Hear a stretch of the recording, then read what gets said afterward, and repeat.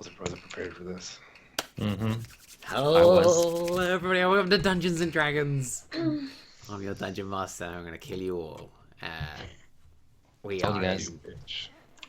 God, previously on Dungeons and Dragons, the group heads down into the bowels of the temple known as the Halls of the Avenging Hammer, where Ureth has sort of drawn the group to save his benefactor, the deity to which he has spent his life devoted. Now kind of hangs from a wall in front of him, really a kind of corpse of his former self. And before him, an altar, and before that, a giant tiefling who has this kind of deep red skin, these two horns that trail down either side of long black hair. And in his left hand, he carries a gauntlet, a black kind of jeweled gauntlet on his left arm.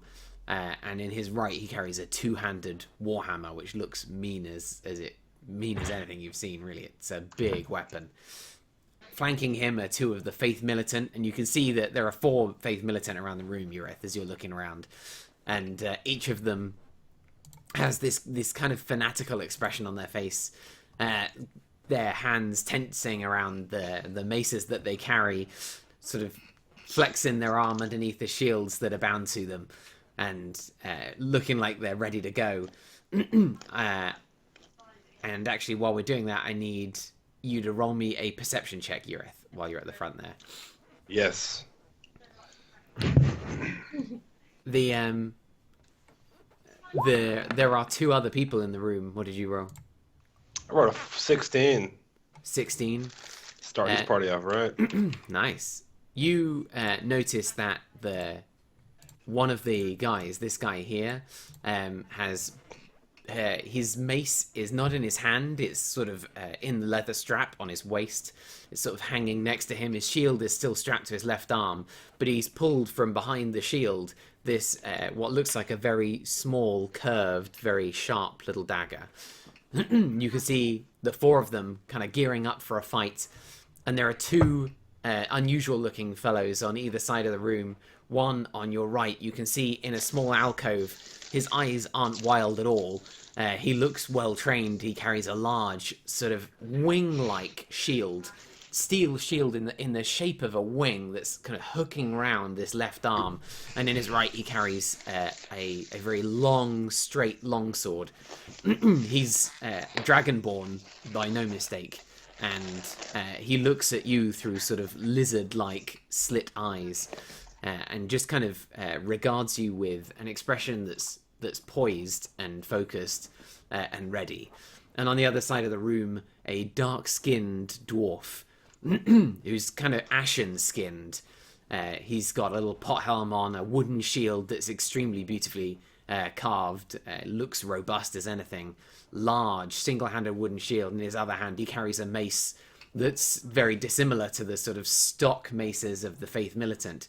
This one looks like it's seen some battle, but has survived it. It's a mace that's heavy and has almost got a Morning Star-esque kind of feel to it. It's spined at the top. You can see notches even from here throughout the whole thing. It's seen some battle, but it's taken some lives, you imagine.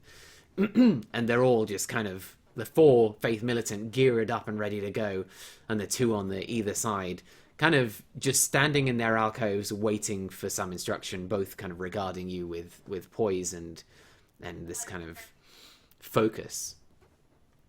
And the tiefling, as he kind of finishes his spiel to you, and the last thing you say to him is, "By light of Tyr." I don't actually remember what you said. What did you say? Yeah, it's something. The last face he would see before he died would be your Stormriver's face. Hey. Sounds good. And that's to sum it up. That's it. Oh. He flexes this giant warhammer in his one hand that he carries it in, and just with 1 foot high on the top step and 1 foot a couple of steps down, he just stands and waits. He's sort of regarding you with these careful eyes. They're black amidst this you can't see any kind of pupil. It's just black, just this black eyes beneath deep red skin as he watches you. You can see that he's wearing sort of very simple armor, but not much of it, except for, and it makes the gauntlet on his left hand stand out a bit, because it's this big, heavy plate mail gauntlet. He stands and he waits. So you can see in his eyes is a sort of a thought. He's kind of pondering something, wondering if you're going to step forward or wondering if you're going to try to run. And he watches you to see what you'll do for a moment. I take one step back. Okay. And who is this? Joseph Brune? Yeah, I'm behind you. Joseph.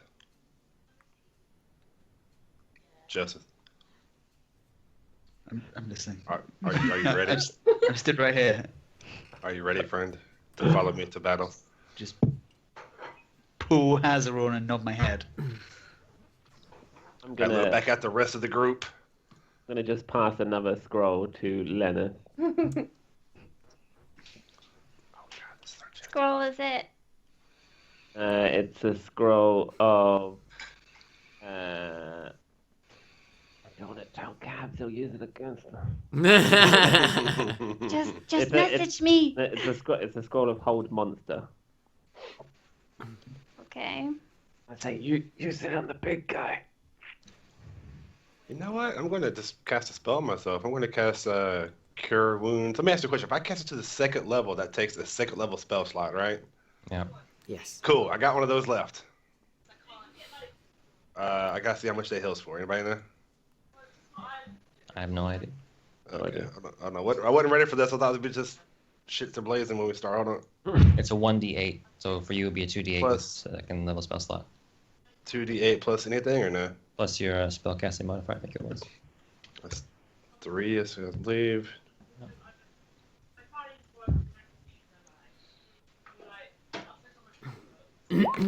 While he's doing that, I'm holding the ring invisibility in my pocket while the gun is pointed at your earth still.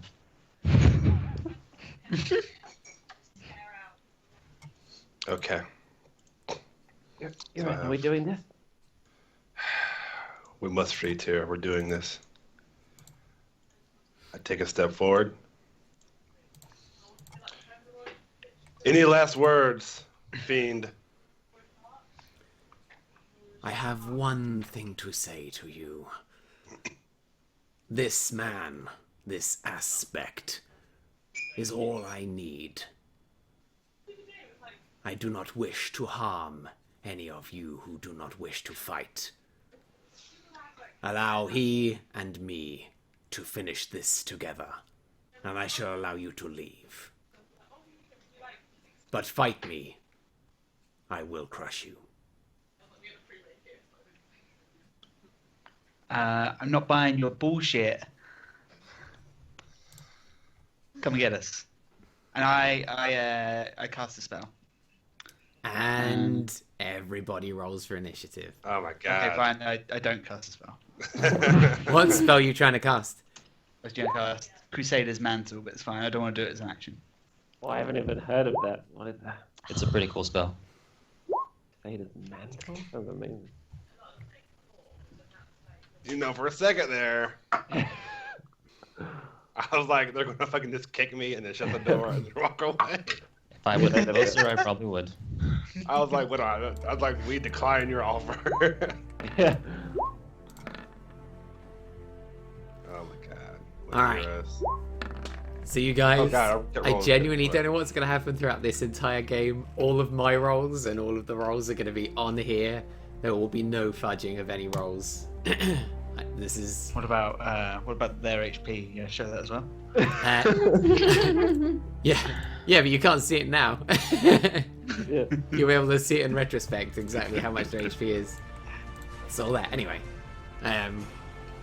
it's all going to be down to the choices you make and the rolls that you do. Good luck. What are your rolls, Seraphina? What you got? 25. 25. Good roll. Shit. Holy Joseph.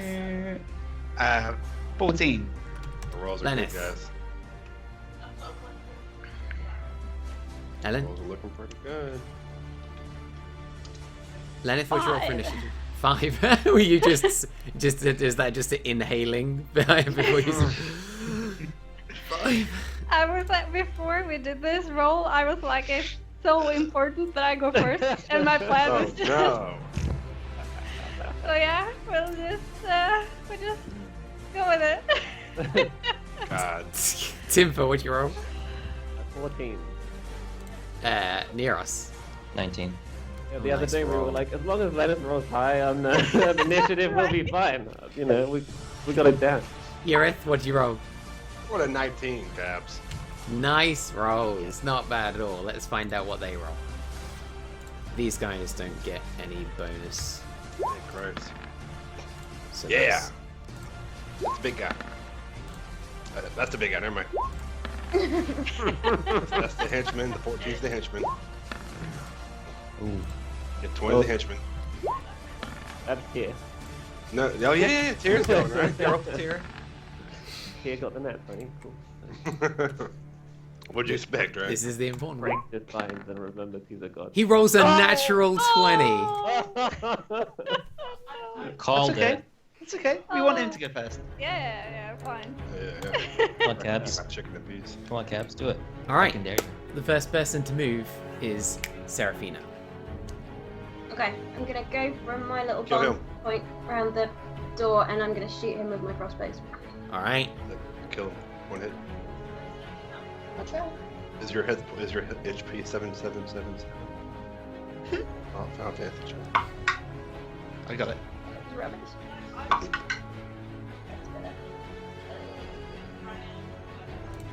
22. 22 hits. We need those rolls, Seraphina. We need them. Yeah.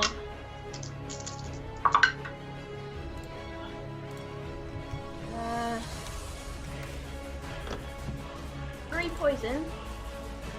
No, sorry. 4 poison. Okay.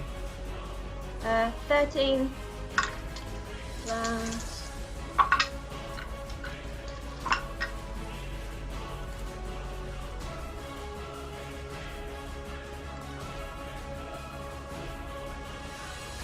Just give me all of the damage together. 43. 43. Yep. All right. As Seraphina nips from behind the wall, pokes a hand crossbow round, takes aim and fires. Strikes him straight in the sort of in the shoulder, almost into the chest area, and you can see he's takes a hit, takes a step, like a small step backwards from the impact, and you can see that he kind of grins up as he looks back at you and takes a step forward.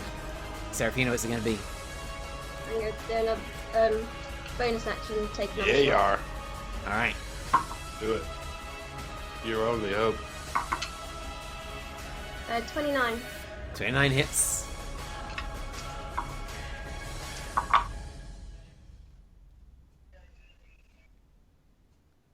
Uh, 19 points of damage.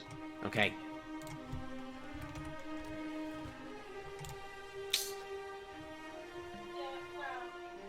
I can't find the thing I was gonna click.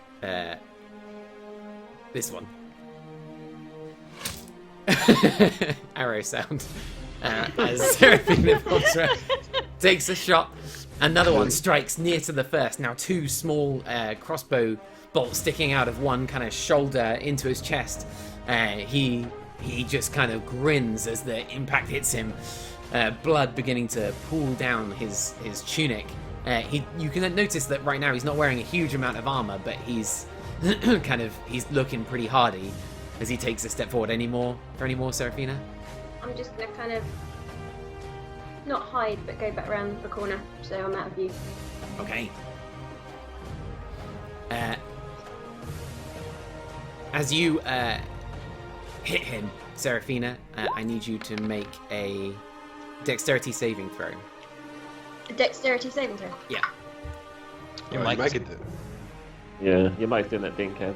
I think you need to point it differently. 28. Okay. Let's bring Barely. you in. The What'd you rolls are roll? fire, Cabs. 28. 28. That's good. I didn't think you I- take no damage because because it's a dexterity saving throw thing, and you've got Oh yeah, evasion. Yeah. so I Evasion. don't take- So he points in your direction. After these bolts hit, he just points a single finger at you, and you just noticing it happening, you sort of duck behind the wall as it comes in, and there's this burst of flame that just erupts across the wall next to you. You just manage to get out of the way in time as it sort of flicks across the front of your robes. Are you done? Yeah, that's me. All right.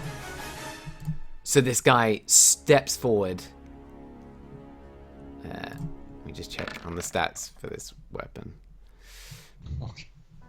All right.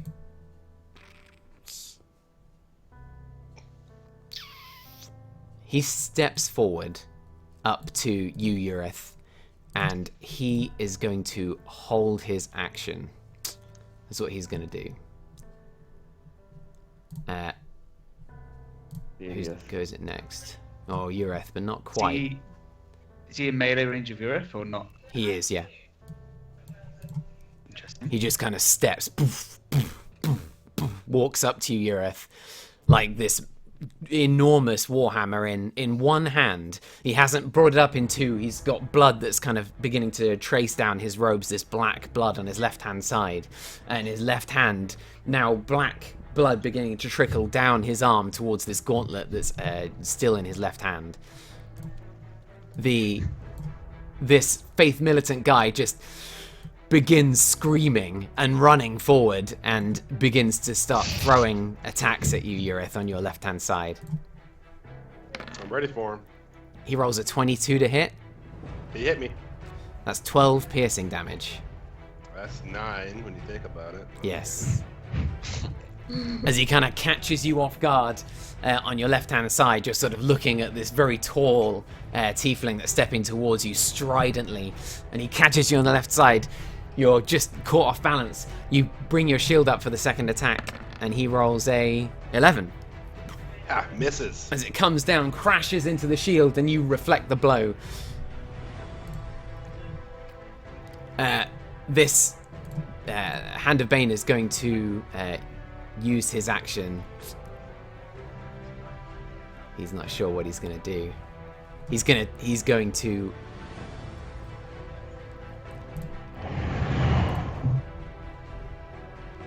Wait, what? I thought he already had his go. He did, but he's held his go action. Ureth, you're up next. He's still holding Wait his a action. minute. What's wrong? I thought he has to like when he holds his action, he's like waiting for somebody to do something. Not like Yeah. I'll just hold my action and go whenever I want to. Yeah, he's waiting for Ureth to go, and then he's going to attack in reaction to Ureth. Wait, so I keep forgetting D&D rules. So if I hold my action, I could just wait and do whatever I want to do when I want to do it. No. No, you have to. You How's can it you can hold your action as a to say when this happens, I want to attack.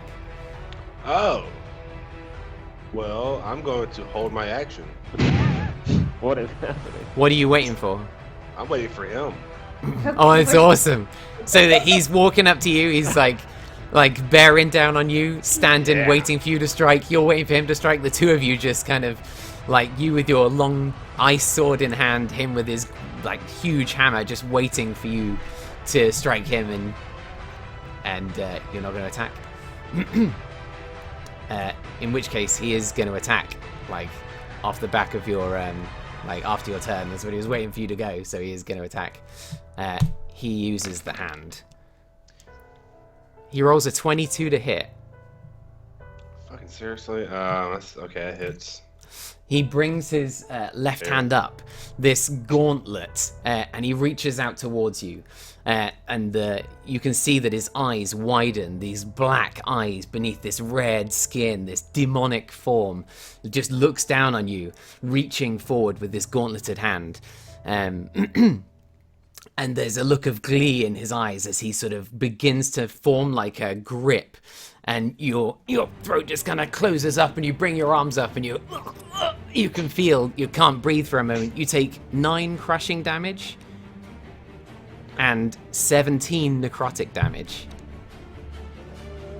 Okay. Are you still conscious? I am. Can I ask how many hit points you got left? No. Can we ask how many hit points he has? We're not against each other. I'm so hoping he doesn't kill you. I'll whisper it to you. No, Oh, okay. not much. Not many. All right. As he grabs you, you can feel like your feet kind of leave the ground for a moment, and for a split second, you like feel like your life is going to be extinguished, and you can feel something pulling from you, like the breath that is being ripped from your lungs, like contains a part of you that you wouldn't be able to get back were he to rip it from you, and you just hang on to it as this pull of the force of this creature almost drains the life from you entirely. While he's trying to grab you, it's going to be up to Neros to go next. Well, can I go next or no? Oh yeah, you can go next, Ureth, if you want to kind of go because you're holding your action. Yeah. Now, does it still have like a grip of me, or can I just? I mean, do I need to make it kind of check to release it, or kind of attack him, or what? No, it just does damage, and as it sort of finishes what it was trying to do, you sort of hit the ground, kind of gasping for breath. Okay. I'm going to attack, and see what happens. Okay, I rolled a natural 1.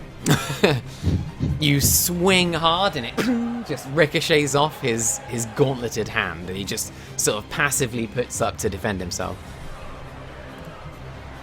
I'm going to attack again. I don't know why I'm cutting out for you guys. I'm finding it difficult to prevent that from happening. 12. 12. 12 unfortunately does not hit as you swing again. Once again, he just parries with this giant warhammer in his right hand. Well, since as a bonus action, can I attempt to maybe can I try to knock him prone with my shield master feat? Do you have to hit him with that attack?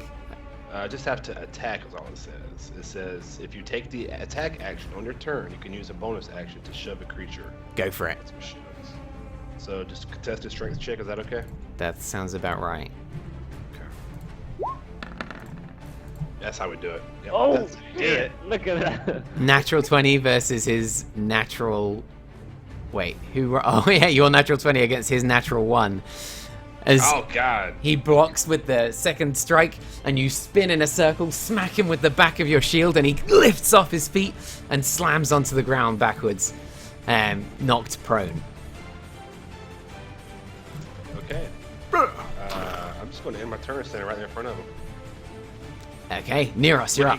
Looking down on him. How about that? Yeah, as he hits the ground, he's just like, you can see he's sort of dazed and confused that he couldn't pull the life from you, and then that he's fallen to the ground. Neros. Yeah. No 30 feet. You just Slam, watched slam. as Ureth kind of take 2 swings and then back-fisted him with his shield, and he knocked this massive tiefling onto his ass.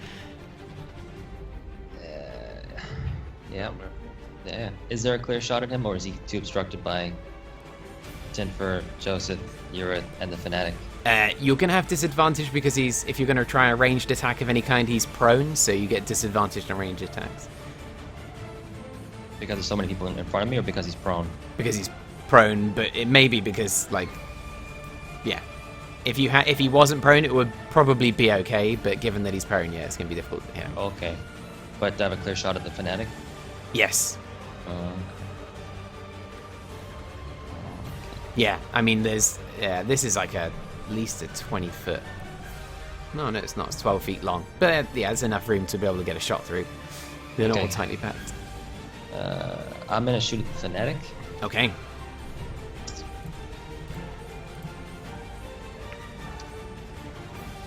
.22.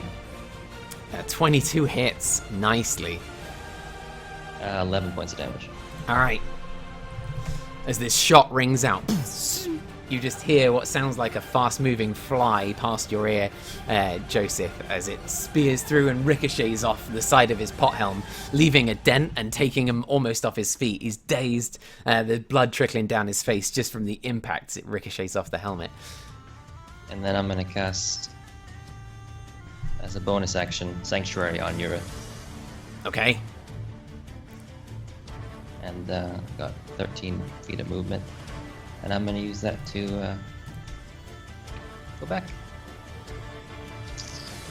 Okay, bye. That's it. All right.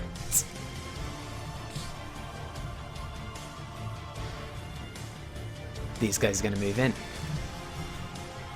30 feet.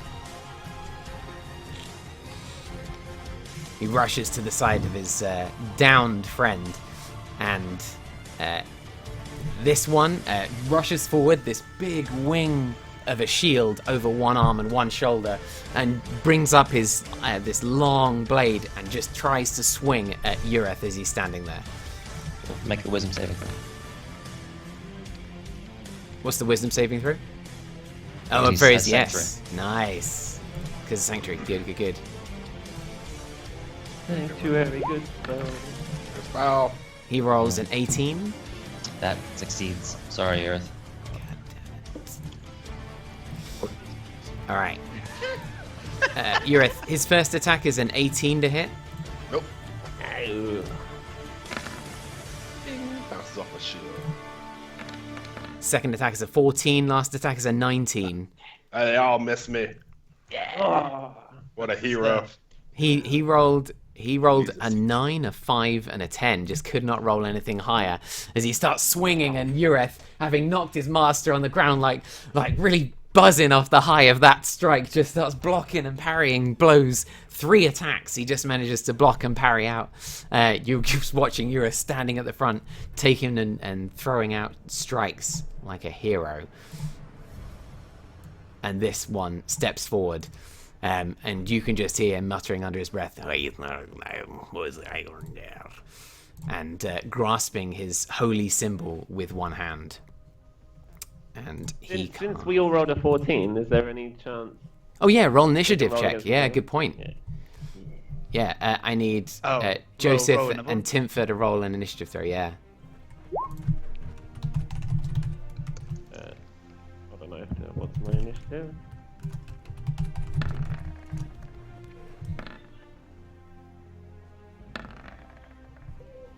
$13. Well, GG. So it's going to be that guy, then Joseph, then that guy, then Timfer. No, then Timfer, then that guy. Good. Okay. Oh, Yeah. Nice. Okay, Paladin still gets a good first. As he looks through, sees these 3 guys. He's going to roll a d3. Presumably that can be a thing. Can it be a thing? Alright. He is going to attempt to use this spell on Joseph. I need Joseph to make I think a wisdom saving throw. I think you get to add 3, right? That's pretty good. If you're near me. It's a natural one. oh. Oh god. Here it goes. Joseph, you just hear in your mind this, and then just this, you start to just be blocked out by anything else, and all you can hear is this dwarven voice in your mind. Tell me you're immune to like charm effects. Nope. Wait a minute. Does Joseph get he's, an advantage because he's really used to hearing voices in his head? Like, that's totally normal for Joseph. And ignoring them. Yeah. Well, that's what he does. Ureth, you got something for me? I do. No. Aura of Devotion. If you're within 10 feet of me, you cannot be charmed or conscious. What? Hero. What a hero. What a paladin. This guy. Joseph, you're up. Okay, I'm gonna step up. And I'm gonna start raining down on this red guy. Yeah, he's on the ground too. That's like an automatic crit, isn't it? It's advantage. With advantage. Yeah, Right? well, that's like an automatic kill, really, you know. If he's unconscious, it's an automatic crit. I think if he's prone, it's an advantage on the I'll attack. just making stuff up. Yeah. Okay, that's a 28 to hit. That hits. Awesome. Right. Okay, cast Divine Smite level 1. Of course. We got 15 plus. That's 21. That's 26 damage plus 2d8.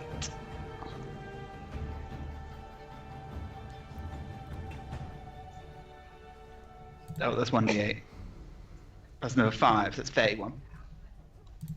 31 points of damage. Okay, as you sort of charging through the melee, draw Hazuron and plunge it down towards him. He manages to grab the tip of it with his gauntlet, and it slides through his grasp and plunges into his chest.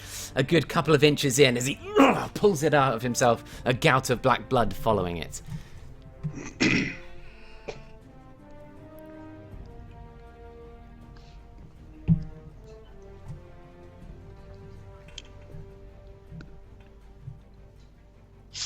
Okay. And I gotta attack him again. Oh, so close. Almost a crit. It's 30 to hit. That hits. And I'm gonna cast Divine Smite at level 1. Okay. So it's 10, 17, 23, 26. All right. As you Plus wheel another back, 8, it's 34. you strike down onto him. He tries to grip it with his gauntleted hand, and it slides back in another plunging gash into his shoulder. He spits out a gout of blood, and he's not looking particularly hot right now. Uh-huh. I'm gonna...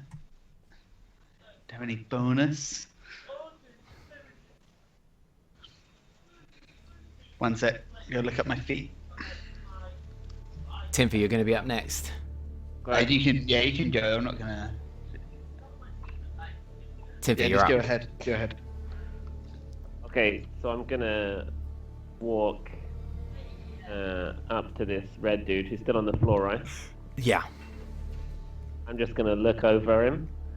I'm gonna say, if you want to get to your Storm River, you're gonna have to go through me. And I cast Polymorph on myself and turn myself into a giant ape. Yes. I don't know. Yes. As Timfer goes ape. Hero. How big? Guys. Is that too big? Okay. Really big. That ape's too big. Harambe. Yeah. Too soon. It's always too soon. I'll try not to miss. Who are you aiming at?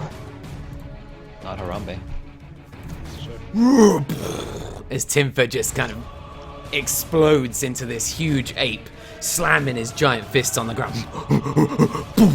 Slamming a fist on the ground. You got any more? Or have you used your action to polymorph?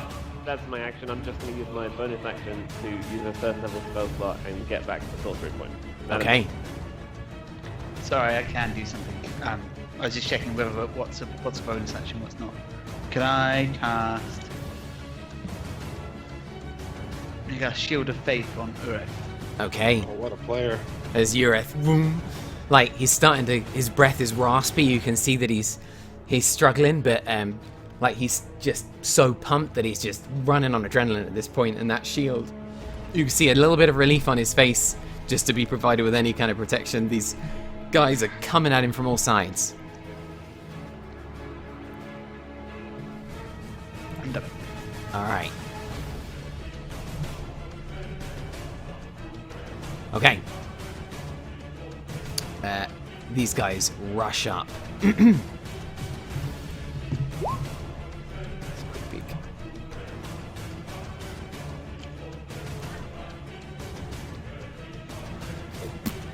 Runs up and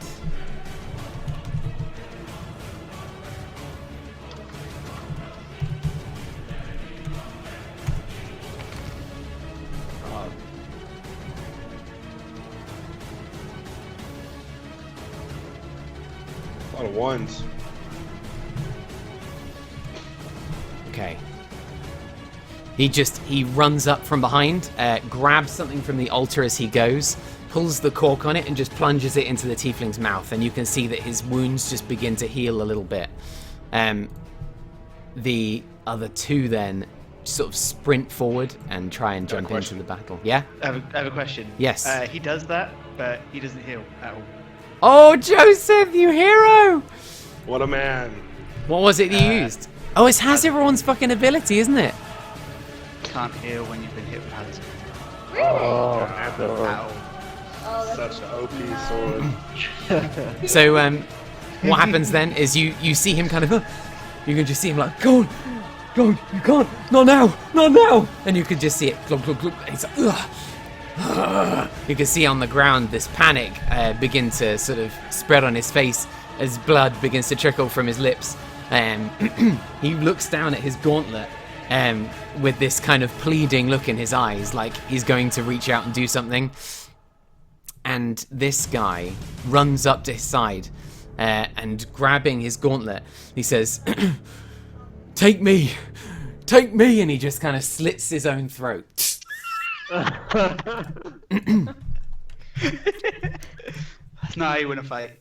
With this blade, this little curved blade, he just slits his own throat, and blood just begins to spray, and the others just kind of take a step back. This spray of blood just misting the air, and the tiefling lying on the ground kind of reaches up towards him with a gauntleted hand, but it's not his turn. As the others begin to kind of rush in, this one is going to roll a. It's funny when they're in this kind of position, they seem a bit big. Bring them a bit smaller. Pretty cool, by the way, I gotta admit.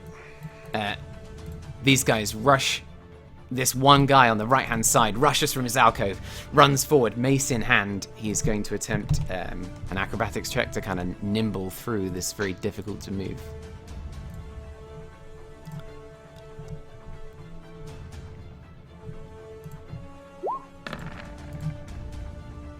Rolls a 15, kind of sneaks through, managing to reach Ureth, kind of the aim of this quest, and he's going to roll 2 attacks. Does it make a wisdom saving throw as well? Yeah, he'll need to attack you. What's your DC, Matthew? Okay, just paying the phone off. Alright. His DC is probably higher. What is it, Matthew? What does it mean if he fails the wisdom saving throw to attack Ureth? He can't attack him. You have to choose a different target. Okay.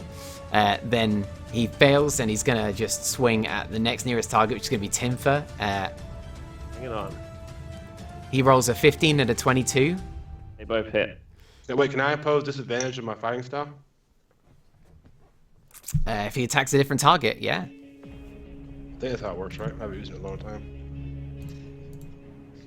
God, the where's synergy that? on these skills, right? Jesus. Yeah, when a creature you see attacks a target other than me within 5 feet, I can use reaction to impose disadvantage. He's still gonna make the attack. I think he's rolled 15, 22, 22, 18. So the damage would be 8, 16, 17 points of damage Okay. on the big gorilla. No worries. Healing potion, slitting his own throat, and Lenneth, you're up. I'm gonna use the scroll that Timfer gave me, the Scroll of Cold Monster, and I'm gonna cast it on Bane. All right. You pull open the scroll, and immediately you can read it instantly. You recognize it. You begin to cast. Roll me an Arcana check.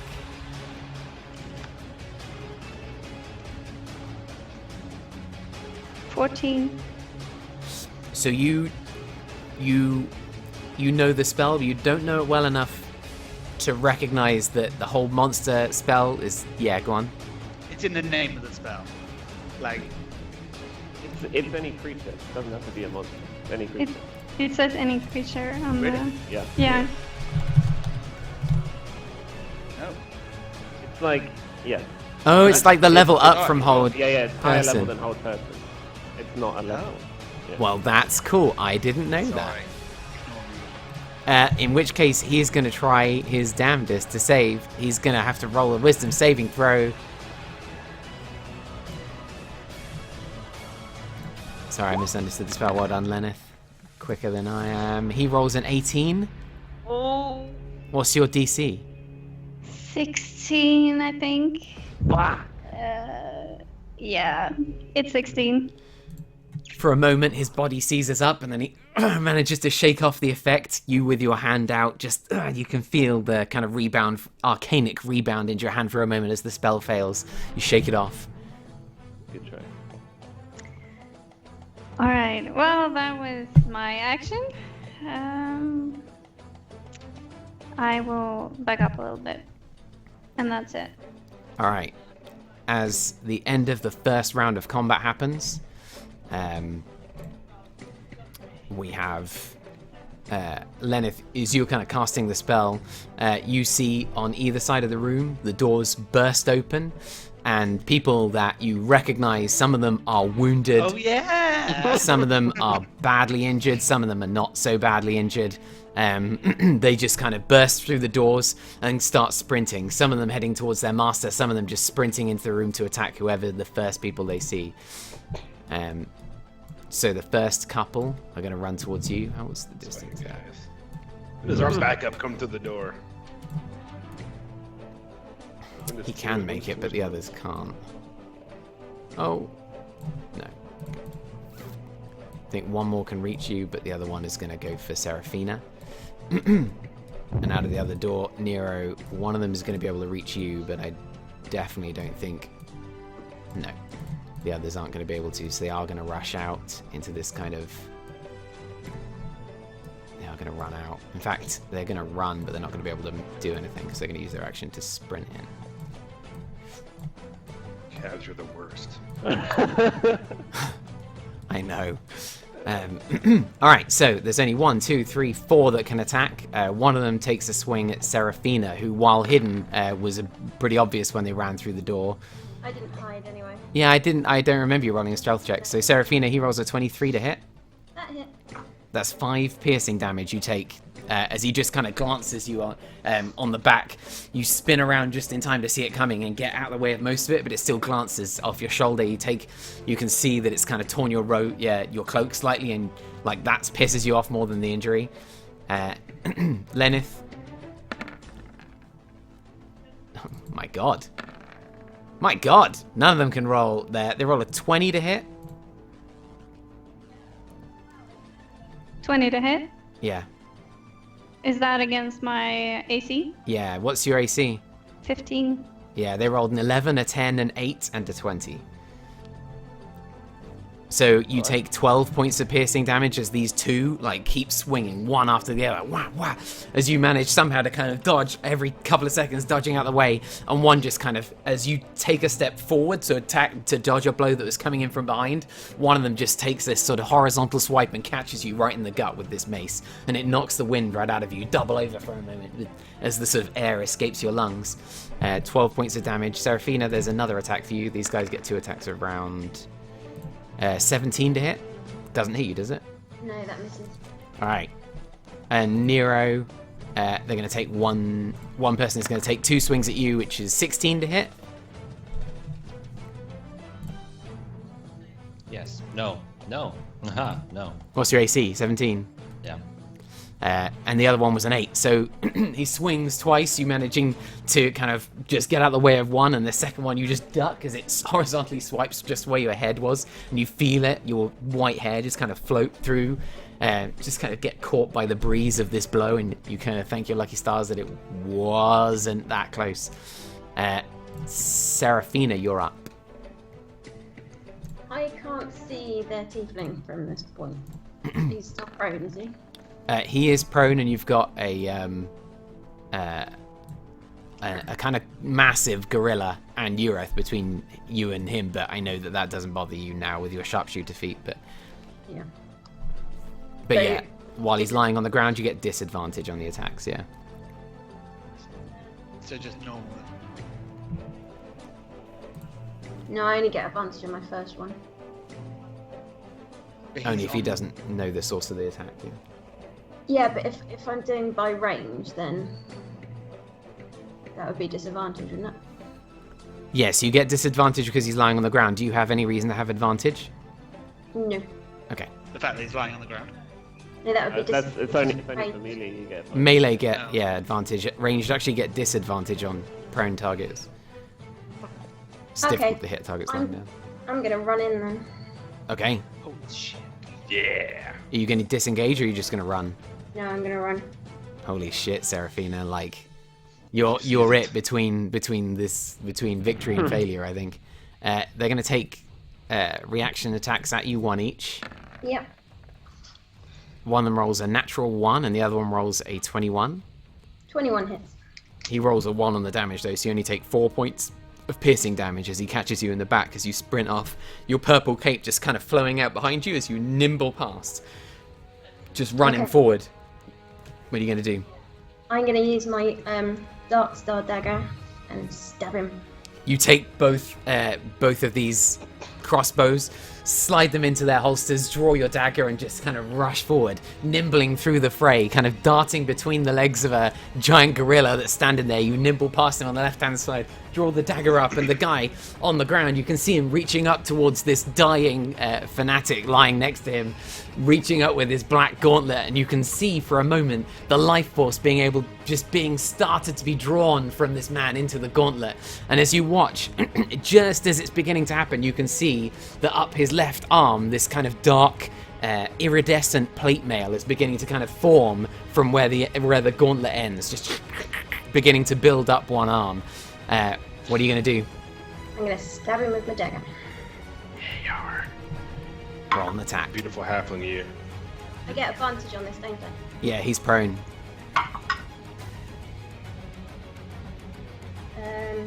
26. 26 hits.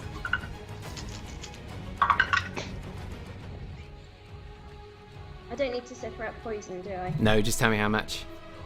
So that's 16 plus.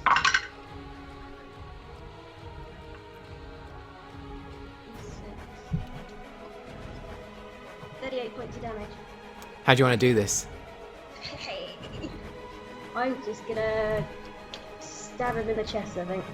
And twist. Good enough. You grab the dagger, lunging down towards this prone man. As you can see, the armor just begin to form up his left arm. And he reaches forward. You can see him with determination in his eyes, and he doesn't even see you coming as you plunge the blade into his chest. One more turn, and he would have been able to suck the life out of that man. As he, the life begins to draw from him, and he just kind of sputters blood into the air, and kind of begins to fall back down. His arms beginning to fall limply to his sides, and you can see these creatures all around, looking towards you, looking towards him, like this fury ignites in their eyes that you hadn't seen before, and they look particularly dangerous all of a sudden as you're standing in there, blade in hand. Well done so far. And they react Good job, Gav. immediately. Seraphina, you're in the middle of this fray. If I In there use somewhere. disengage, Yeah? that means I can move on my next. How does that work? Because I can't move anymore. Yeah, I think it has to happen on this turn. What does? If you What hap- disengage, you have to, to disengage, it means they can't take reaction attacks against you. Okay. So they don't have any reason to take a reaction attack against you unless you move. But you could use dodge.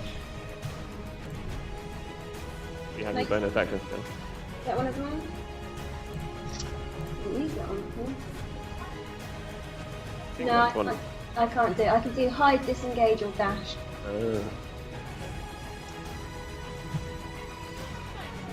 Okay, then as my bonus action, I'm gonna stab the one. That one. Spinning the blade in your hand, you turn and strike him. I can't. I don't think I can use the same weapon twice, can I? No, you have to use a secondary attack. Yes. So I'm going to bring forth my I can't remember what it's called. The soul Go on. blade in your other hand and strike Yeah. with your sort of minor dagger. Yeah, go for it. Yeah. Cool. I haven't used this one in ages. 28. 28. 28 hits. Okay. And that's 6 points of damage. All right. As you spin the blade round in your hand, strike this this guy across the chest. This light gash across the chest. A little bit of blood trickling, and he just doesn't even notice. Just fanatically mad in his eyes, looking to kind of murder everyone in his path now. And that's me. And Urith, you're up. God. So just to clarify, this big red mother effer on the ground here is not in the fight anymore, right? You, looking over to him, you can see he's just got this blade wound in his chest, and there's black blood beginning to kind of pour out from it. Okay. It's kind of cluttered here. If I want to get to this this dwarf guy, will I be in any kind of trouble? I'm trying to figure out the best way to get there. Will I take one attack of opportunity from this guy? I guess technically. Yes, There's a guy on your potentially. right, too. Yeah, I'll attack the dragon-like guy then. I'll just do that. I'll just swing at him. Okay. Okay. 14 to hit. 14 hit? No, it doesn't. As you kind of ricochets off this kind of long shield on his left arm. 25 to hit. 25 gets through though. And I'm going to cast Smite to the 3rd level.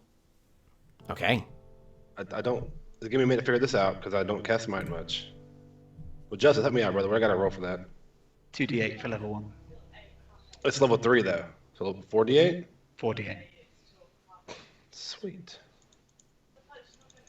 So it is 15 damage plus 15 is 30 damage. 15 is radiant, if that matters. I don't know. 30 damage. All right. Yes. As Ureth strikes down with his blade, this bright flash of white just fills the room, and you can see clearly this huge flashed, silhouetted giant paladin striking out, bloodied and haggard and not got much left in him, but still striking and hoping to be able to survive this encounter. Anything else? We know, yeah, as a bonus action, I can shield bash him, right? Yes. Let me do that. Spin round. Yeah, spin right round. Bash him. And I rolled a 26 on the strength check. 26 against his... Oh my god, a 26? Really? Jesus Christ. He would have to roll very high to be able to counter that.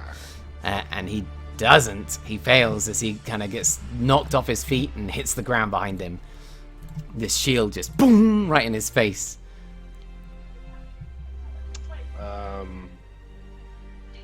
Turns over. Neros, you're up. Right.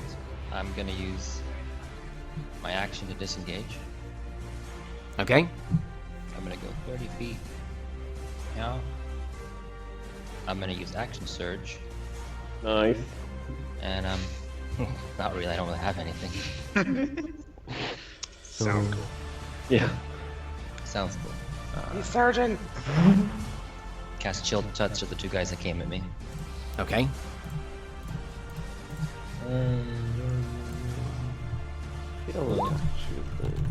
20, not 26. Hit.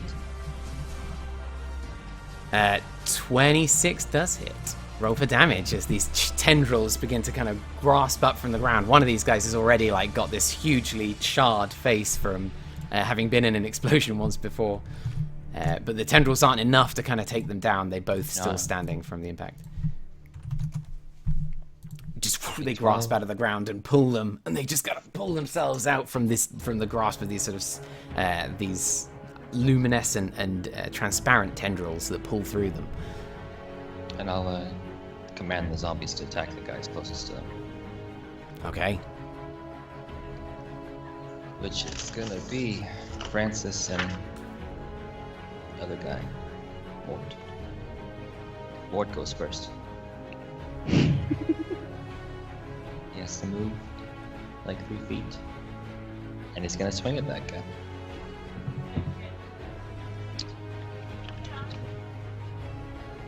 What does Mort do? Okay, d20 plus 3. Nope, that's not right. 21. 21 does hit. Well played, Mort. Oh, they actually do stuff. That's new. 26 plus 1. Okay. Wow, Mort's weak as shit. 2 damage. Yeah, take that, Mort. Fuck you, Mort. And then Francis. He's gonna lumber on over here. The exact same His fucking tongue thing. kind of flapping out of his mouth. He boxed it like a champion. Takes a swing and it just kind of bounces off this guy's shield. Alright, Ineffective. that's it. Okay. This guy is going to stand up using his movement, and he is going to attempt.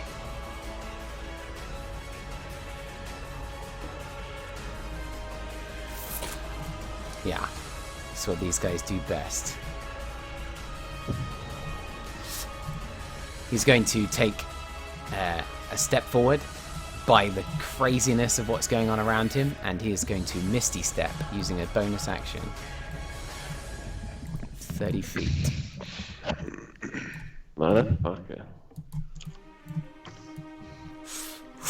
He just vanishes from the space that he was in, and just appears behind everyone, standing in the room that was once filled with acidic, toxic smoke. Now Lenneth is being sort of borne down upon by these creatures. He is going to... Yeah, I see what he's going to do. Given that he can get into melee range, he's going to attack Lenneth. No, I know what he's going to do, is I'm going to roll to see what he says. He's got choices, and I'll let him decide. Okay. He opts for the spell. Lenneth, I need you to roll me a wisdom saving throw. Bro, like your life depends on it. I will try. That's all it does. 11. Oh. He uses Dominate Person, and in your mind, that a because charm? he didn't use it, I did he? The dwarf have did. advantage on charm. Roll again. Oh wow. Roll well, yeah.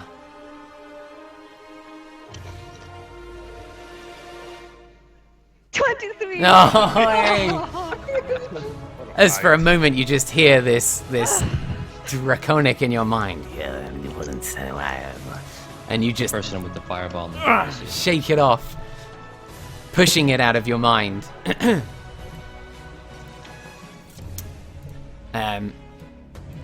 Okay, so similar idea. He Misty steps forward, blowing that spell slot.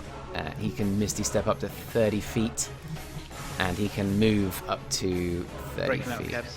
What, Cabs? I don't know why my mic is breaking up for you. I don't know how to fix it. I could restart the computer. You do it in Final Fantasy all the time. I don't know how to fix it though. That's better. All right, I'll just keep you close. He's going to move his 25 feet around to the side, and he is going to shout to his men, "Aye, form a wall! Hold the men, strike down the casters, and then finish off the melees. Leave the knights to last. It's the only way to win now." And he strikes at this wizard in front of him. 12 to hit. 15 AC? Misses. Misses? 22 to hit, so he deals 11 points of damage on the second strike. And 25 to hit, dealing 24 points of damage on the second strike. That Third hurt. strike. So in total you take, 24? yeah, it's 35 points of damage from this horrible guy. Alright. Joseph, you're up. Oh wait, Nope. Yeah, no, Someone it is else you. up Yeah, before? no, it is you. Okay. I'm just gonna swing at the guy nearest to me. Okay. Oh wait, hold on. No, I am. I'm just gonna swing. I'm just gonna start. Yeah. Yep. It's only a 16 to hit. That misses, unfortunately. That's a 26 to hit. That hits.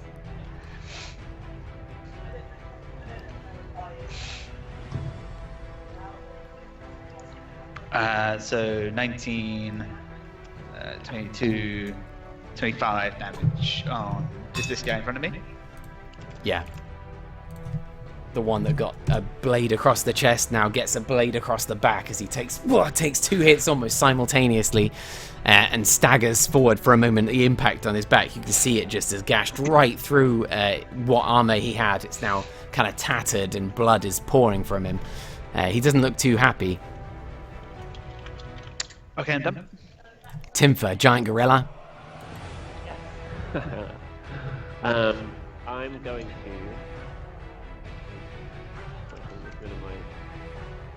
Hearing what that guy said and seeing them all going for the back lines, I'm just going to charge through. I've got 40 feet movement. All right. I'm going to wedge myself right in here. I'm going to go. Boom. You're going to take a couple of reaction attacks as you go. Bring it on. 8 and a 23. The 23 hit. You take 9 points of piercing damage from this, or bludgeoning damage from this mace. I keep calling it piercing. It says piercing on here, but it shouldn't be. No worries. Gonna like do the classic 8, beat my chest and give out a big roar and be as intimidating as I can. And then I'm just gonna punch this blue guy in the face. As you hock it across the room, leap in, Winston style, landing in the midst of this group. The all kind of take a step back. Lenneth, you take a step back, and having taken a few injuries, you're looking a bit beaten from these injuries. And you look up, and there's just this huge ape standing in front of you, slamming his fists into the ground as he smacks this paladin right in the face. Where are you gonna roll? 13. He brings up this winged shield just in time, and your fist slams into it, and there's this resounding boom as it strikes, and it grinds him back a few feet. His feet kick up dust as he slides against the stone. I get 2 fist attacks, so I'm gonna try again. The 27. The second attack goes right through his shield. He's got it up in place, but it smashes right through him. Okay, so that is 3d10 plus 6. 26. Oh, shit. Nice roll. As you slam him with the second attack, and he grinds backwards, just completely dazed and in pain. Tries to shake it off. Any more for any more? I'm just gonna do the same thing with the burn another spell slot and get another sorcery point back. That's it. Okay. Yeah.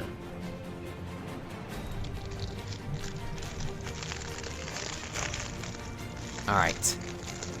So now, Seraphina, these guys rush up towards you.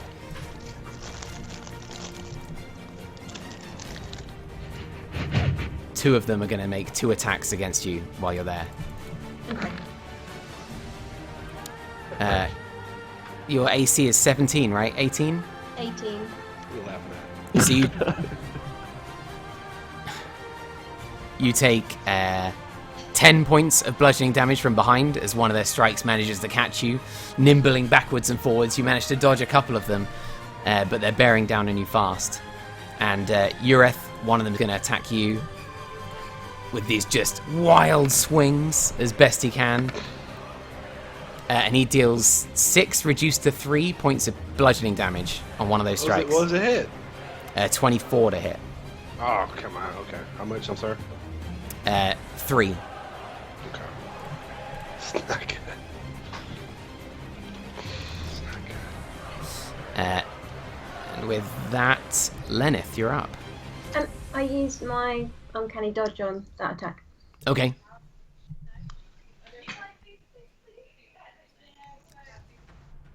What's it gonna be, Lenneth? I had a plan, but now there's a gorilla in the way. So I'm not quite sure. Just do it. The gorilla's got a lot of APB. Okay. He does? Yeah, do whatever you gotta do. So, Lenneth, you're like, I had a plan, but you're in the way. And this gorilla turns to you and he just says, "Ruh, ruh, ruh, ruh, ruh, ruh."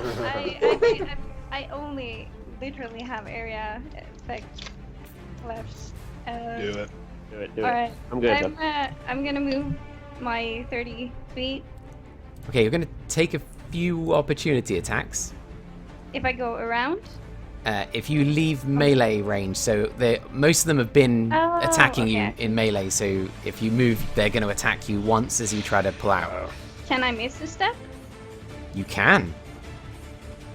Will that be an action? Or No, Misty Step's a bonus action, but it blows a slot. Nice. Yeah, that's fine. Then I don't have much HP left. So I will then use Misty Step to get to that point. Alright. And then I will shoot a fireball from my bow in the middle of these guys. And I'm sorry, Gorilla Timfer. Gorilla Timfer. It's fine. I am Do challenged. it! Blow the bomb! Do it! Where's my fireball looking thing?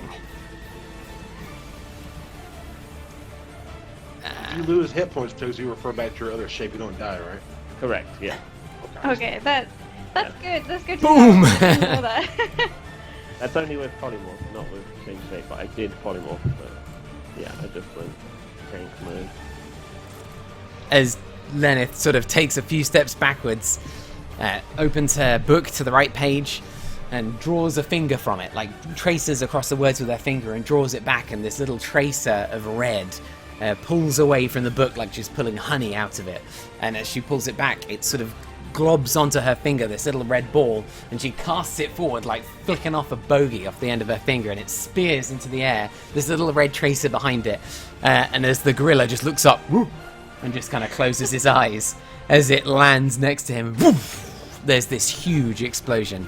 Lenneth, do you want to whack it where you exactly want it to go? Yeah. And these guys Pretty good will spell. take dex saving throws. Pretty good spell. Right there. So good. Nope. Okay, so I think Knew the it was zombies coming. zombies are gonna have to make it as well. Yeah, they're just gonna Oh, die. no. They're dead. I'm not gonna bother. Francis, as you see the bead fly in near us, you just kind of reach out and you just all you see is Francis with his stump for a head and his flapping tongue just kind of turn to you, like expressionless. But you imagine one of kind of wistfulness in his non-eyes as he looks over to you and just disappears into bits and giblets as he cascades across the wall. Oh, What's your spell save DC? spell save DC? Yeah, just so I know 16. what to roll against. 16, do you say? 16, yeah. Alright. 2 make the saving throw and 4 don't. As for these guys. I can't really hear you, Kev. Sorry, I don't know what's going on with my mic today. I might just restart the computer in a minute. But after the fight, let me know if it's like completely problematic. Basically, some people saved, but some people didn't. Roll for Okay. damage.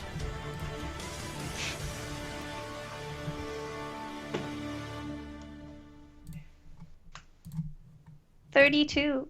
32 points of damage. That's a good spell.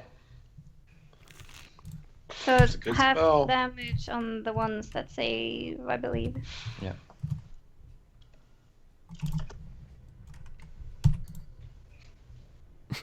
That guy has 4 health points. Which one?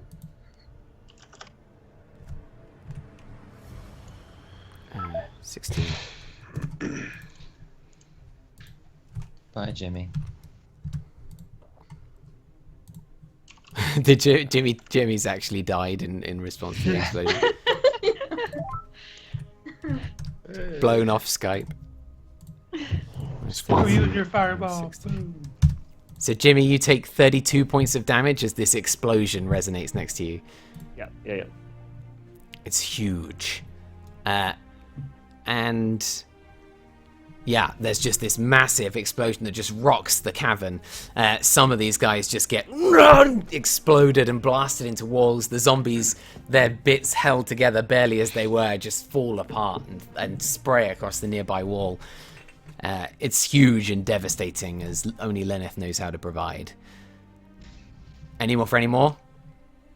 Since I used Mr. Step, can I also move during my...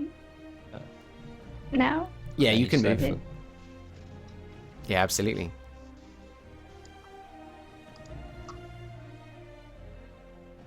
And I'm gonna move over to Neros. Oh, that's nice.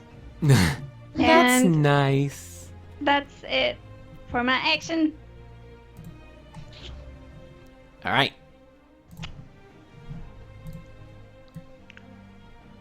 All right. As this guy, obeying his last command, the explosion just explodes behind him, and the flames lick up his back as he just strides forward, shield in one hand and his mighty mace in the other. He just tries to catch Ureth unawares, swinging from behind. 2 attacks. 22 to hit. It misses. Jesus Christ, 22 can't penetrate your armor. Good God. Seraphina, you're up. How's the guy looking in front of the gorilla? He's looking bloodied. Okay, I'm gonna take a shot at him. Can I get my hand crossbow out again? Yeah, as part of the attack, you can do that. Okay, I'm gonna do that. And take a shot. Yeah. So you're gonna use your bonus action to put your dagger away, and then draw an attack with the crossbow. Yeah, it's fine.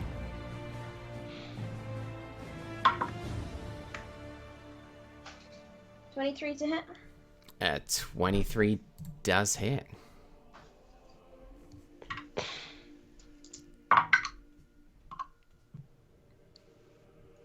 Um, 19.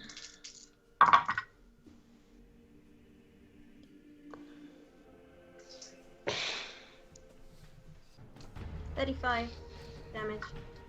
35. Alright, as this bolt just strikes him through the plate mail on his back. You just see him hissing and spitting, trying to turn, looking for the bolt, and seeing this enormous gorilla above him. He kind of grabs up his shield, looks up, looking like he's going to try and do something, but he's not looking happy. That's me. Alright. This guy is going to take a swing at you, Seraphina. And he rolls a 21 to hit.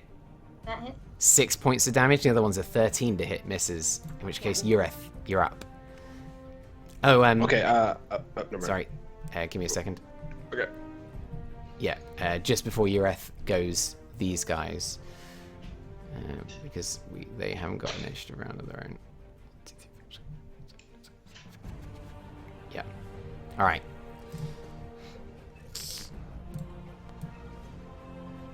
Yeah, he's gonna run up and take it, just screaming at you, just running. There's flames licking up around him. He's just sprinting at you, Lenneth, and he's gonna take a swing with this giant mace. Desperately. And I'm gonna die so hard. It's the last thing you say as he hits you for 15 to hit. My AC is 15. So he does hit. That's 7 That hit? bludgeoning damage. 7. Yeah. We're cutting really close now, guys.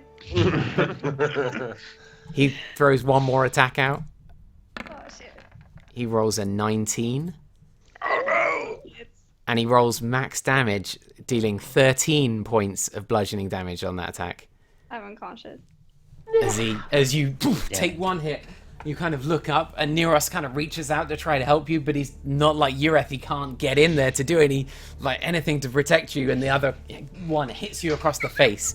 Like, it smacks you unconscious immediately. All you see is black as this mace just strikes you so hard in the back of the head, and you're out. Good luck, guys. Fight hard. I got your back. All right.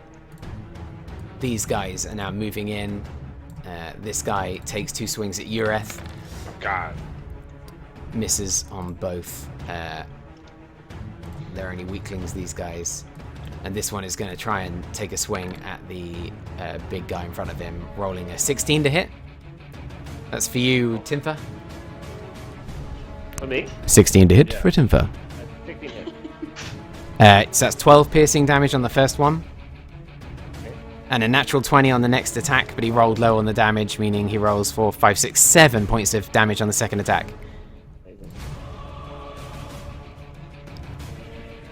Alright. And Ureth, you're up. Got a question, Cavs. Like, after I attacked the blue guy in my round earlier, I was kind of curious if I'm just looking straight ahead. Can I get a read on how like Tyr is looking? He looks like he really does look completely haggard. Like, he's still got this kind of blindfold over his eyes that's sort of trailing behind, like classically the rags that he wears.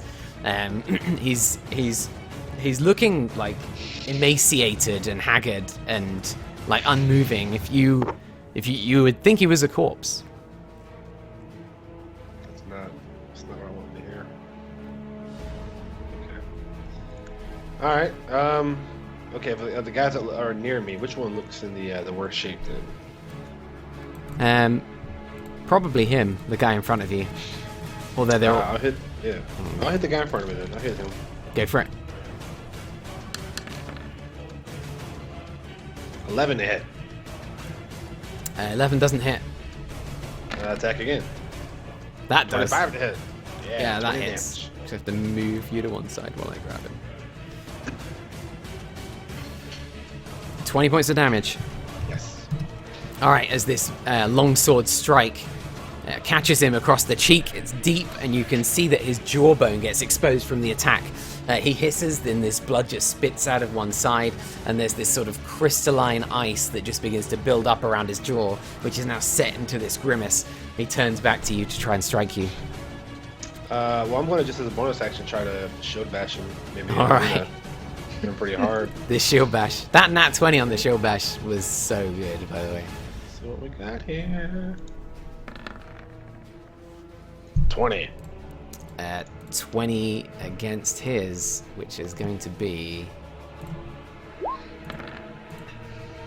17. He goes over on his ass.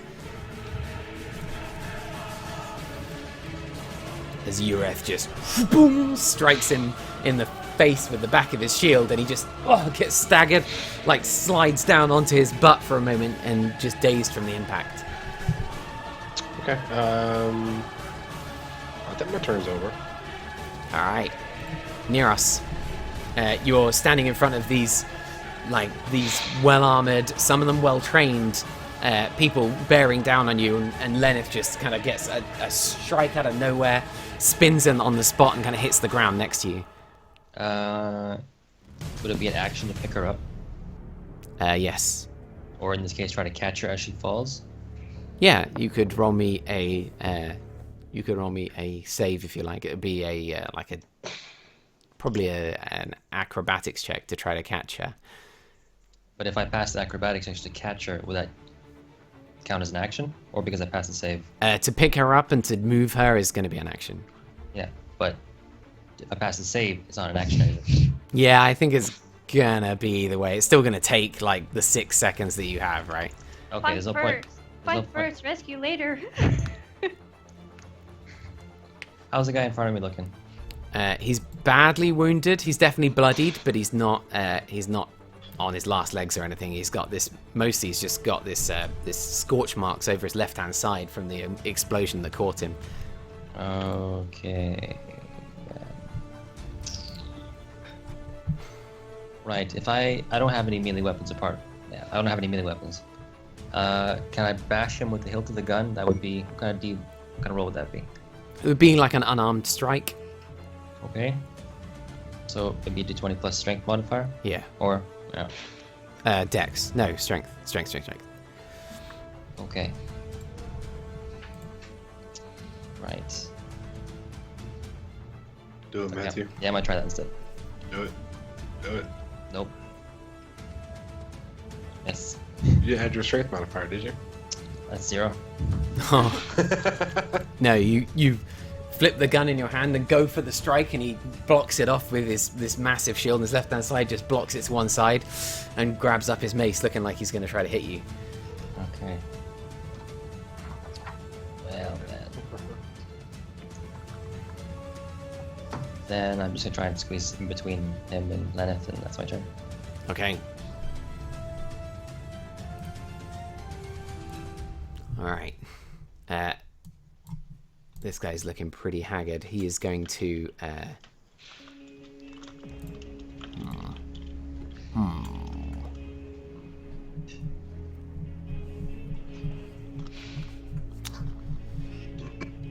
think it's probably his best bet is to just start swinging, actually.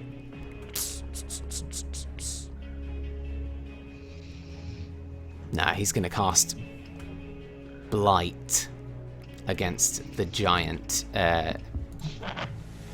bearing down on him. Make a Constitution saving throw for me, Timfer. Okay. Giant ape Constitution +4. That's alright.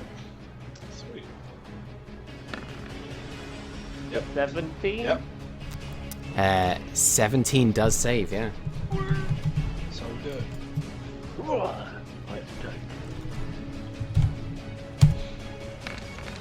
Whoa. So you take Oh, that half makes sense, of 39 points of damage.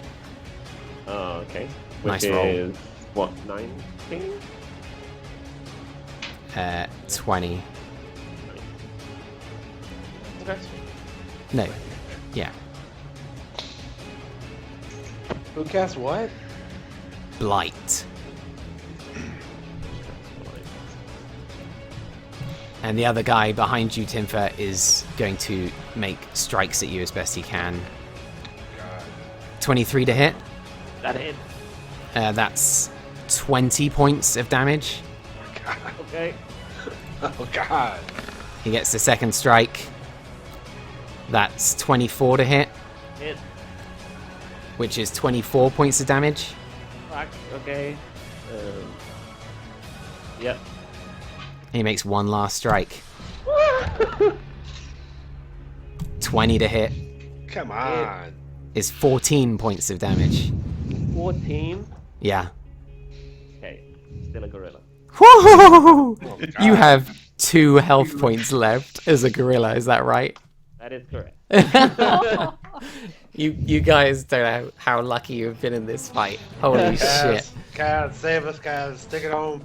As you, he's just wailing on you from behind with this freaking huge, like, spined mace, just whacking. You put your arms up to defend yourself, and it just kind of blows, just wail upon you. Break one arm, and you can feel like there's a snap in the bone of this polymorph form, and you just howl out. But you manage to stay upright. And Joseph, you're up. Break it up, Caps. Sorry? You're breaking up. Oh, I'm sorry. My description is amazing. Just imagine I said the most amazing description of the situation and respond accordingly. I didn't hear anything after. What'd you say after the gorilla thing? Just that Joseph Joseph. is up. Oh, it's fine. Oh. Okay. Can I attack this guy on the ground without moving out of range of any other guys? Yeah, I think so. You'll be like on top of Ureth. Yeah, like- like you'll grab him by the shoulder, spin past him, and just whoa. Up to the side. Okay, then I'm gonna try and slide it into him. 28 to hit. Consider that slid. 11 22 to hit. Sorry, 22 damage. As you slide the blade into his gut, it doesn't. He manages to sort of roll slightly out of the way, and while it gashes deep into his side, it doesn't quite deal a finishing blow that you're hoping for. Does he look pretty rough? Yeah. Okay, I'll hit him again. That's 30 to hit. You kind of grin, pull the blade out of the ground, and then just give it another swing. I'm not a sadist. Don't grin. Yeah, I know you. You grin. 15 for 6, 21, 23 damage. As the blade crunches through his armor, through his solar plexus, and right through everything that matters, and into the ground below him. Cool. And I do a little bit of a pirouette, and then go back to this other guy in front of me. Okay. It's 29 to hit. 29 does hit. Still 14. That's 24 damage. As the whirling dervish slices through the neck of the guy in front of him, it blades through his spine, and you can see like it slices open. Doesn't quite decapitate him, and his head just kind of lolls forward, and blood just gouts out the back of him like a small fountain, and he dies in front of you. Whoa! This guy. Where you been today? Hey, buddy. Been here the whole time. Hey, killing people, man. Timfer, you're sort of surrounded by caster killing paladins and faith militant. What's you gonna do? Who looks the roughest out of them? As you take a quick glance around you, roll me a perception check. Question of the day. Oh, actually, The gorilla? I think that's going to be... I don't think you need to roll it, because it's really obvious. The guy that you've punched in the face in the front of you is looking the most haggard. Okay, then I try and hit him. All right.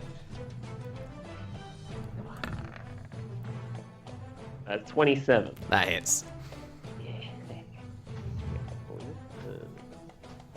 Timber, do it. He's a banana. Kill him. God, this fight in the back of the room is actually really close. Yeah. 18 points of damage? Oh, too stupid. As you slam your fist right into his gut, you feel it crunch, crunch, crunch, and then just hurtle him like 20 feet backwards across the room. He slams into the ground and skids to a halt, and just a single gout of blood just spurts out and begins to trickle down his lizard face. He dies. Oh my god. I'm gonna hit this. I just cries Hit this out. weaker looking guy Okay. with my second attack. You slam the first. You bring your fist up and just this huge monkey fist. 17? That's a D10 there, not a D20. Oh, sorry. Oh my god. Pretty good with a D10. Yeah, not bad at all. In fact, you didn't do much better with a D20. But yeah, that hits. Yes. 3, D, 10, 6. Roll! Oh my god, what a hero. As you bring your fist up and just wham, slam it into the top of his head, and it just crunches him into the ground. Concertinas his bones into the stonework below. Oh, it's happening. What's happening? Okay. Now, it's a free action to drop polymorph, right? Yes. Okay. Then I drop polymorph. And I will use my 2 sorcery points to cast blindness on this dude in front of me as a bonus action. What a hero. All right. He is going to try to make it. This is genuinely getting a bit close back here. What's the... is it Wisdom saving throw? Constitution? Let me just double check. It is a Constitution saving throw. He's a dwarf. These guys are pretty good at that. He rolls a 21 to save. Oh, Motherfucker. I didn't see that roll.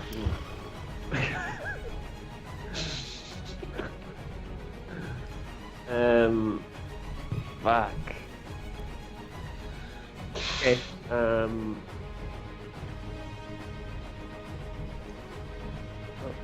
Kind of was. I think that would work. Oh shit. Don't really know what to do now. The plan has gone askew now. Yep. I'm going to. So I'm going to use my movement to run kind of Open the door in the hallway. Close it. I'm gonna go this way just to try and set them up a bit, I guess. Smart. Yeah. And yeah, so I'm gonna use my 25 feet and just get into the corner and take the attack of opportunity. Okay. He rolls a 21 to hit. Yeah. You take 16 points of bludgeoning Oh damage. God. Okay. Yeah. It's actually 12 bludgeoning and 4 necrotic, but I don't think any of you have that kind of resistance.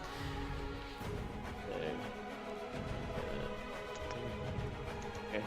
16. Alright.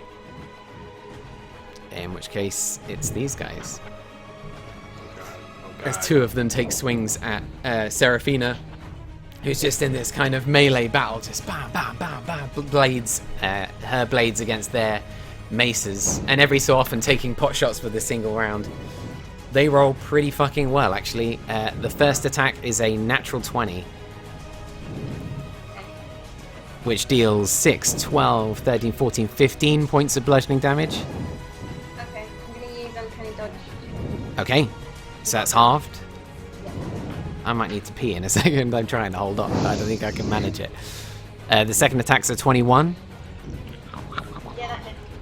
That's 12 points of bludgeoning and necrotic damage. Okay. The next one's an 8, which misses, and the last one's an 18. That hits. That's another 9. Okay. They're done. Lenneth, I need you to make a death saving throw. Is that a d20? It is just a straight up 20. Yeah. I found some more music, by the way. I hope you're enjoying it. 18. Good roll. Good roll. Good roll. One save. Well played. God, stressful moments. Okay, Ureth. There are Yes. two men behind you. They're both gonna get ready and swing at you. Actually, they're gonna roll a perception check. I think it's a 1. Okay, yeah. They have no idea how wounded either of you are. So one of them's going to swing for Joseph, hoping that he might be lower than he is, and the other one's going to swing for Ureth. Joseph. They roll a 21 and a 12. The 21 hits. That's 10 bludgeoning damage for you. What? Can I pose disadvantage on that?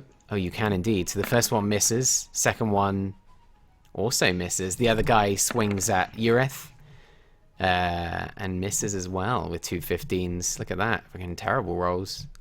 Oh man, Paladin bros. Seraphina, you're up. Okay, I am going to take a shot at the guy who's wailing on Lenneth. So while these guys are wailing on you from behind, like, you take your attention off them to take the shot, and it's like, bah, bah, bah. You take 3 hits from behind. You feel them on you, just like the bruises and the blood loss is going to be horrible. You know you're going to feel those hits, but you just take a moment, wait for a beat. And like nearly 100 feet away, you can see that Lenneth is kind of collapsed. That Neros is just like in slow motion in your mind, just wailing on this guy with the butt of his gun as he brings up his mace to try and finish one of these guys off. And you wait for a moment and you pull the trigger. Roll an attack. 32. 30 does hit.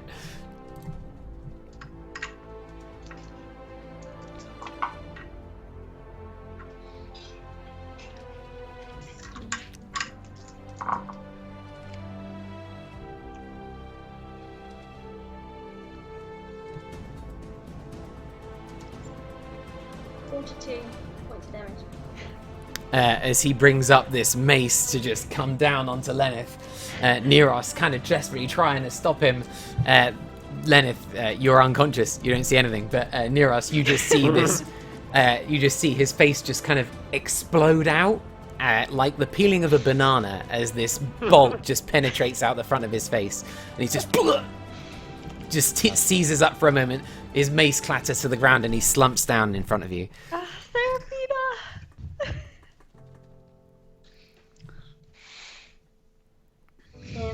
gonna use my bonus action to go for the other one. This guy.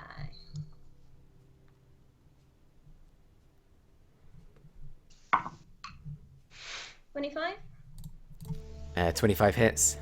God, you and Joseph, like, neither of you miss. Like, this whole game, I don't think either of you really missed. 18 points of damage. Alright. As this one comes in and just strikes his shield, but it's such a powerful shot, it like penetrates and just digs into his arm, and you can see him as he pulls it from the shield. The shield sort of begins to have a little bit of a red mark on it where the blood starts to seep through from his arm. The shield splintered from the impact. And that's it. But he's looking pretty good otherwise. Ureth, you're up. Okay, I guess I gotta attack these guys behind me. Can I tell which one looks the worst shape, or it's not cheating when I said it, is it? No, if it's obvious, I think it's fine. They're both about the same. Okay, I'll attack the one on my left then. Okay. That one. Swing that attack. Oh, That was 19 cool. to hit. Okay, cool. 19 does hit.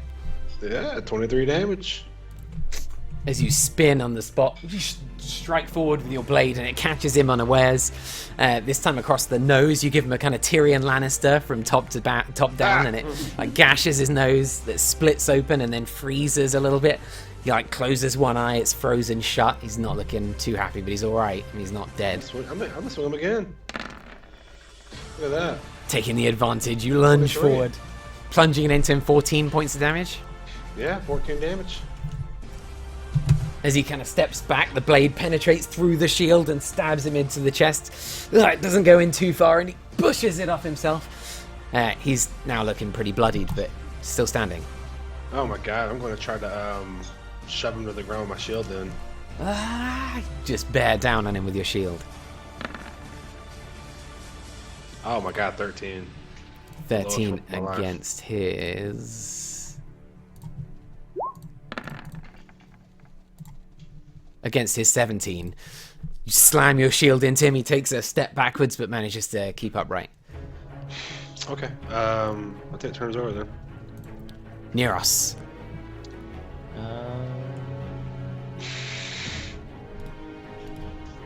There's a potion of healing patch on this cloak still. Can I take it off and turn it into a potion and give it to Lennon? Yeah. Okay. Heroic. It just says potion of healing and part of the, so I'm guessing it's a 44 plus 4. Yes. Mm. Standard potions of healing, yeah, 44 plus 4. You tear Alright. the patch off and it in your hand just appears. Just folds out into this potion. Pull the cork. Lean down, feed her the potion. Lenneth, you heal. Roll the healing, 44 plus 4. 44 Nero, plus 4. Neros, I think this is you that has to roll it because you're dishing Yeah, out I the healing. wondered. Yeah. All 12. Lenneth, you heal for 12 as you blink awake on the ground. Neros kind of standing over you, potion in hand, just like in your mouth. Like, Just say to her, good fireball. Good fireball. Great. And that's my action. okay. Wait, I'm gonna run up to the guy. Oh god, what a hero. I'm gonna run up to the guy and get between. He's at like a year stronger now. Oh shit, okay. So you bear down on the dwarf. Yeah, I run up to him. The famous last words. Yeah. In response, he turns to you and just says, "Healer, you'll be the first to die here today." Heard that before. He rolls a 15 to hit, Nope. I'm dead. 17. That does. That's 21 points of damage. Okay. Not a problem. I had full health when we started, so I'm alright. Oh god, this guy. And he deals 10 with the last attack. Okie doke. Alright. Joseph, you're up. No, it's gotta do it. manly man. Joseph. How does Seraphina look? How do you look, Seraphina? What are you doing? I've got 53 hit points left, so Oh wow. okay at the moment. This is all those combined. Okay.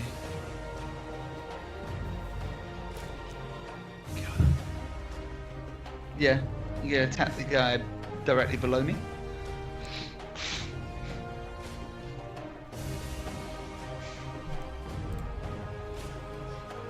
Uh, 24 to hit, That hits. 22 damage. Okay, as you turn on the spot, swing at him and catch him across the chest, it almost knocks the blade right out of his hand as he tries to get in to sort of parry it as best he can, and it's the mace, and it just kind of ricochets off to one side, gashes open, blood gouting. He's okay, but he's not looking too good. None of them are now. Yeah. It's looking Attacking tough. again. Alright, It's 28. 28 to hit, these plus 11s to hit, oh my god. He's what? It's your plus 11s, I was just making a comment about Oh, right, how you're yeah. going to kill this man in a minute.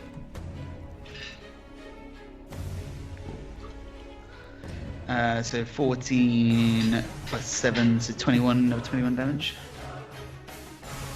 21 damage. No.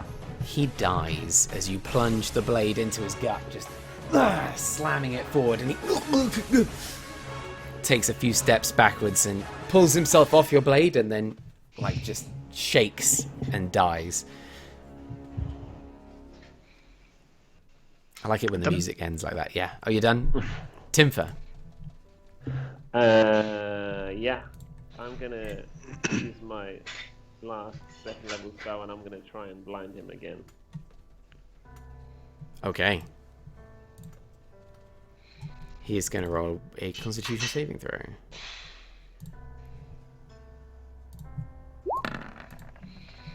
He rolls a natural 20. Why the fuck? As a bonus action, can I eat one of these berries I got in the marketplace? I see where. For straws, right? Like yeah. I've got five times berries question mark. What did they do? I don't know. I remember they did something like I don't remember what they did. But I think got it a definitely first wasn't a level bad spell thing. slot. Seraphina knows what they do. No, that was the grant. It doubles a single hit point dice. The berries, and the bluegrass restores 1 level spell slot. Yeah, so the berries you've got, Timfer, allow you to like use 1 hit die now instead of in a short rest. You can use the hit die now? Yeah. Yeah, then I do that. I eat a berry. All right. Good. I can just use 1 hit die. Yes. So 1d100. But it does expend the hit die, right? Who are you asking? Huh? Who are you asking if it expends the hit die? No. I was just saying it does. It expends the hit die that you use. Yeah. So just mark it off. Yeah, that's it. I'll roll it. I believe. Okay. Seraphina! Only one of them manages to hit you, but it does 9 points of bludgeoning damage. Okay. And Lenneth, you're up. I'm using my thingy. Yeah, of course. Damn it, dogs. Guys, this is a close fight.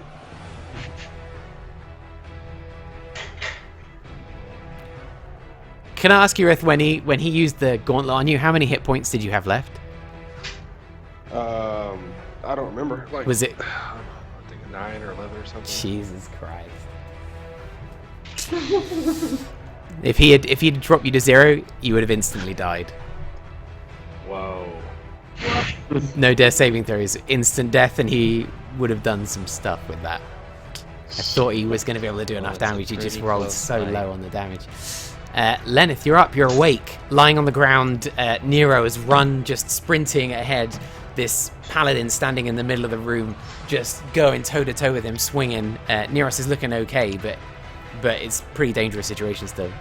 I will shoot Chromatic Orb at level 3 with lightning damage at him. It's not going to be dangerous for much longer. Go for it. Roll that damage. Roll to hit, I think, is a spell attack. Oh my God, what a hero. Spell hit? Yeah, I think it's a ranged spell attack. 18. Whoa. 18 just hits. Roll that damage.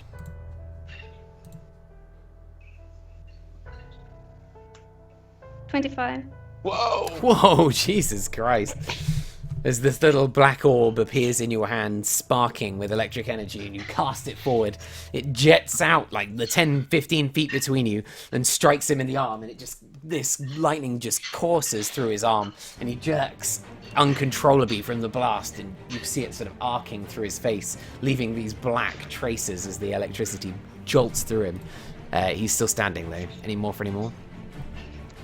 I'm gonna move here and end my turn. Okay. Seraphina, you're up. Okay, I'm gonna make a hand crossbow attack. Let's go.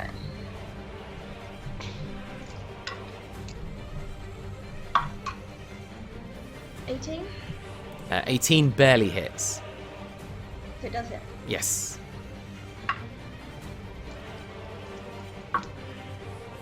And Neros is in melee range, isn't he? Yes. So sneak attack. Not that he'd see you coming anyway. There's like a whole other battle going on between you and him, and you're like 100 feet away. 50 feet.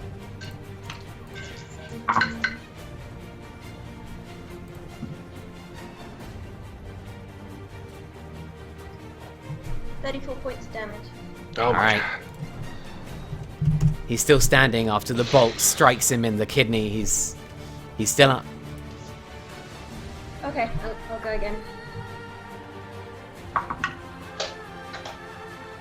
16. That misses as you spin round. Pa pa, take 2 shots. One of them strikes him and the other one like spears off into the distance. Ureth, you're up. I'm just gonna hit this guy in front of me.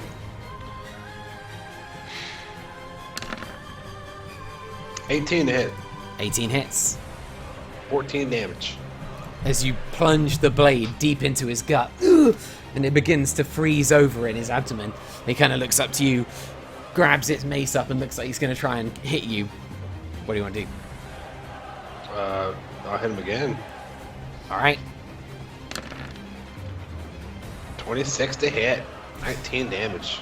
You draw the blade out, and as his body begins to freeze over, and he's like, "Ugh," as he brings this mace up to strike you, and his body freezes in position, you take the blade and slice, and it ching, like spears right through his wrist, right through his head, and right through his other wrist. And both his hands spin into the air, and his head like spins up in the air. And as these sort of appendages begin to freeze midair, they clatter to the ground and smash into these. Into shards of ice and blood onto the ground, and he's left there, this sort of almost Leonardo-esque sculpture, you know, with no hands and no head, just standing. Is he dead? Frozen and dead. Oh yes. Okay, I was about to say, oh wow.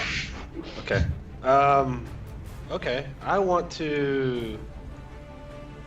Since I still have a bonus action and movement, can I try to like somehow position myself in between these bad guys and Seraphina? Yeah, absolutely. So I'm just gonna run over there and you know, try to guard her, I guess. I don't know where I can be at. You kind of step up near Seraphina, shield in hand, planting it between her and the foes. Yep. That's my turn. Neros, you're up. Alright, bonus action, second wind. Oh. I get back not much. And then I'm just gonna cast Chilling Touch on this guy. And misses. Unfortunately, That's that does miss. Yeah. And that's that. Oh, Nero, no. I don't have any spells. So I have no spells. I got nothing. All right. Neither does he, of course. Out of strength though, so 3 attacks. yeah. You got 70 damage in one attack. Okay, he's going to do his best to finish you off. He strikes once. 15 to hit. No. Hey! 27 to hit. Just barely. It's 21 points of damage. Yep. One last attack. 23 to hit. Yeah. 14 points of damage. Okay. As he just strikes you. You're just standing there, kind of taking blow after blow, just like one of your zombies, just standing this meat shield against, like, protecting Lenneth behind you. How many hit points have you got left? Can I just ask? 15. 15. Oh, you're Jesus good. Christ. Just kill him before he goes again. Joseph, you're up. Uref. Yes, Joseph. I'm very sorry. And I take Hazaron, and I kind of get it almost like in a charging position, and I start running towards this group. And as I get to this group, I misty step.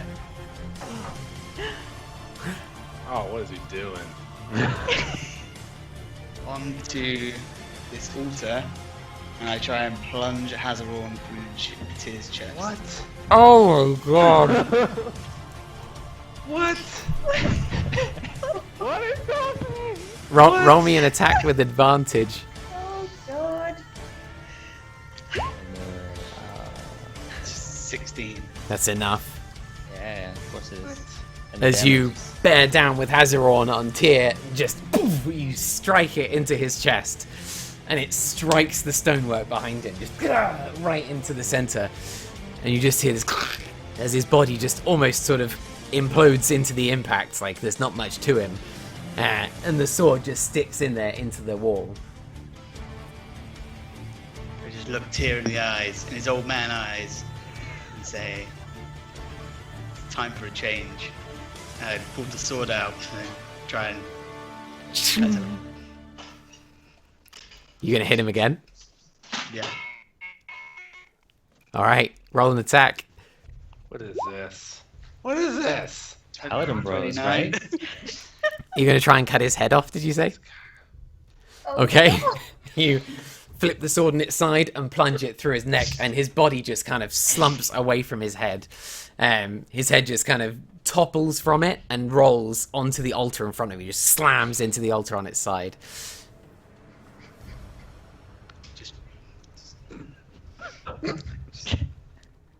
Just drop down on my knees and just take a second to chill. Someone's unfriending someone on Steam after this.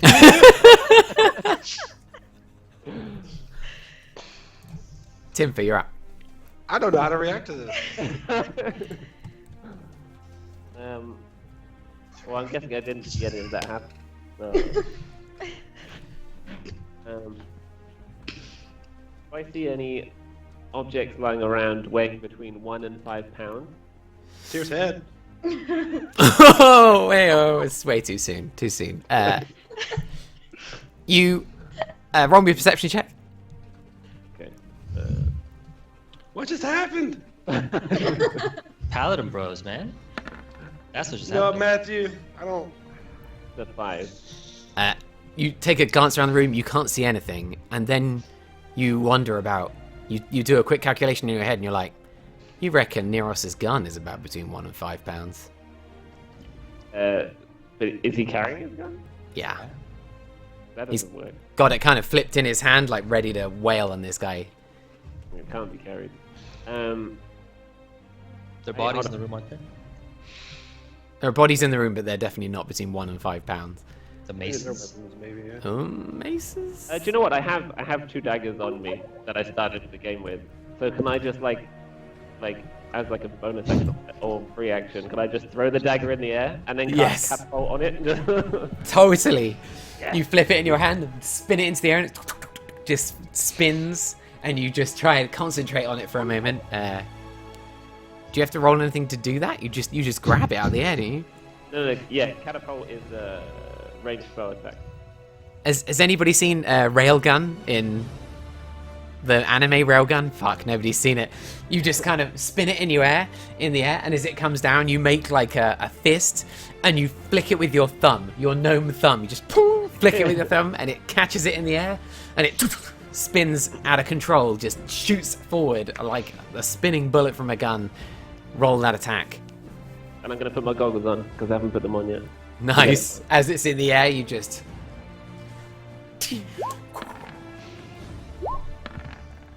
That's a 25 to hit. That hits. That's 3d8 bludgeoning damage. Will it be piercing in this case? Or Maybe bludgeoning? piercing, yeah. This choice. 16 points of damage. I don't do this. I just do that. Just throw the dagger up. Come on, and Jimmy. It's been a week. Do something with it. Just in the side of the head, in the temple. Yeah, Neros, as he kind of bears down on you, he's like, I'll bring you down soon, sonny. Zook! Right into the side of the head. And it just sticks in there. And you can just see him. His eyes just bulge, like, unnaturally out of his head, as if blood is kind of pooling behind them. And he just kind of opens his mouth, and blood just pools out of him. And he hits the ground in front of you. Excellent. My absolute last spell slot of all of them. That was it. Well spent, sir. That Well was spent. cantrips up. Yeah. So, not over yet, though. At least Fuck. this room is still going, but this room is finished. The next room is still going. As the madness goes on There's a lot behind going on these in the other guys. Yeah, what just happened? As fanatic as they are, they're going to try to kill Ureth. What's your AC, Ureth, right now? 24. 23. So one of them hits you and deals, with your reduction, 2 points of bludgeoning damage. You are a monumental tank. I don't know how the hell to kill you. Lennith, you're up. I'm gonna use my action to dash Okay. up here. You kind of run into the room with your Send me a bow on your message on shoulder. Skype. Sending no messages on Skype right now from anyone. Or Steam. Or Facebook. I don't know. I can't do any turn from here, I think, so I'm gonna end my turn here. Seraphina. Are they just the two guys in front of me? Yeah. How do they look? One of the guy on your right looks like he's basically dead at this point. Okay, what about the one on the left next to you? He is more alive. Okay, I kind of glance at Ureth just to kind of clock what's going through his head, and then I'm just going to fire at the one closest to Ureth. Okay. That was a 1. Okay. 24. 24 hits.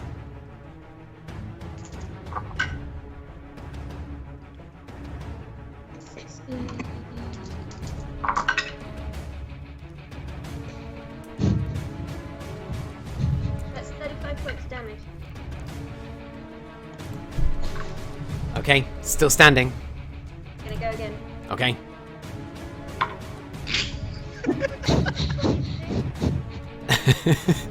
"22 hits. As you twin crossbow, just boom, 2 shots. Yep, and that's... Alright, he's not dead as these 2 crossbow bolts strike him in the side. He's rasping his haggard breath, but he's still standing. Ureth, you're up. You just watched something bad happen at the back of the room, and there are 2 people in front of you trying to kill you desperately. but your armor and shield are just too much. They just cannot get through. You know what? I just gotta I'm just gonna just like drop my shield and fall on my knees. Just disbelief. I don't know what else to do. I'm just gonna just kind of look there like I'm lost. Show the face to one of those, okay? I'm just dropping. I'm just. Nero, you're up.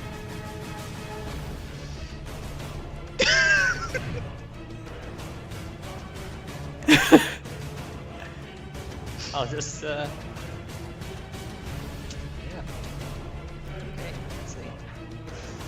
So a spell for bringing back the dead gods. Next spell keeps. I imagine it's a level 2 spell, actually. I'm gonna jaunt over 30 feet. Now I'm guessing At what time did I enter the room? Like, as Tyr died, after he's dead? Is he kneeling over a dead Tyr? Yes, so as you're running in, you see, like, Joseph do what he's done. Like, decapitate Tyr, basically. Shit. Yeah, okay, so there's two fanatics left. There are 2 people standing. Okay. And frickin' Zalbal even just lying on the ground. Wounds all over him. Shocking. Okay.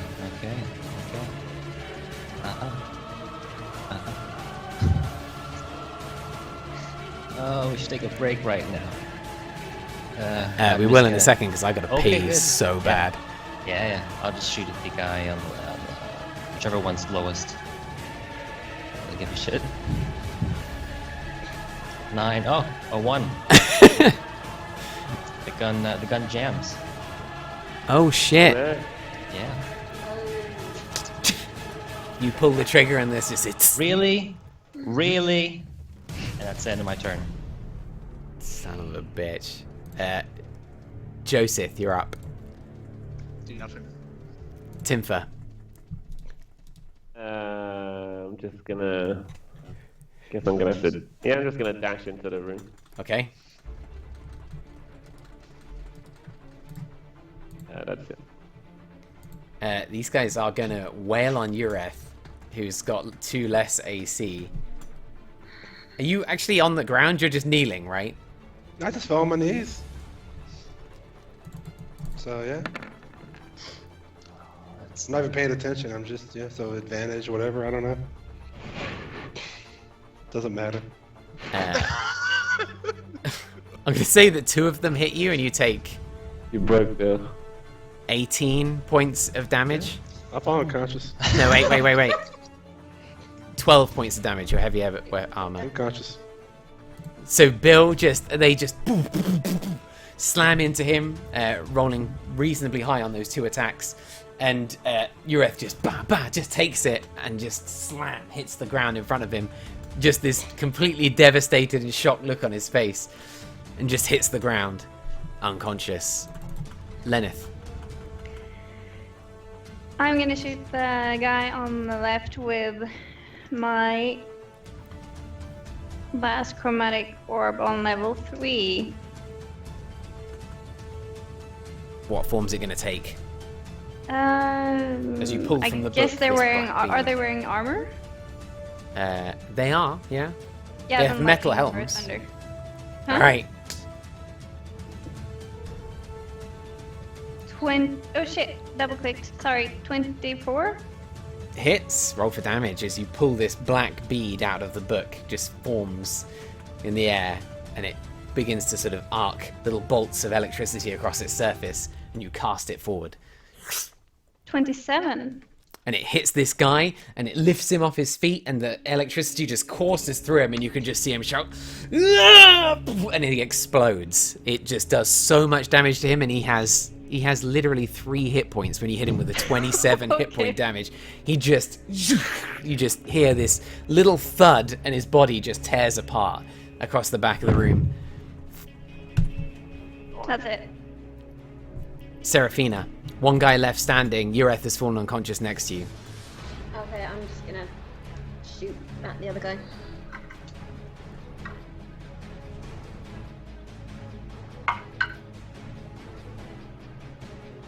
$19?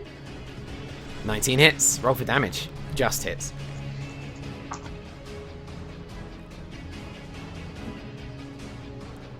$21 points of damage? As he kind of takes a swing at you, you duck the blow, pushing his arm down, like his shoulder down with your left arm, and pulling, like drawing with the other arm, right up against the side of his temple. What do you want to say to him? Leave my friends alone! You pull the trigger and thunk, just this little thunk as the bolt just passes right through his pot helm, through his temple.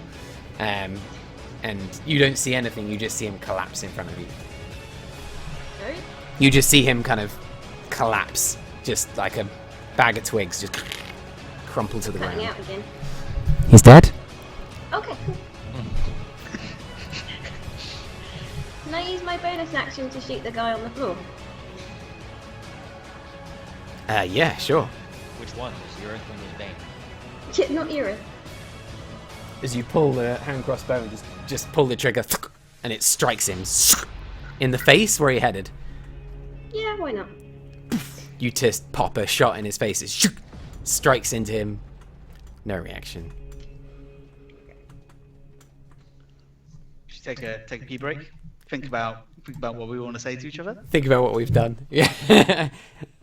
Yeah, let's you, do it. You take a really long pee.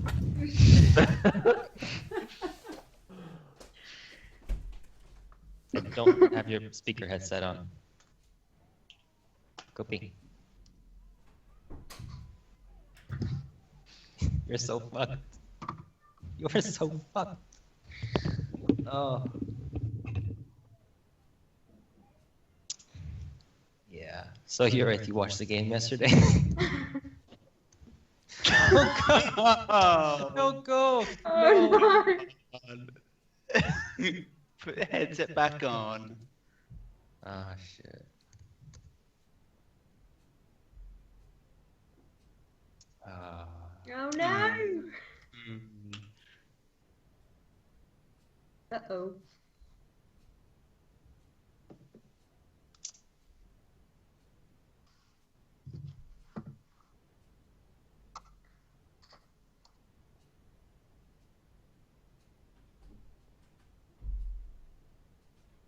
So I've been planning to kill Tyr for like months now. Yeah, you know what? That doesn't even surprise me. Like, that doesn't surprise me. But to God. see it happen is still God surprising. told me to do it. We're told you to kill Tyr. Well, I asked him if he wanted me to, and he pretty much said yeah. Was it a warm feeling or was it a yes? It was. I think it's pretty much a yes. But you're not certain though. Cabs is like, "Meh." Hey, how could you be certain about anything? Oh my god, you're just as bad as these What fanatics. about Bill? You just killed his entire backstory and everything he stands for. He's no longer a paladin of Tyr because you killed Tyr. Oh shit.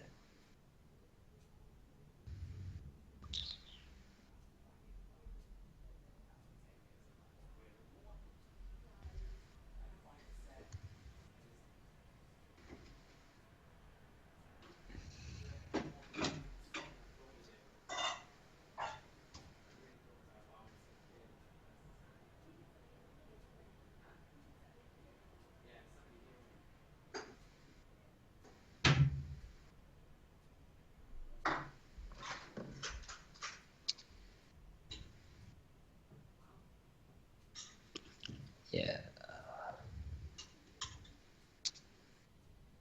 Alrighty then. Want any what? No, but can I have the cost of the cake? It's in the little white container.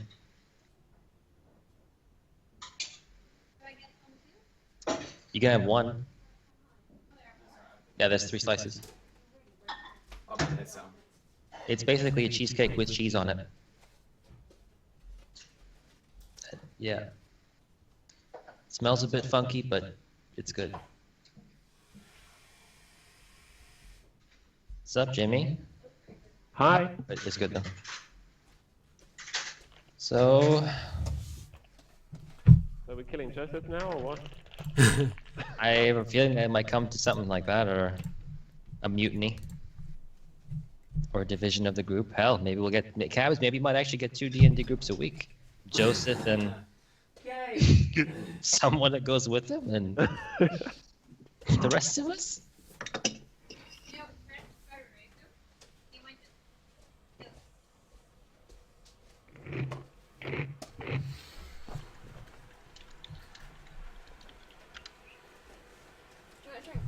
I got one. It's alright, thank you.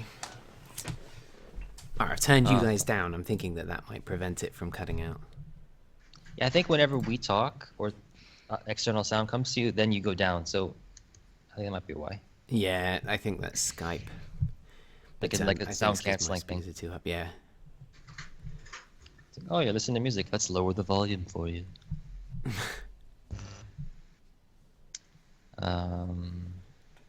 Oh man, the shock of it is hit, and now the sadness is rolling in. As to the implications. Oh shit. Uh-oh. Yeah. I can't I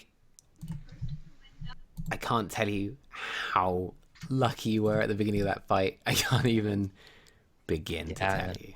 Good God. Well, it was does it all matter gonna be now? down to those rolls. You rolled so well. Does it matter now though? No, because now it's all gonna go wrong anyway.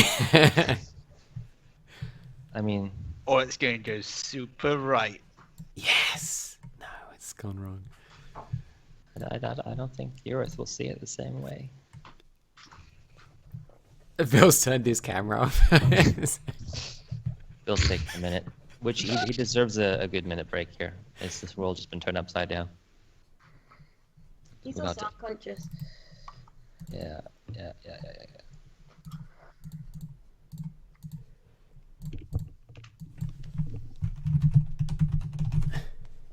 Bill. Bill. Time to play D&D, Bill. You know that game that you love so much. Please come back, Bill. It's Neros. Come back, Eurith.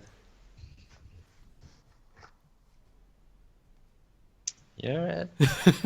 He took his headset off though, didn't he? Eurith, you gonna come back, buddy? Eurith. Yeah, he's gonna turn his camera back on and we'll find that he's got like one hand in real life. God, don't say that. Ah, I'm coming for you, Matt. And he just runs out of the building. He's booking a flight to Oxford now. Expensing it to the FedEx account. Oh shit.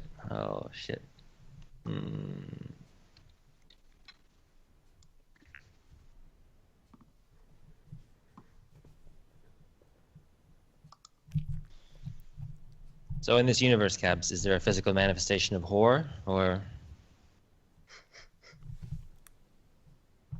Okay. I'll ask later when we're in the library.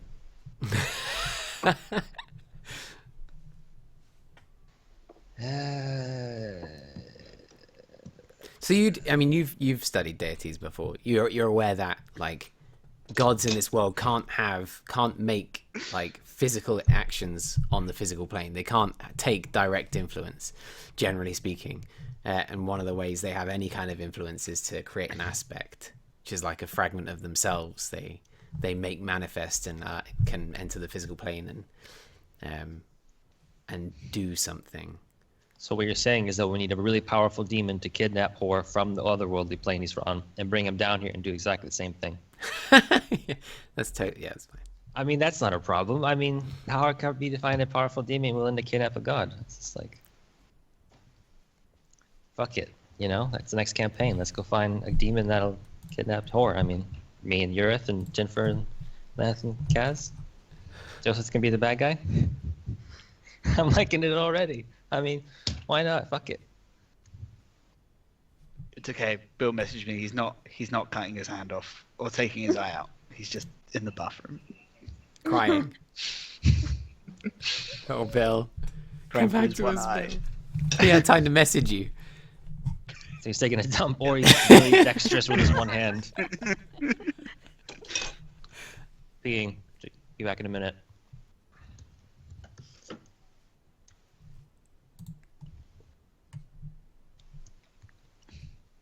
Let's see. Nothing on Facebook yet. I checked Billy's friends list on Facebook.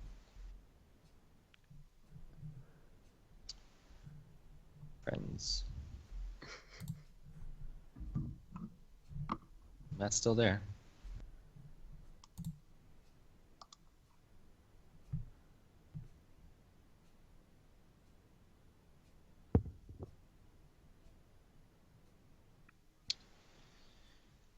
Yeah. Now, Serafina, before he comes back, I suggest you don't try and loot here. No. Just, it's a feeling. I don't think a emaciated corpse is gonna have much valuable items on it. And she's unconscious, so you'd never know. Yeah. Can I loot the other guy though? Yeah.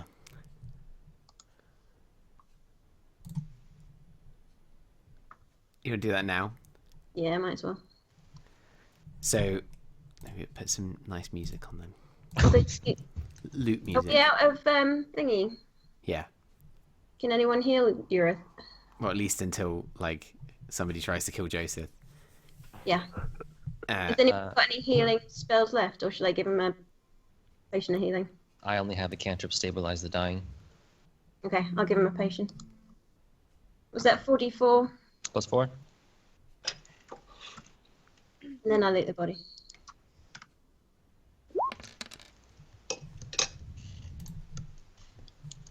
It's really gonna be really dramatic. Sorry, guys, I'm back. Hey! Investigation. Oh, thanks. yes. 18? So that does hit. You, as you're kind of looking through his remains, particularly this main guy that you've slain, you notice the gauntlet in his left hand. That's particularly interesting. You've seen that it's a bit of a dark weapon, and you've seen a little bit about what it's capable of. And in his other hand, you see this enormous warhammer with the kind of mark of Bane set into the head. Both of them look like they're pretty interesting items, though he didn't really get the chance to use either of them. Am I alive? Yeah. 14 hit points. Is that too epic, this music? What else something dramatic is tender moment. Tender? Can I go? You pop like a Vicodin or something when you're in the bathroom?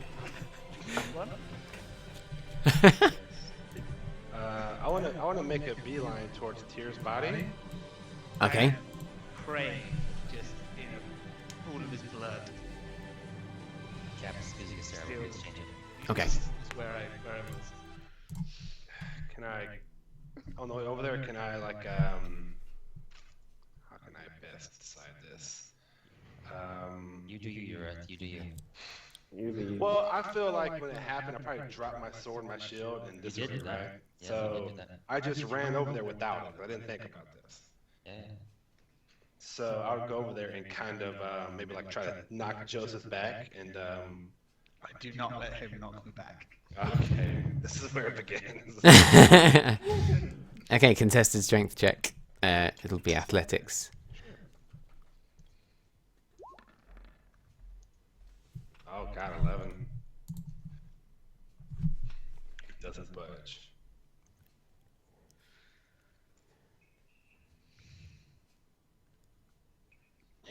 He does, as Ureth, overcome with emotion, charges up the steps, pushes Joseph to one side, who staggers a little bit on his knees, just gets knocked to one side by a good few feet. and Ureth runs to the kind of the head of Tyr, which is currently lying on the altar on its side. The blindfold around its face just kind of slid to one side, and you can see one sunken socket where his eye once was held. Just stand up and say, "It's over, Ureth. He's dead." What did you do, Joseph? What? Why? Just did what I had to do to make this world safe.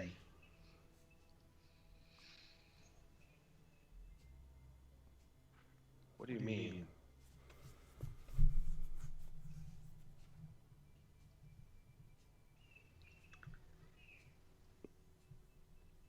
Tyr is weak, and now Hor can become strong.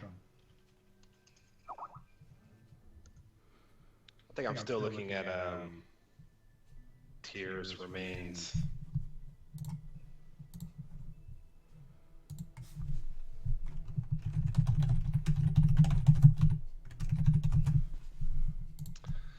Can I touch my holy symbol? And like touch Tyr at the same time in an attempt to cast a spell? Yeah. Do I have to tell anyone what the spell is? Uh, Can I just tell you? you can just tell me if you'd like.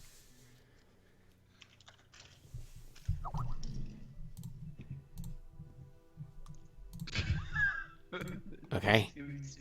Super weird. Yeah. What Did it? you grow back a head? Is that what you're aiming for? I'm going to see what happens. Or So his head is currently lying on the table and his body is still strung up on the wall. What is it that you physically do? I physically put his head on the body. You grab up Tyr's head. he's I was dead. like, Tyr, come back. You grab his head and put it like where it should be atop this body that's kind of hanging on the wall. Have you got the required components? I have a diamond on me. Yeah, he did that last game.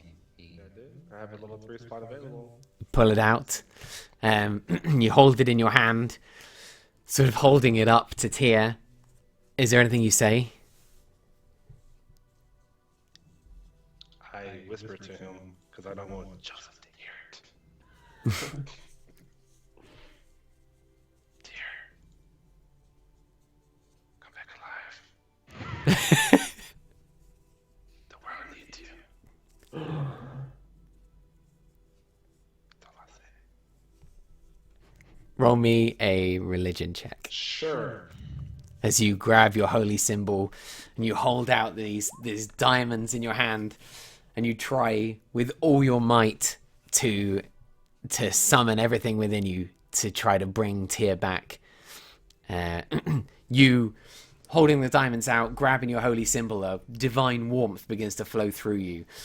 It courses down your arm and into this sort of cluster of diamonds held within your grasp, and you close your fist, and they begin to form this kind of powder in your hand as the diamonds crunch and break under your grasp. But it's not your grasp that shatters them, but just your divine will. And as you open your hand, this cloud of diamond dust just billows out and begins to fill the space in front of you. Need you to roll a second religion check. Okay, I'm scanning. Is Joseph's back turned to me? Yes. I aim my gun at him, Okay. and I wait. I'm holding my action. I'm holding my action for Joseph's reaction. 11. Okay. Is anybody else gonna do anything to help this? Yes. This is what Matt Mercer does. I will. I'll go over and just watch what Ureth's doing. And I don't really have anything. I don't have any spell slots or anything I can really help with. use. Tell you what, I use one of my origami papers. You know the magic origami. Yeah. I just make a symbol of Tyr. All right. Just give it to him. You form quickly, kind of try to fold this symbol of Tyr into this, into the paper that you have, and you set it on fire with a little cantrip, and it bursts into this little symbol of Tyr, a wooden carved symbol of Tyr in your hand. Yes. How long does it take to make an origami sculpture? It's only a tiny one. Don't take this away from Denver. Just saying. It's not, it's just a little I just fold the paper into the shape of. Yeah, when you take a peek over his shoulder, it reminds you of his spellbook. It's not like a 3D puzzle or anything. Well, keep in mind he has proficiency in tinkering tools, so it's not like he's not familiar with complex hand gestures. It's true. So, No. nice try, Matt. Yeah. Endearing yourself to the group. I can fold paper. Is anybody else going to try to help? A 10th level sorcerer, I can fold some paper.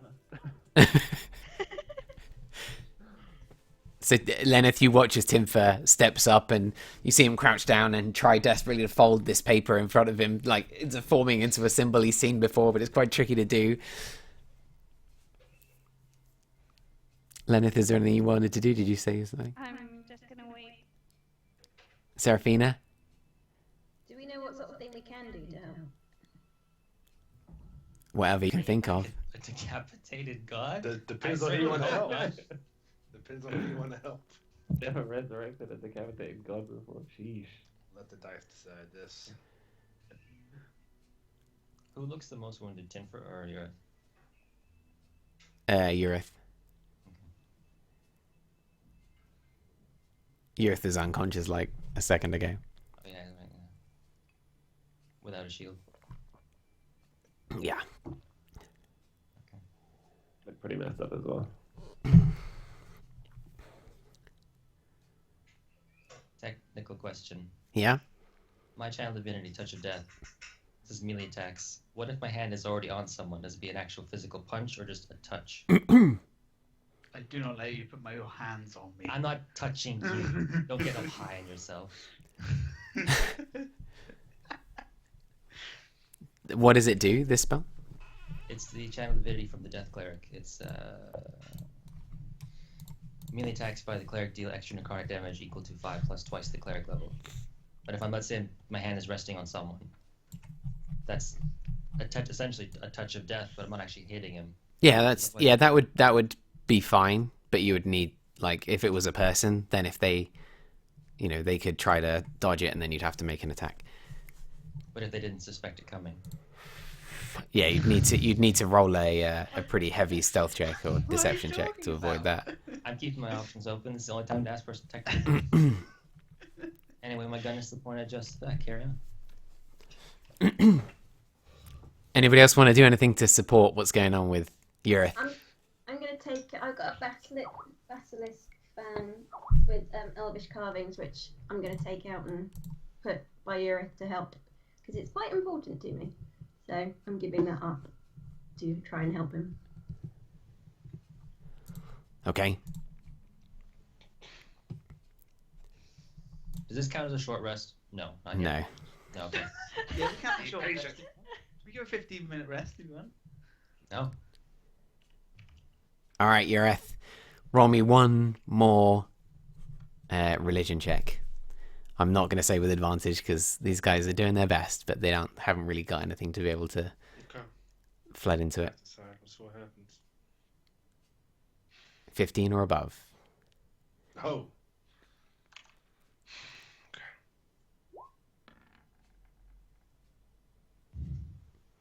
As Urith, this cloud of diamond dust that just fills the space in front of him, smokes out like a smoke screen, like a glittering smoke screen, and it fills the area. And for a moment, Urith feels like he can feel the life of Tyr in the space, and he's got this hope in his eyes. And as he reaches forward with his hand, the dust just begins to settle in front of him. The diamond's lost, and the spell fails, and Tyr's head just tips off and hits the ground in front of him.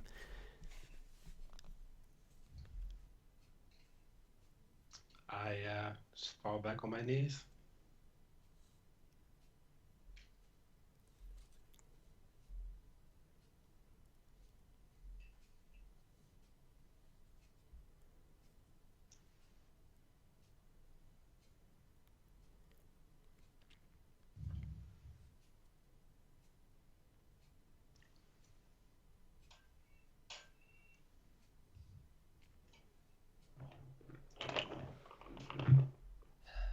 Okay, I'll stand back up. Moment of silence. Yeah. And I'll just turn around and go punch Joseph in the face. I take it. Whack! Repeatedly. I take those 2. I go pick up my sword.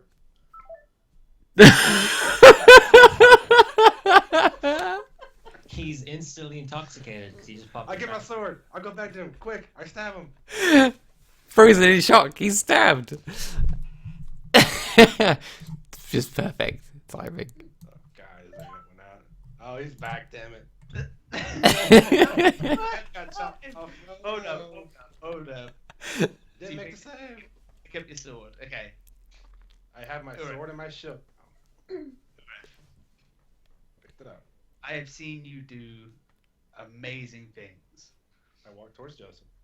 and you are better than Tyr. And then I unstrap the chest plate of my armor. And I say to him, if you want, take your revenge and welcome Whore into your heart. I take a shot. I let the chest plate drop to the floor. I take my shot now. Wait, you shoot me in the head? I shoot you in the chest. What is going on? The head? Do you want? I mean, Your breastplate, right? You let that go. You just said you let your Yeah. breastplate go, yeah? I mean, but I'm not wearing anything on my head, obviously. You wanna? No, but I think it's more poetic. You just let your breastplate go down. I'm shooting for your chest. Roll an attack. Okay. What is going on? You miss. And as I call out, I'm like, don't do it, Urith. Let me. 13.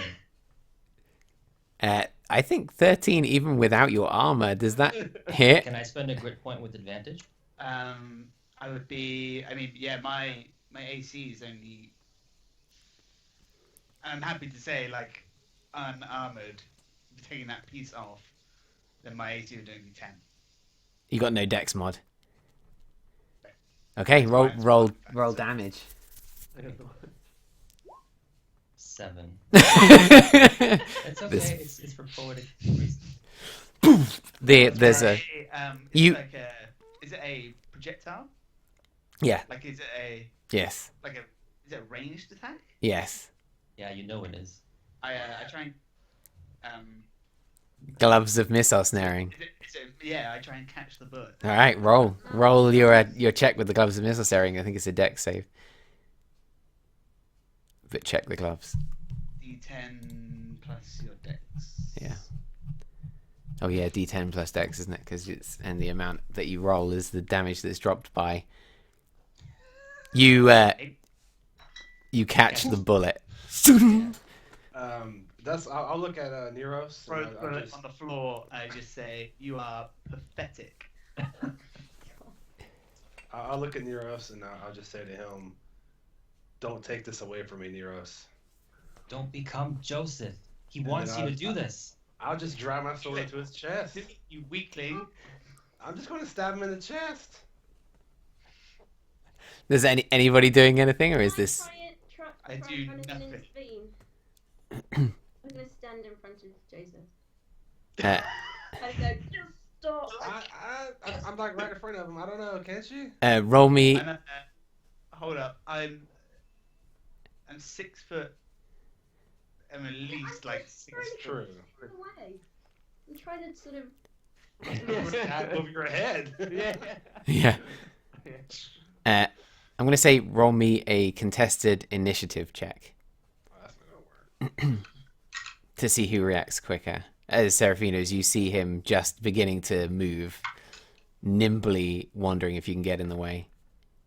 Oh my god. You have no hope.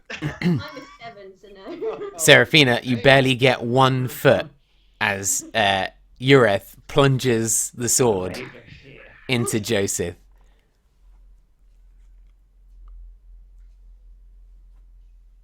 Like all the way through his heart, if I can.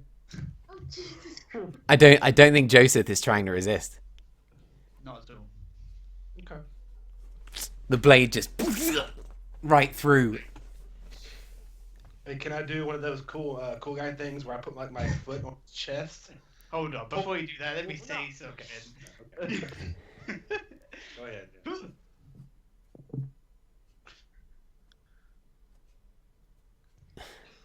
Pull yourself together. And save the world.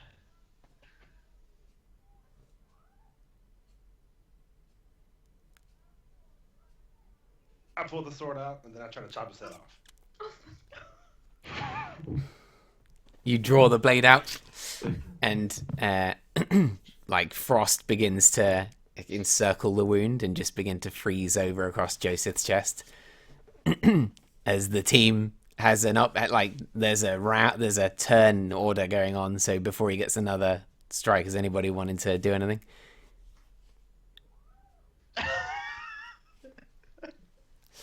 As Ureth pulls the blade out and just.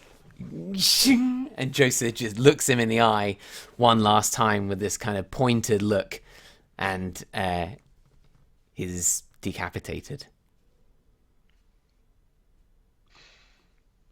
Torso stays there for a minute. Hazaron, like, drops on the floor. Torso falls over. And then the head. And you watch as he begins to slump to the ground, his body just freezes as it goes, and he ends up in this kind of slightly half tilted over form as his body freezes completely solid, and his head just hits the ground and rolls a little way, and his eyes just kind of stare up into space.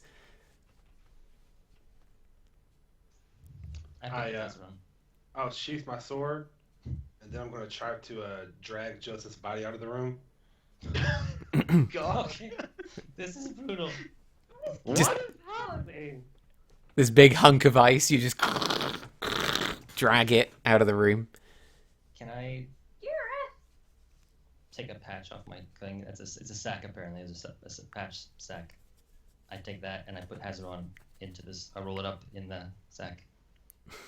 Okay. Can I like drag his body just maybe like, I don't know, in the corner somewhere?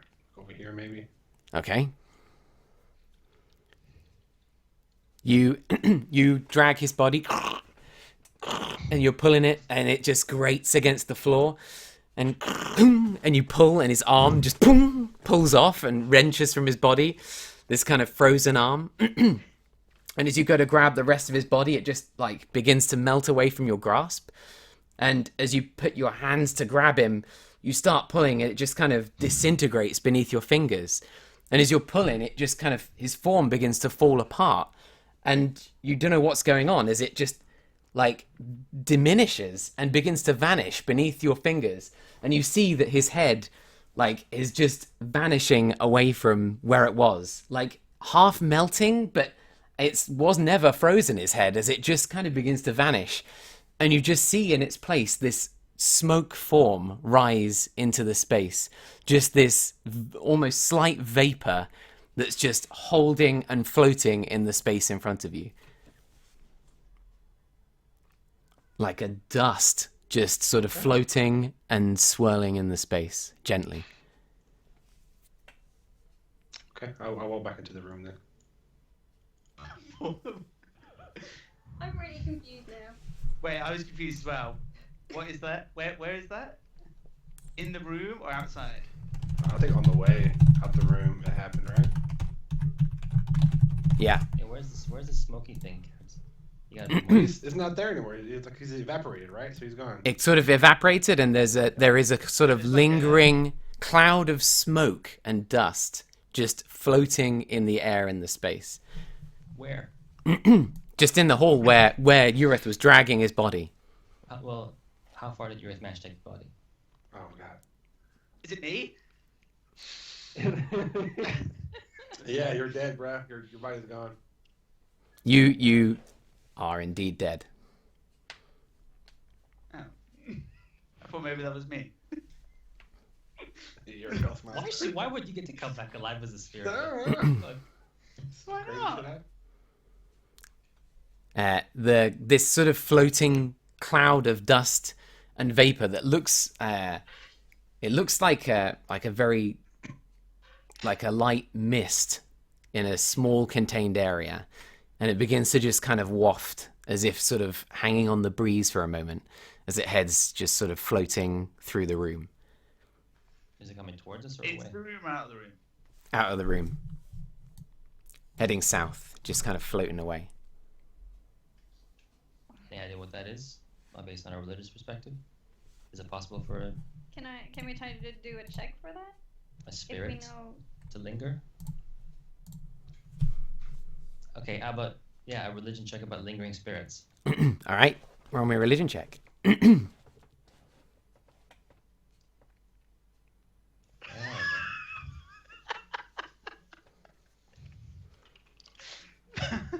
Bill just messaged me.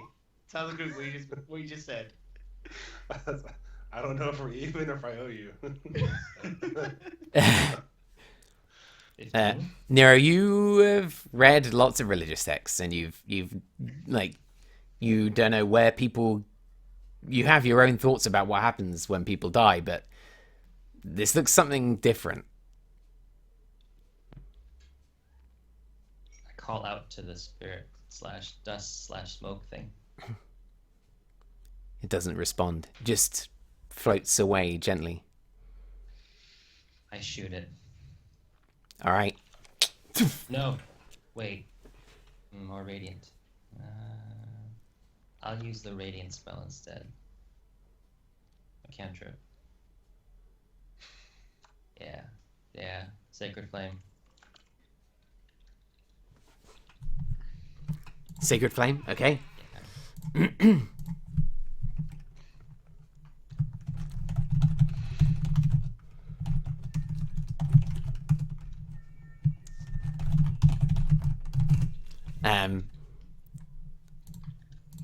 This bolt of divine energy comes down just from the ceiling, just like a small ion cannon that strikes it. This burst of divine energy, and it kind of wafts in the breeze of it, moving and swirling, and then just gently continuing on.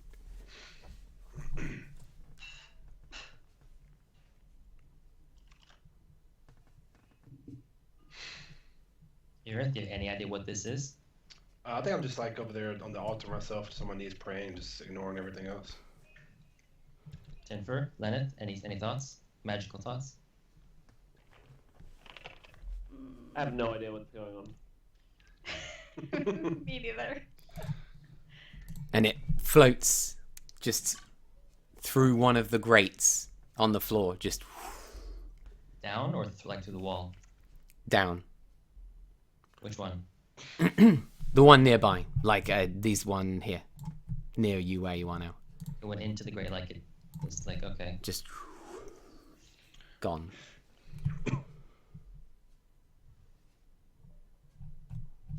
There's no plumbing check, is there, to rationalize where this might lead to? No, plumbing check.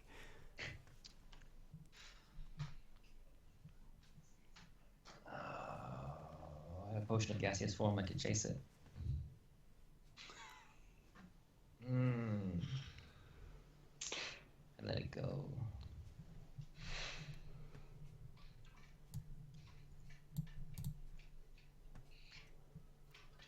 Actually, no, I'm gonna go out here to the pool of acid while you guys are in there.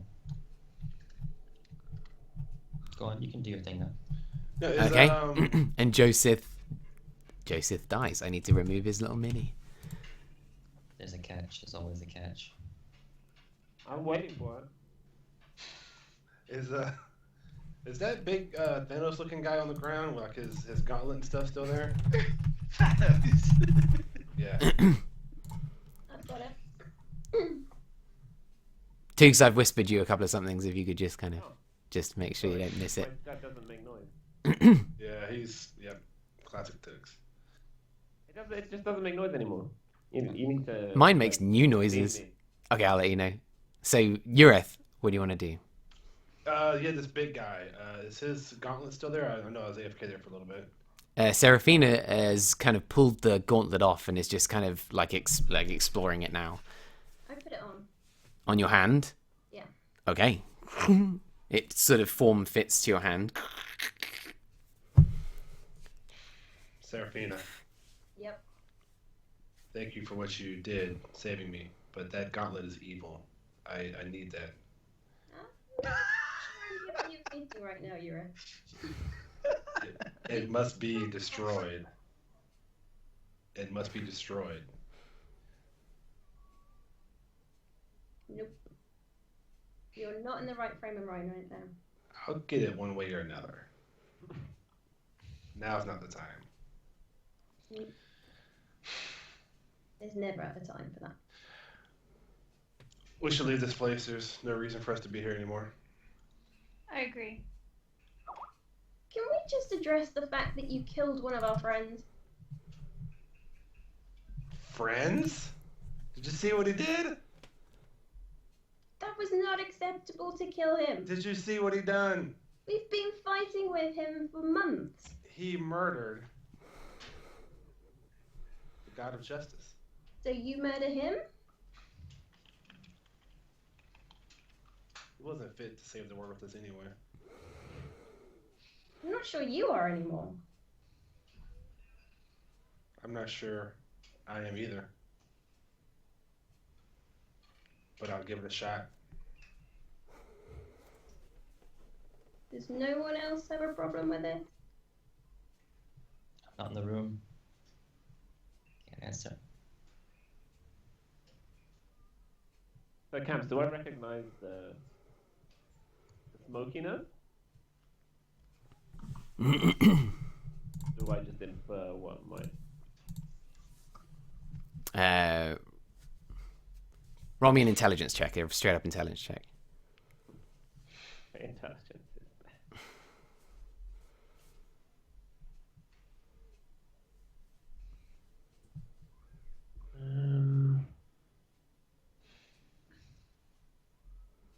That's one.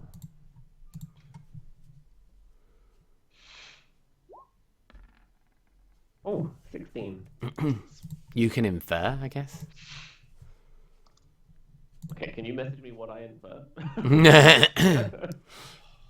Well, I mean, like, you remember the story, Yeah.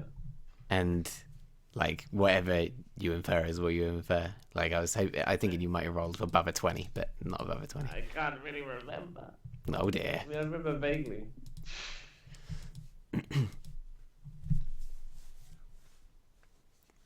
Oh, okay, right, yeah, right, yeah. I'm with you.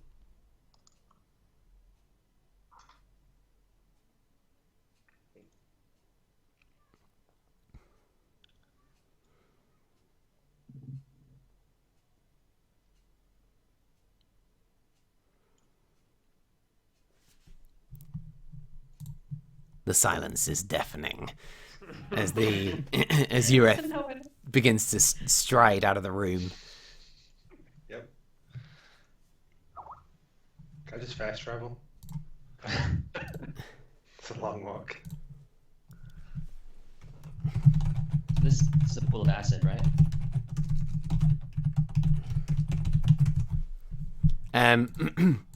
It is. Based on what I've seen Joseph use the weapon in and how he's using it, where he's using it, what's been through, do I reckon if the acid would destroy the blade?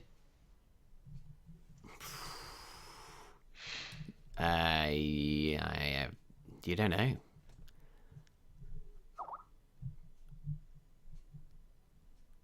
gonna take half of the weapon out. I'm gonna grab it by the blade, and I'm gonna dip the hilt into the acid and hold it there for a good 2 to 3 minutes. You hear a voice in the back of your mind. Even the blade? You need my new master. Where is Joseph? Where is my prodigy? He's on an extended vacation. Are you my new master? I don't answer. What is your name? I focus on hell.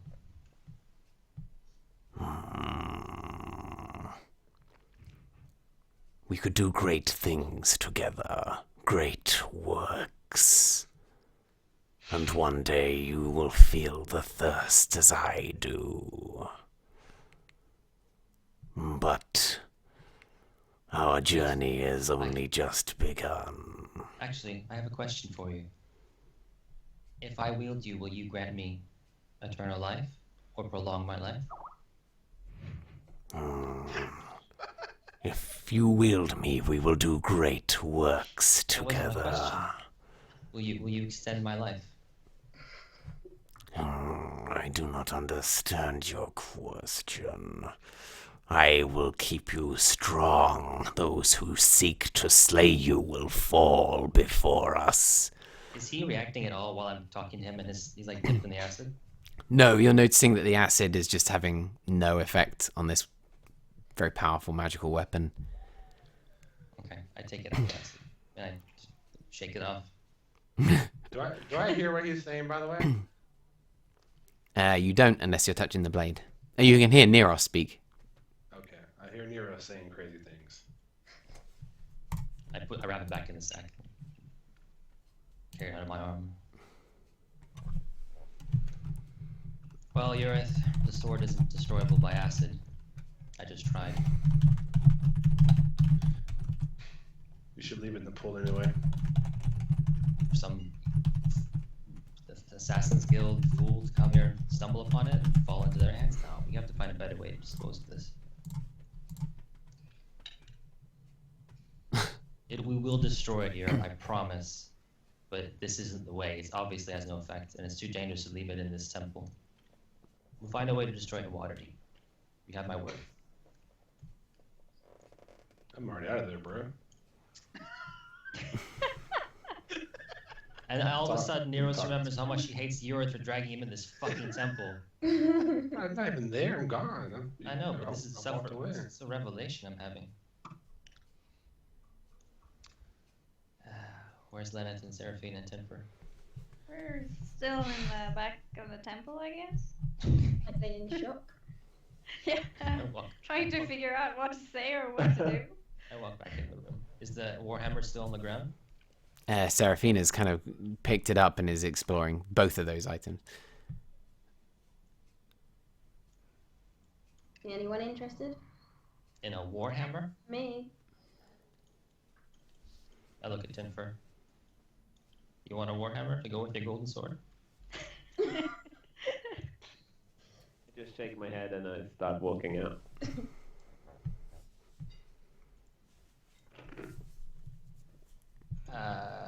Maybe we should just hold on to it for now. I put it in like a holding. Yeah. But I also get one of my daggers out and hand it to you. Wait. You hit what? I give you one of my daggers. Hilt first or blade first? Hilt first, for you to keep. So if you're in melee fighting, you've got a weapon to. I take it with the gauntleted hand. Thank you. Do you turn around now? Or you gonna start walking out of the room? I guess so. I have no idea what to. When she's not looking, I smell the hilt or smell the blade for poison. Dude. You're not looking. You don't get to judge me. This temple. That's a lot of stuff going on. Okay, well, there's no loot on the clerics, no the paladins. If you wanted to explore them, you could. Yeah. Why the hell not? By the way, Joseph, your sword is a slut. Total slut. Looking around, you do manage to find a few. You find that their shields are relatively nice. They are both +3 to AC, not +2. So this large winged shield that he had, particularly, is a magical item. But the blades that they had were fairly standard, very beautiful and slightly enchanted weapons, +1, a mace and a sword. But you find 350 gold pieces on them, and you find 2 scrolls. I pocket the scrolls, and I take the falcon shield or the griffin shield. Okay, it's like a dragon wing. Now, okay, it's a dragon wing. Okay, I just leave my target shield in its place. It's pretty sweet. Cool. Walk out, carrying all kinds of weird stuff in my arms.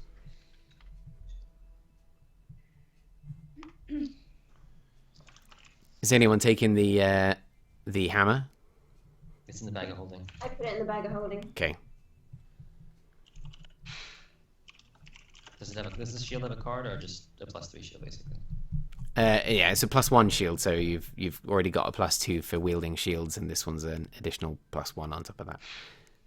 +3 shield. Okay.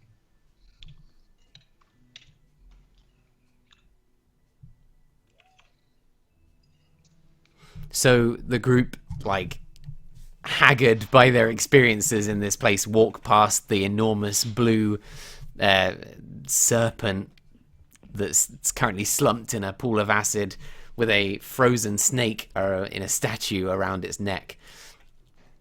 They walk past it and continue on and out, jumping through the portal and popping out up into the temple. Short rest.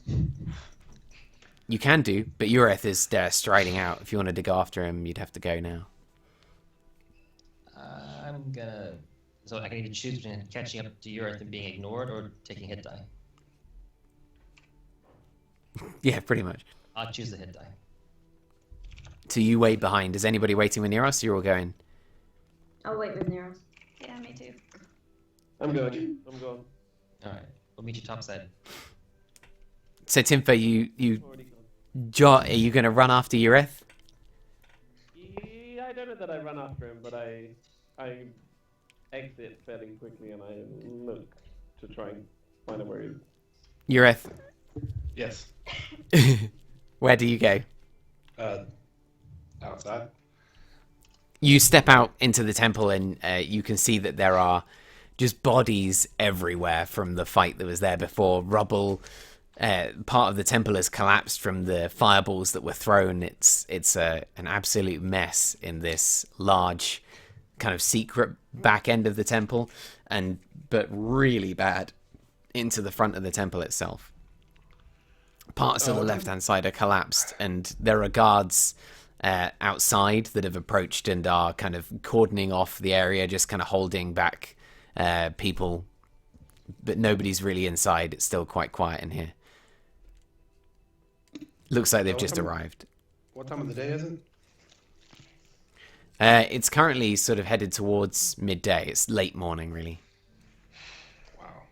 It's later than that.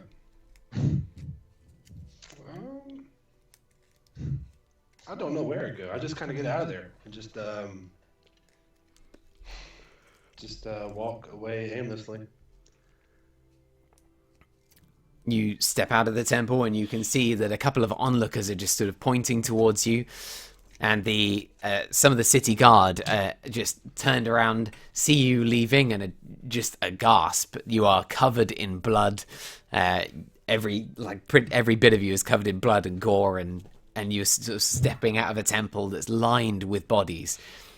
And the city guard, one of them steps up to you and he says, "Oh, what's happened in here? You gotta tell me what happened."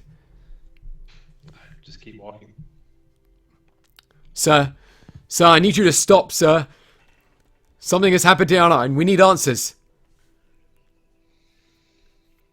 I keep walking. Men, draw your swords. And they draw swords. Sort of 4 or 5 guys around you drawing swords. Like, just there's like concern and panic in their faces. Like, there are 50 bodies in the temple, and the only person that has any answers is you, stepping forward, covered in blood. Captain, have we met the captain of the guard, or have we just been told about him? You've been told about him, but you never went to go and see him. I don't know what he looks like. No.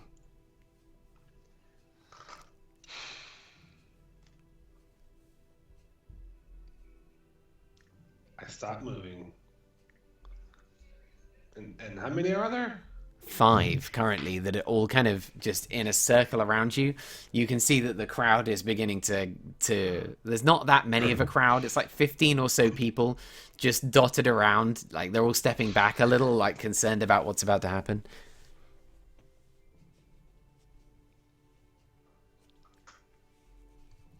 I want to RP this the right way, but it's so dangerous. Sir, I'm going to ask you to put your weapons on the ground. And you're just going to have to come with us and answer a couple of questions.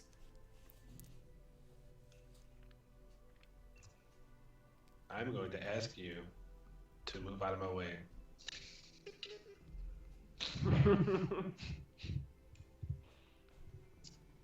Roll me an intimidation check. Did no one chase after me? I'm there. Timfer kind of steps out of the temple behind you and is sort of looking on. 24. Yeah, I'm pretty covered in blood, looking pretty mean, right? Yeah. Got one hand, got an eye patch on, got Jilt's broom blood all over me. They take a step back and they kind of allow you to pass, just not wanting to get into combat with somebody who's able to slay 50 people apparently on their own. I start walking away. I'm gonna try and catch up with you.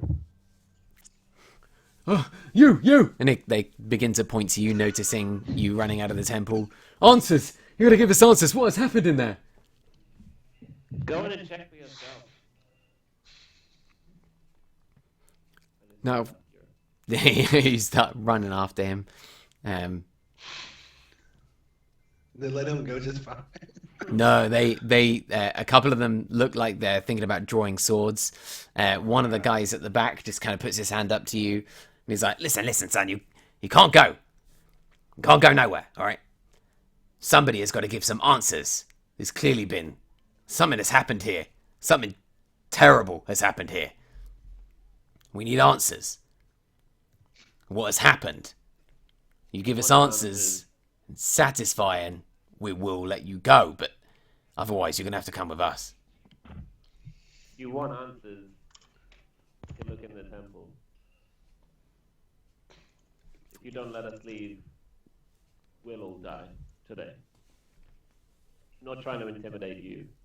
I'm just letting you know what will happen if you carry on this course.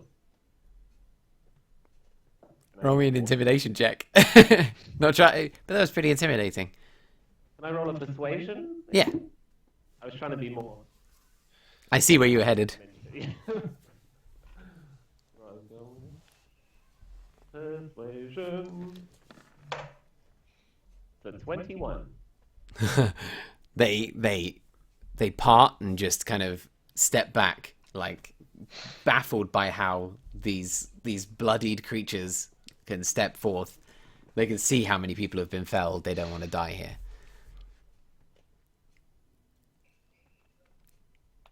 They begin to stroll into the temple. Well, not stroll, really cautiously step into the temple, but you don't really notice as you head towards Ureth. You're relatively caught up with him now, and you sort of catch up to behind him as he's just wandering the streets, seemingly aimlessly.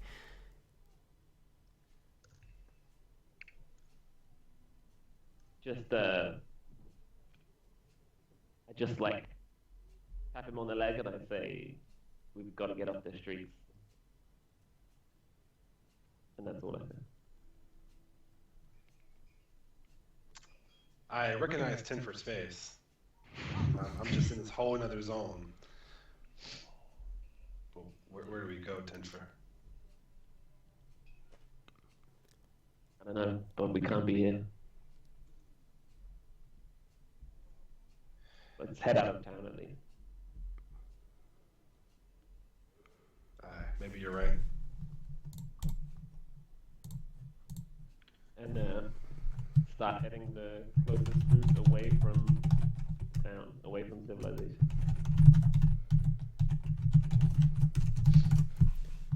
I follow him. You're heading out of town? Yeah. Okay. Meanwhile, Neros and Lenneth and Seraphina, you kind of take a knee in the temple. Yeah. 15, You know 20 I- minutes pass. Try to get out of here as soon as possible. Yeah. Were there any other exits that we saw on the way in? Only the Apart one you from used to get in. But you could Right. search if you wanted to try and find others. What do you think, guys? Well, there was a side path over there. Yeah, I think so. What do you guys think? Should we try to take a look Try at it. the doorway in the grand room? Try the side path? Seraphina, input? Yeah, why not? As long as we don't come against any more Yeah, I think we've fanatics. cleared them out. Perhaps this one on the left? My left? Character's left? Yeah. Open the doors, Cabs. Down this room, you see a single room that in it has a large hole in the floor.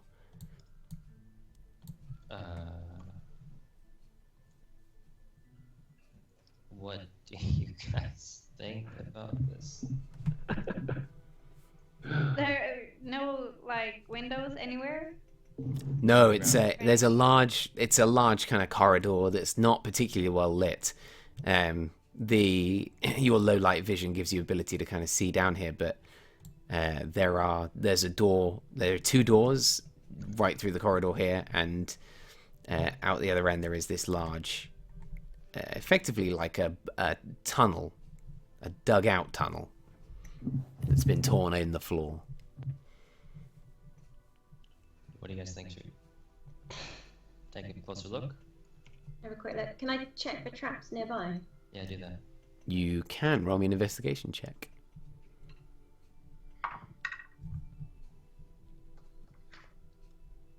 19.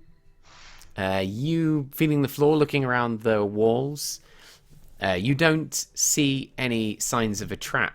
The only thing that you see that's unusual is that there's a slight recess in the wall in this direction here. I can't see what it is. Not from where you are. Seraphina, you want me to go first? Can you see my arrow pointing? Yeah.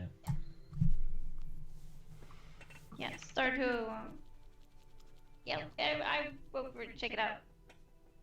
Shall we? Is it worth trying to go carefully? Yeah. See. Going slowly. Slow pace.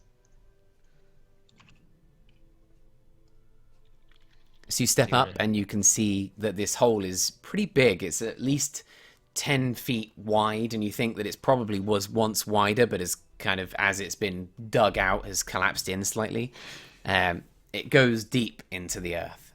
You can't really see the end of it. It just keeps going down and down. As in vertically? Just straight down? Mostly vertically. It's at a slight angle. You reckon it wouldn't be impossible to descend it? Climbing gear would make it easier. I don't think this is the way. What was it in the You said something in the corner? Yeah, there's a recess in the wall here, just a slight indentation. Okay. It's difficult to see. Serafina picked it up, but you can see it as she's pointed it out, but it's only like a ½ inch, like, recess. I walk up to it very slowly. Okay. Nothing seems to happen as you approach it. It's just like the wall is flat, but there's a big patch of the wall that's just recessed by about ½ inch. Probably a key or a switch somewhere. Perhaps you just take the front exit. I was hoping there was a backup route, but I don't think there is. Alright. Not easy to find. Go back out the way we came. Yeah.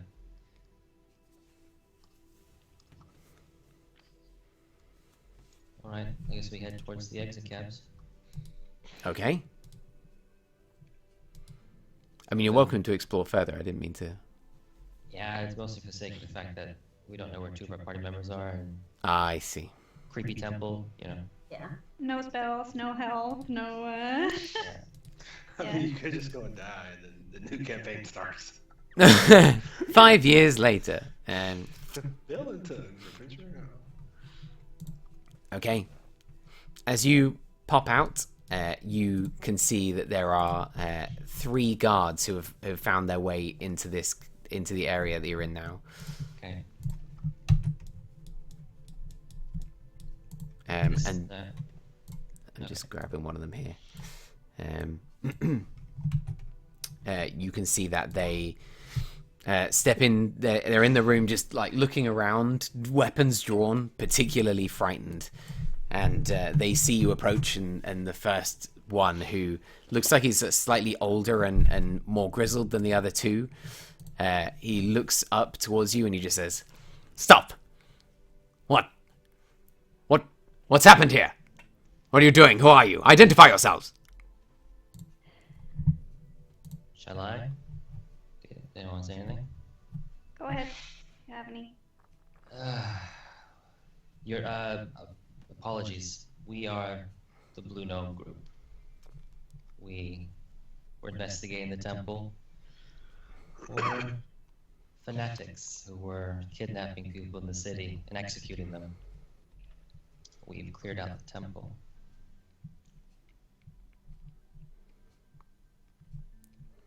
Why? Because they were kidnapping citizens of Teflum Excellent question. and killing them. Plus, they kidnapped one of our compatriots, a tall paladin with an eye patch and missing a hand. We came here to rescue him. You might have seen him on the way out. We did. We saw him. That's He why. looked That's why we wounded. came here in the first place. Roll me a persuasion check. Yeah. Okay. Maybe they're higher. 9. We're going to need you to come with us to answer some questions. I'm not convinced. I And suggest you let us go. I suggest you mind yourself. My name is Fen Haldrion. I'm the captain of the guard, and I will not tolerate whatever this is. If these men had done wrong, they should be brought to justice. I will not have vigilantism in this city. They attacked us first. We were just defending ourselves. Roll me a persuasion check.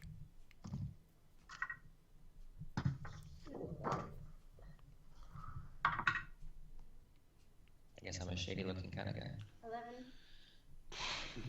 He looks to you, he says, "No, you're going to need to come with us. We're going to have to hold you in custody until we can get this sorted out. If you have betrayed the law of this land, you will be held accountable. Now, Place your weapons on the ground. And come with me. We don't have time for this. No, we don't. He draws his sword. It's okay, relax. We're not here to fight you. We've done a lot of that today already. Innocent people have died. Can you let my friends go if I go with you? One more persuasion check.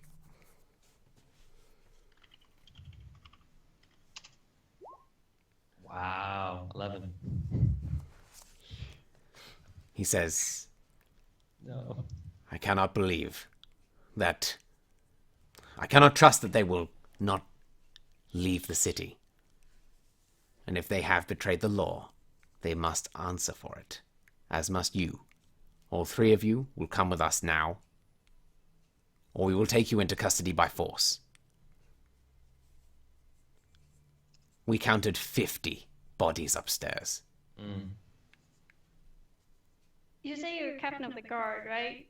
Yes. Did you have any idea what was going on in the city to begin with? Did you realize that there was a whole group of fanatics trying to get people to work for them here, cutting out their eyes and chopping off their arms? Yes, we knew about You it. can wonder what kind of guards you are if you don't even know that in your own city. We knew of it. We basically came in and did the work for you.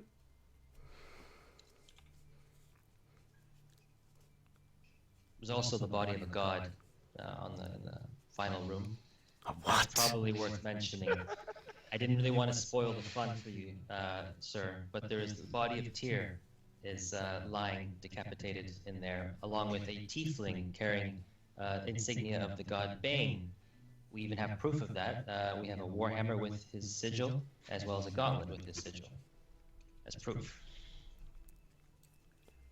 And as you know, I'm sure as you're a learned man, that Bane is not a very well liked god by Tyr. They are sort of enemies. So you must question why, an aspect of Bane is in the heart of the Temple of Tyr. Don't you think? It's kind of strange. It is my job to keep this city safe. And yes, there has been trouble in this city in many forms. How about the Corruption. Shadow Cult? What have you done about them? That is one of the most severe challenges that I have faced. Trying to root out corruption in our own city guard. And to try to form some kind of defense against this group of vigilantes who see that and try to make it right. So where have you been all this time?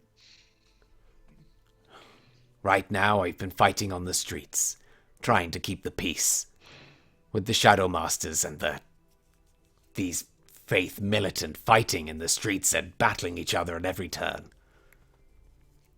The city's in almost full civil war. So we've noticed. Better things to do right now. No, it's all but over. Those who usurped have been arrested or killed. Who we served? Usurped. Oh. Those who shirked the law and tried to take it into their own hands. If you want, I will show you the body of the tiefling to confirm the story. I assure you I'm not lying. Show me. He I'm just full acid. walks with you into the through the portal, which is bizarre for him anyway, and And lead him away. Like, watch out, there's a trap there. Trap there. Watch your step here. Poison gas there. Careful.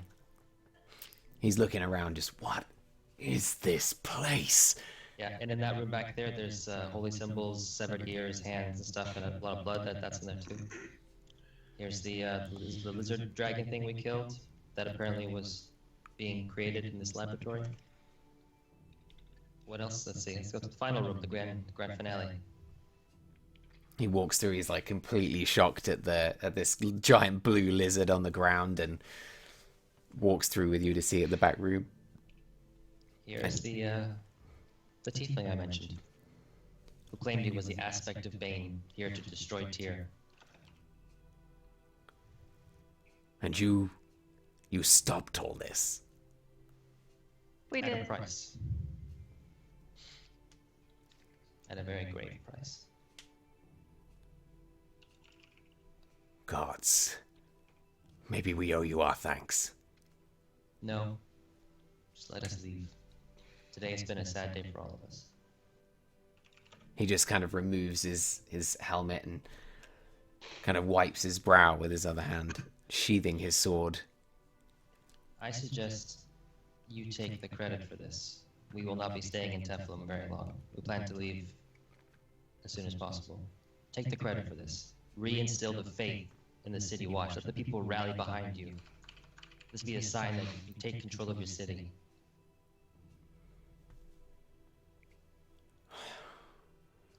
Perhaps you're right.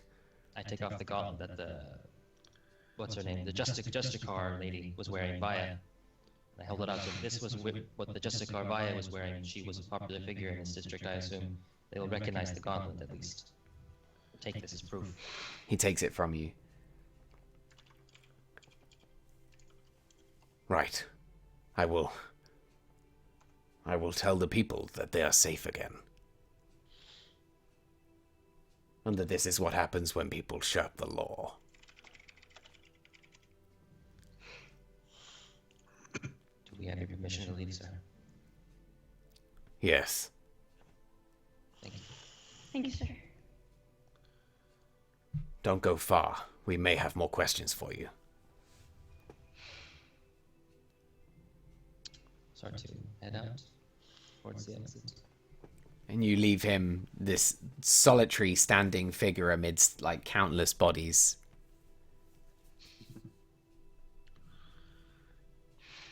So is he gonna stay there?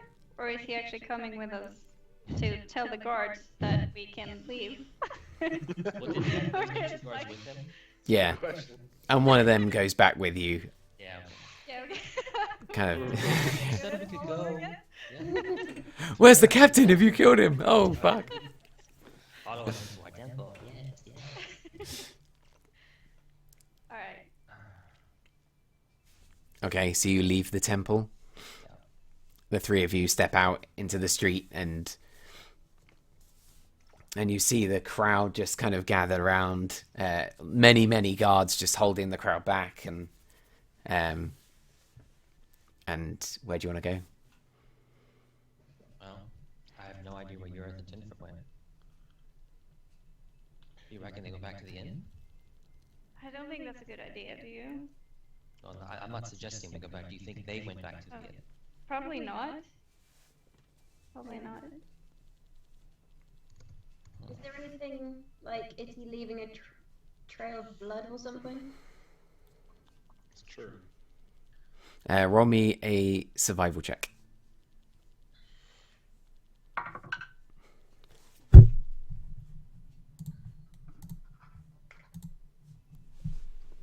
Uh, 16.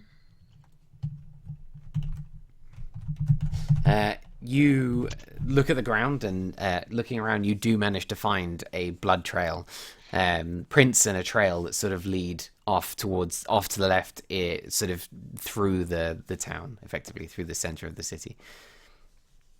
Do we think that they possibly could be? Yeah, maybe. That's the only lead we have right now. Should we try? Yeah, nothing else to lose. Let's go for it.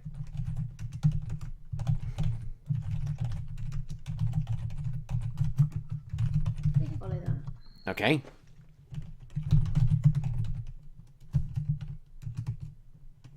Maybe asking citizens along the way, hey, have you seen a bald paladin and a gnome? Come over here, covered in blood. Oh God, yeah, he went that way. Yeah. Okay. They did not look good. I don't even want to. There's a woman who's like, "Oh my Like, God, I really? can't believe he looks so bad. I thought I was gonna help him, but I didn't want to get stabbed." And you, Did you, sorry? sorry, cool. No, yeah.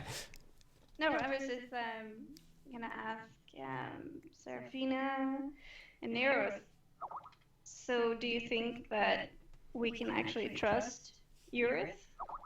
after this. It's like I haven't known him for that long. I don't know what's. I have no idea at this point. Well, from what I know of him, I've been told that he's prone to very serious devotion, acts of devotion. He killed a party member. I had a hand in that as well. Granted, I failed miserably.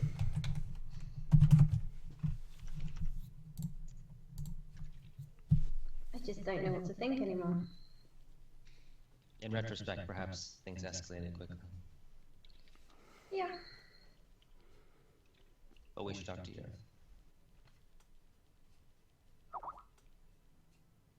I mean, he's only got one eye left. I don't know what blind your earth would do. Keep following the blood trail, perhaps. Well, he doesn't really say much apart from the fact that he does everything in belief of his god. Does that always mean that it's the right thing to do? In his eyes, sure. But a man without faith, that's a dangerous thing. You mean someone like me? That's no. In this context, it's not the same, Leonard. Don't. No.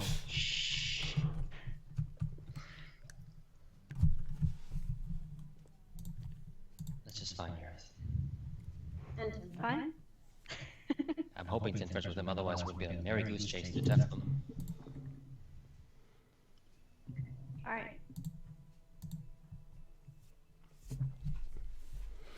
So, ultimately, you manage to catch up to Ureth and Tinfer as they're on their way to exiting the city through the north gate that's up near the Thean enclave. It doesn't take you too long to catch up to them, and the Thean enclave is only about a half hour from the temple where you were, so you do manage to catch up with him, mostly because Seraphina can move through the city at a faster pace and guide you. Ultimately, you see them not far from where Tinfer got dominated, actually, that one time, where he nearly kind of slammed Joseph into the ground, and Joseph, made sure he wouldn't die. Now Joseph lies headless in a temple somewhere.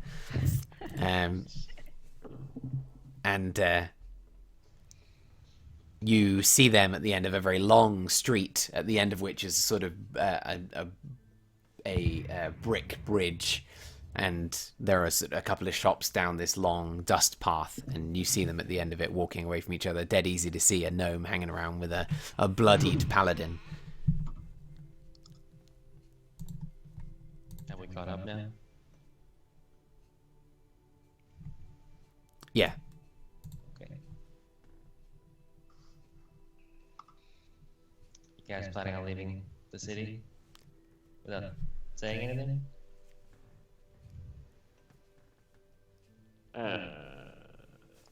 Sorry, I thought we were all leaving things. We killed everyone there. I don't know why Yeah. you guys didn't. So, well, need to catch my breath. How did that go for you? Pretty well. We convinced the City Watch to let us go, and they're taking credit for what happened. Cool. We're getting the hell out of town. Yeah, it's a great idea. Do you know where we're going? No. Okay. Anywhere that's not here. Sounds good. Just out of town. Sounds like you guys need a paladin to take charge. Remind you what we're doing. Ureth? I'm just kind of sitting down, catching my breath. Ureth, are you okay? Yes. Okay, I'll give you a try again. Ureth, are you okay? Neros, I'm fine. We should go back to Waterdeep.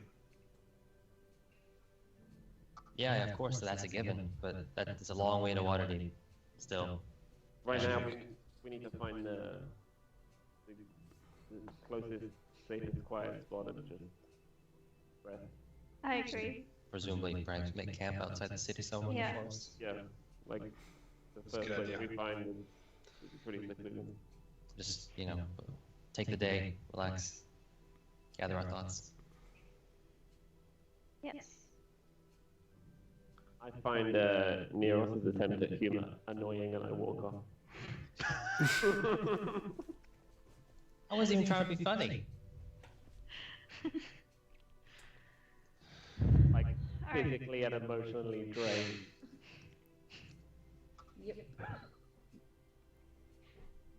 We walk off.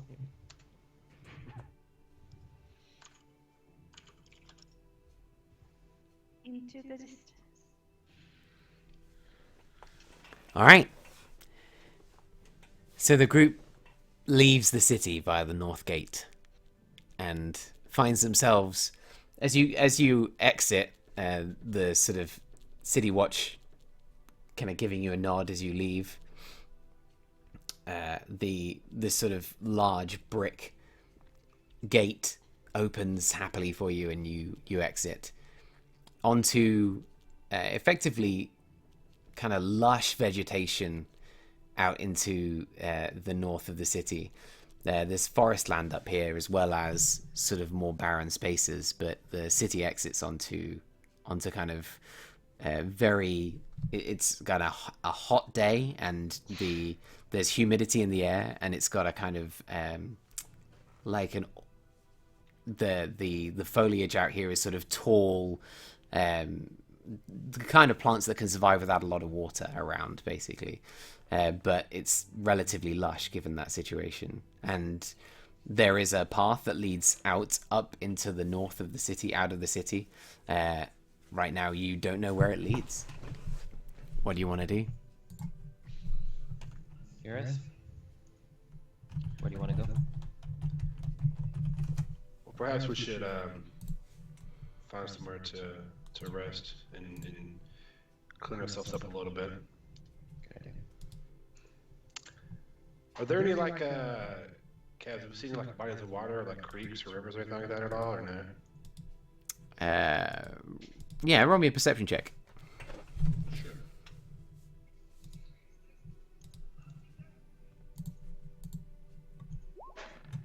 Okay. Natural one. Just completely distracted by the situation you're in. Really, you don't pick out anything that might be of use in that way. Okay. Can more than one person try to roll when that happens? Or is it just one? Yeah, you can do. Yeah, if you're looking as well. Yeah. Yeah.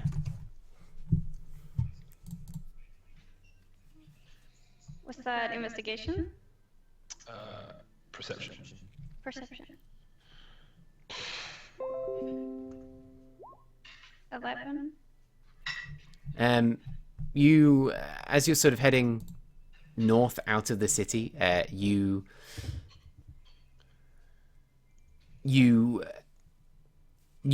kind of look out to the west, and you know that the city itself is on the water almost. There is a kind of bay area in the city, and you know that the sea effectively meets the land on the west. You can't see it from where you are, but you can see kind of that the land kind of breaks. So you can see that, you know, the distance, there's not mountains, etc. in the distance from what you can see. It just kind of, it has that kind of break in it that makes you feel like there might be like lots of water in that direction. You're not sure how the rivers work here. You don't know the geography. No, none of you are from here, so it's difficult to know. But you know that kind of west is where the sea is, I guess. Alright. Do you guys want to continue west down towards the sea? Sure, sounds good. We do that.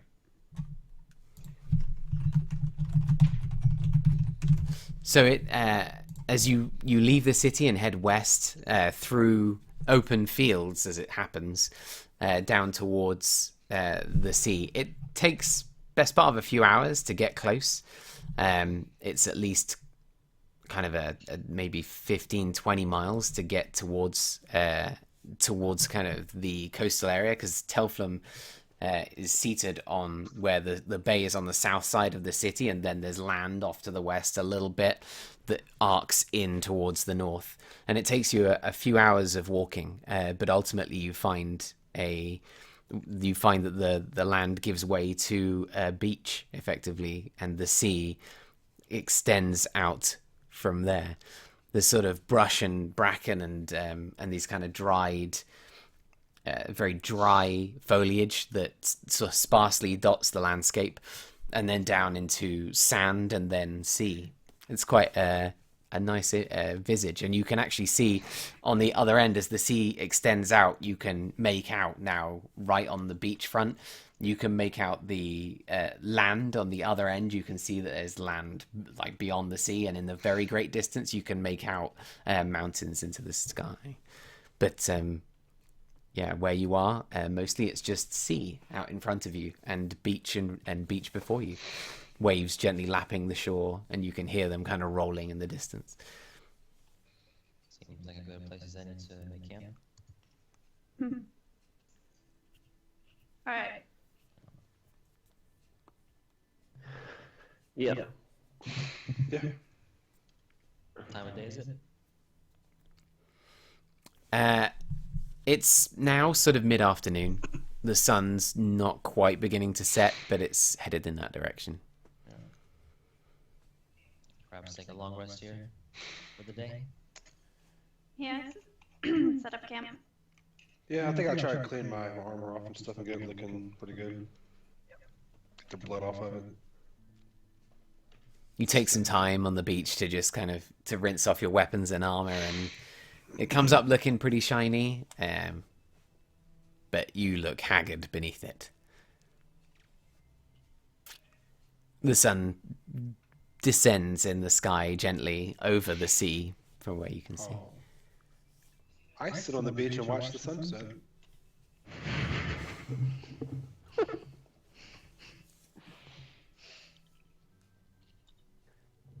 I think Timber just crashes out, exhausted. Let it as well. I'm gonna cast a ritual. But like 30 feet away from the camp, just like on a stump or a tree, little area, quiet. But not Okay. too far. You find a little quiet space on the beach.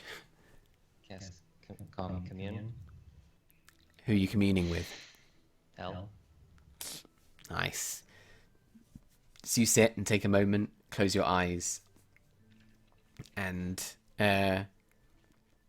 you concentrate real hard. And as the sun just touches the lip of the mountains in the distance, it blinks out entirely, and you'll find yourself sitting in darkness, and you hear the voice of, well, you feel the presence of hell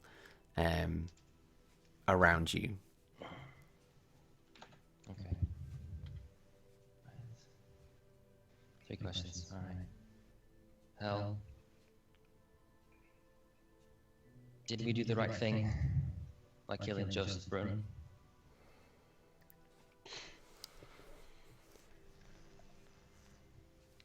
You, sitting in complete darkness, the sounds of the waves and the shore diminish from your senses, and you find yourself sitting on hard stone in your sort of semi-conscious state.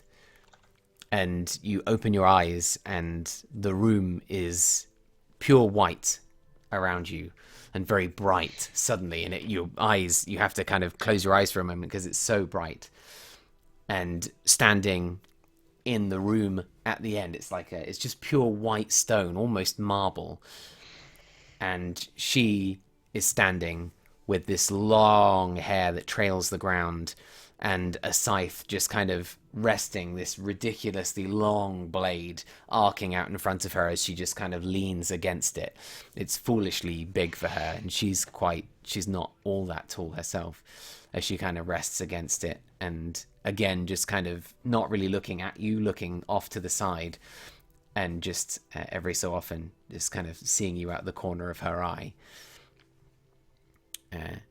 And she kind of more whispers than anything else.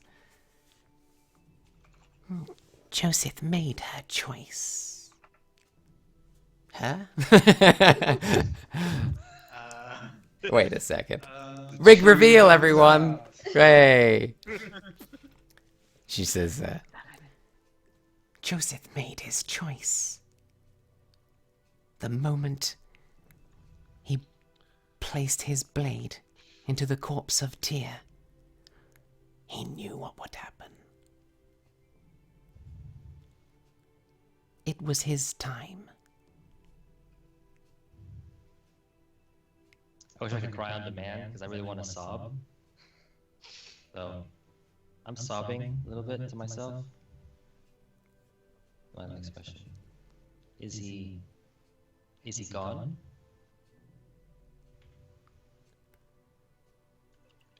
No.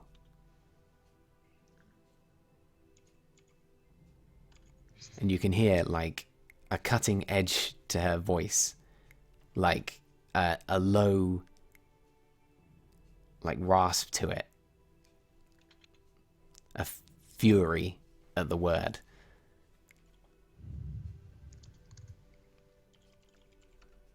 Did he know that he would cheat death? No. My 3 questions. Thank you, Hal. I bow to her. Kneel. She kind of looks to you out of one corner of one eye, and she just begins to walk away, and the scythe just kind of ting, ting, ting, ting, ting, just grates along this kind of marble stonework, leaving no mark. And as she walks away into the light in the back of the room, you just hear her say,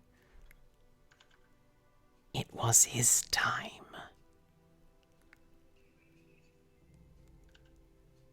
And she disappears into the light.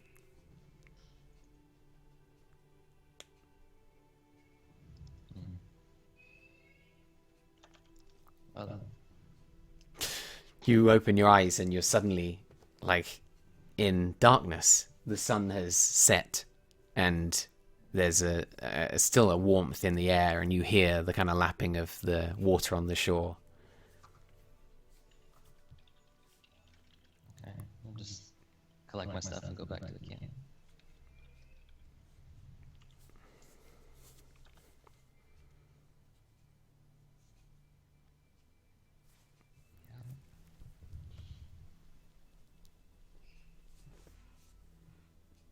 We break the emotional tension to wave at Yo-Yo. Yeah, sit down next to the fire. Who's sitting in the fire? Who's sitting in the campfire? Urith is kind of nearby, just sort of sat watching the water, just in complete silence. The sun having already set, but he's just been sat there for ages. As you look back, Seraphina and Timpha and Lenneth, what are you up to? Are you all around the fire, I guess? No, I've gone off somewhere separate to just sit on my own. I immediately just slumped by a tree and passed out. Lenneth, what are you up to? Yeah, just gonna rest for now. You napping, sitting, reading, polishing your nails? Meditating. Notice she's in deep concentration, so I leave her alone. Thank you. I expected something like I poke in the nose or something. Yeah, throw a rock at her. Not that kind of day. Not that kind of day. Yeah, it's either extreme civility or stabbed in the heart. Like, that's the sort of... That's where we're at. Cautiously approach Urith. Urith, Yes. do you mind if I sit with you? You can do as you want. I wasn't what I was asked. I was not asking. Do you mind if I sit with you? Only if you'll be quiet. Okay. I sit next to him.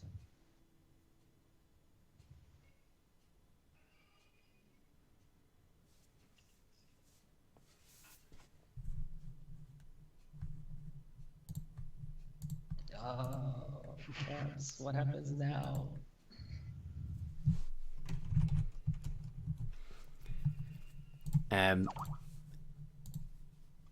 Is it whatever like you want to Skyrim? happen. Is it like Skyrim when a dragon just inconveniently spawns and starts attacking you? That might be the end of things. Ah, fuck another dragon. Shit. The water just kind of gently laps the beach side, and you'll just kind of wait.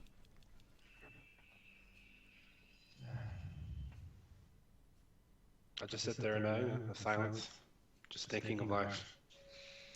I just sit with him, not breaking the silence.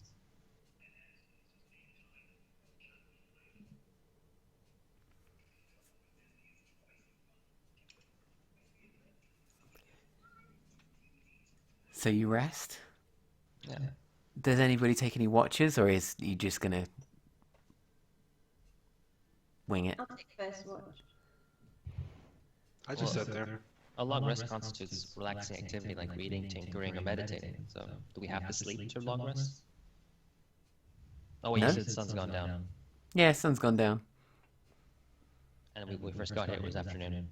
Yeah, it was kind of late afternoon, and everyone was like, Timfer passed out, Leonard started meditating, Serafina kind of went off to be alone, and Eurith sat by the sea for like the hour or so that you were in your kind of meditative state, which felt like it passed in a few moments, but you were there for ages.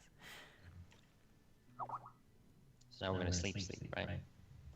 Yeah, if you want. Eurith, perhaps we should sleep by the campfire.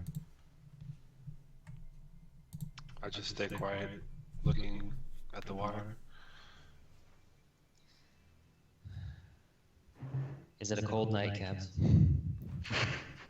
Not physically, Okay. but in every other way, it's pretty cold. Okay. Take off a cloak and just drape it around your shoulders and head towards the campfire. As he walks away, I take the cloak off and throw it far from me. Oh, I don't see it, so I don't react. angry Eurith. Okay. So you rest. Serafina kind of standing, taking some kind of watch first. I'm gonna climb up a tree. Okay. That's a pretty good option.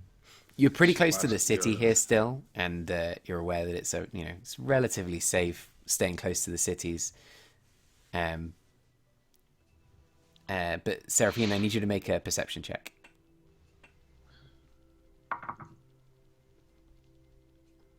25. Unbelievably, you see him coming. A man darting through the forest, not doing a huge amount to remain invisible, but moving relatively quietly just by habit. He's got a long cloak on. It's up over his head, and he's moving through the trees relatively nimbly. Is he moving towards us? Yes. Okay, I'm gonna try and sneak a little bit down the tree and go wake up near us. Shoot him. Roll me a stealth check. 23.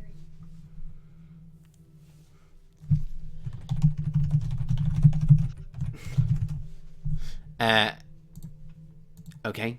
You sneak down the tree and head over to the group. And sort of, who are you grabbing? I'm gonna just like wake near us up and. Near us, you feel a shaking of the shoulder, and you're like, Okay, where? The guy over there. Dart awake. What guy? I don't know. He's making his way this way. Well, let's go see him. Grab my gun.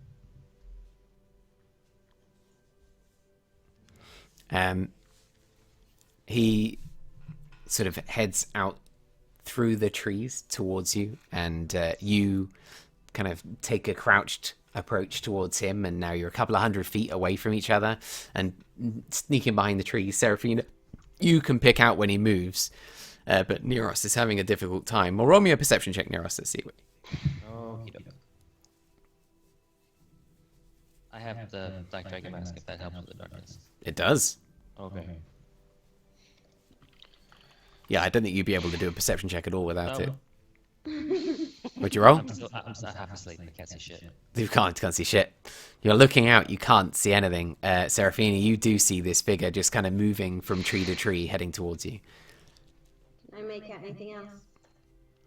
Only that it's wearing a long cloak. I don't see him. Do you wait for him? It's coming over. Do we stay here? Let's just wait. Okay, I get low. Gun ready. Shield now. Both of you roll me a stealth check. Okay.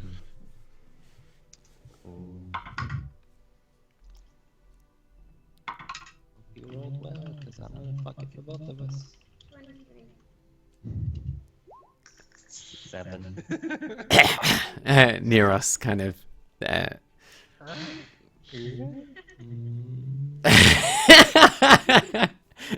trying to remain silent, just hums instinctively one of his old tunes he used to play, and the figure stops and just says, "Hello? Are you there? I'm looking for Serafina." Who wants to know? Okay. Who are you? Steps in. It's me. He kind of pulls off his like his hood, and just kind of waves for a moment. It's like, it's me, from the bar. Is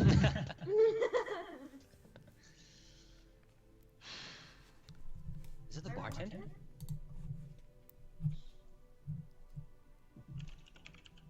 Yeah, it's me. Remember Optimus Prime and all that? The fuck are you doing out here? Why are you following us?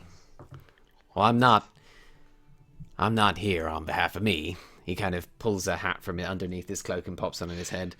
He's like, I'm here on behalf of Jalanther Elfbeer. I'm here on behalf of the Lord Master Most Hidden.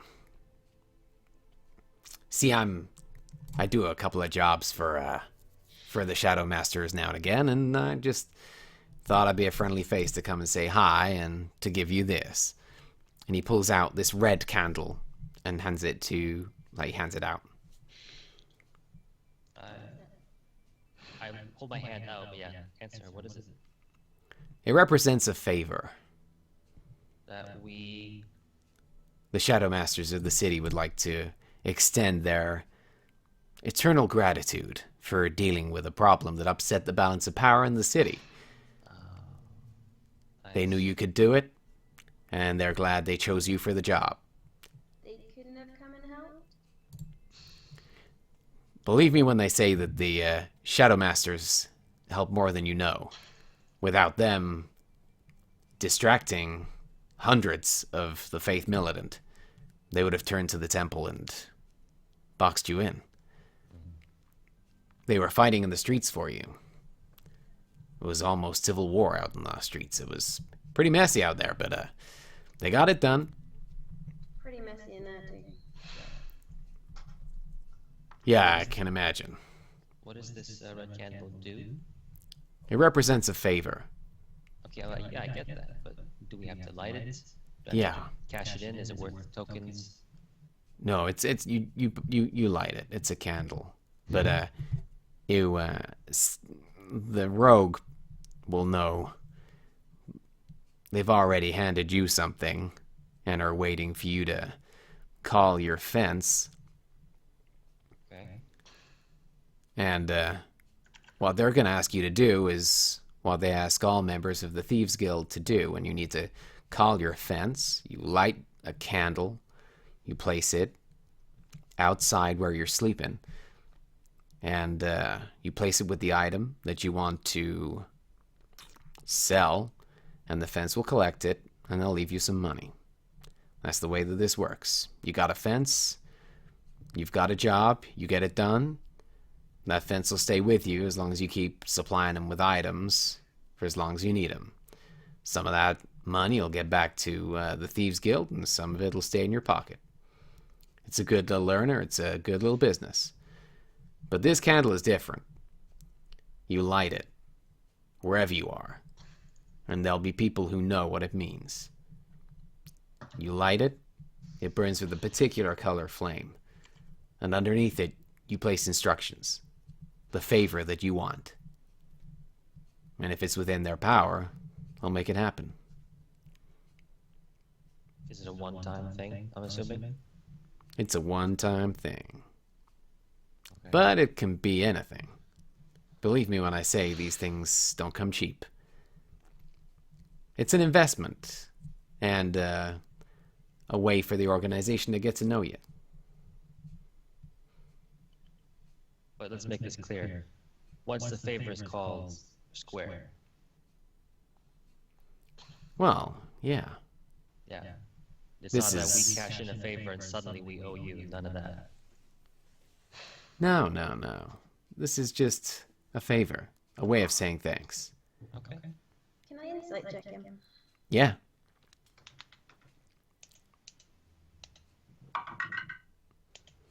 Hey, By G golly, he's an honest fellow.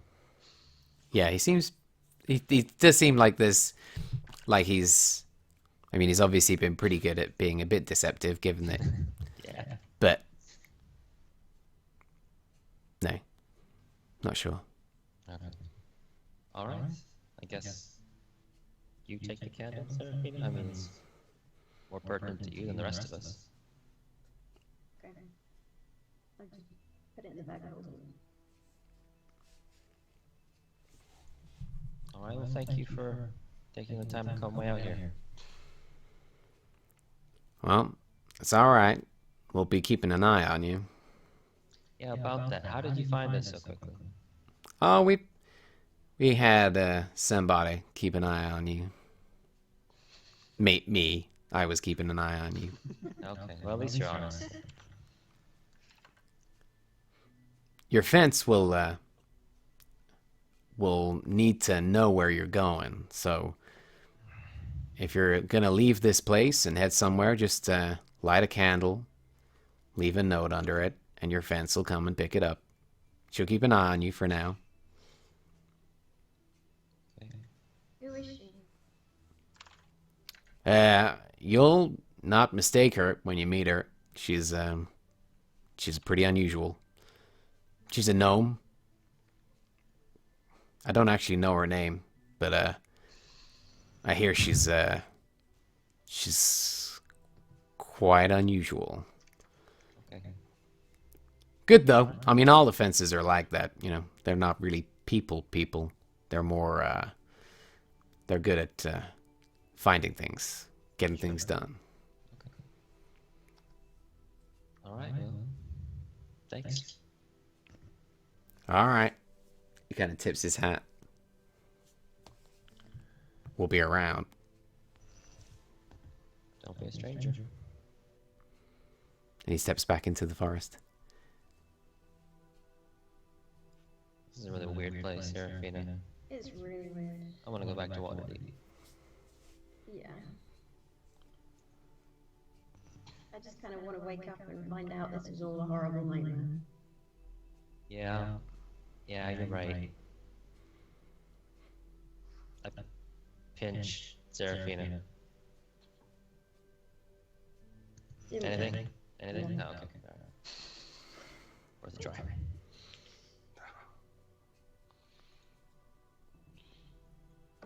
Back to camp. Yep. Is your head still sitting by the water? He is. Okay. Have I slept long enough, or am I?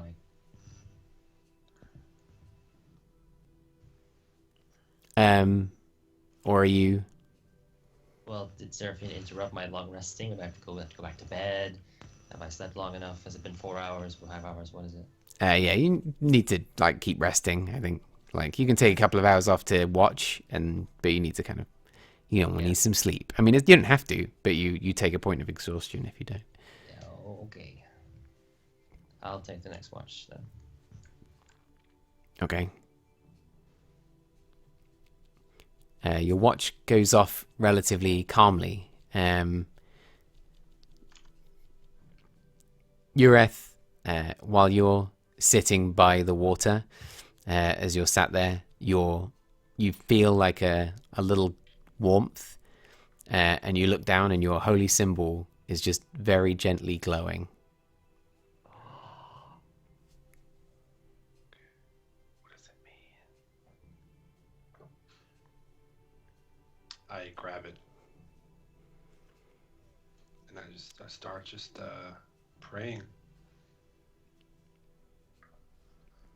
You sort of grab it and pray, and you feel a familiar presence in the back of your mind. This kind of like a warm moment of familiarity as the light of Tyr, like as it was always there, and it just kind of fills you for a moment. What? Can I just kind of look up in the air and just ask, like, I thought you were dead. Are you alive? And I don't expect an answer. I just say that. Just keep praying.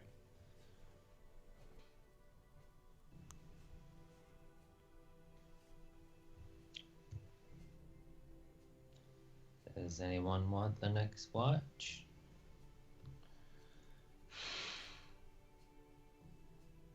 Gently shake Leonard.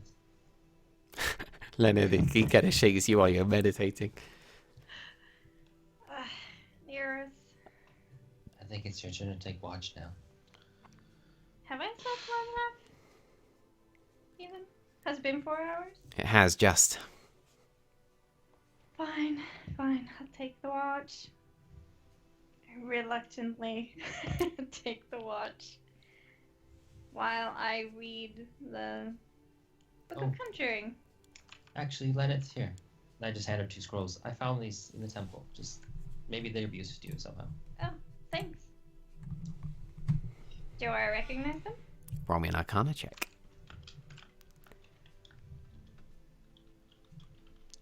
Is you look at you have a look at them, and they're not ones you immediately recognize, but maybe you can garner some understanding of them.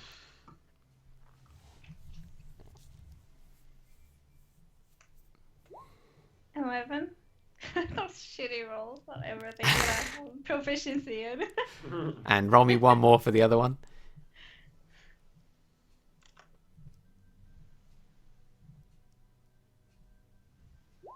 20.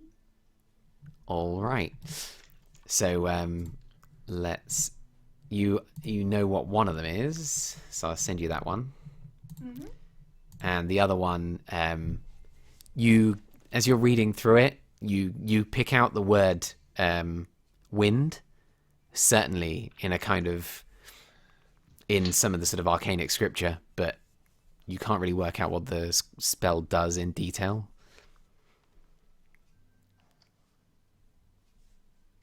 So I've put the one that you know of in your journal. Sorry, should have said that. Okay.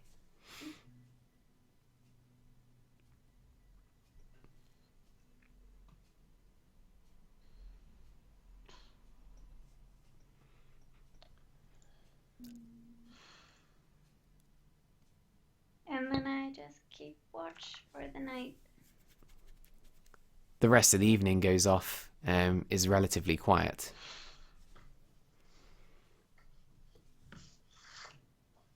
And the sun sort of crests the horizon in the east, sort of in the opposite direction to the sea where you are.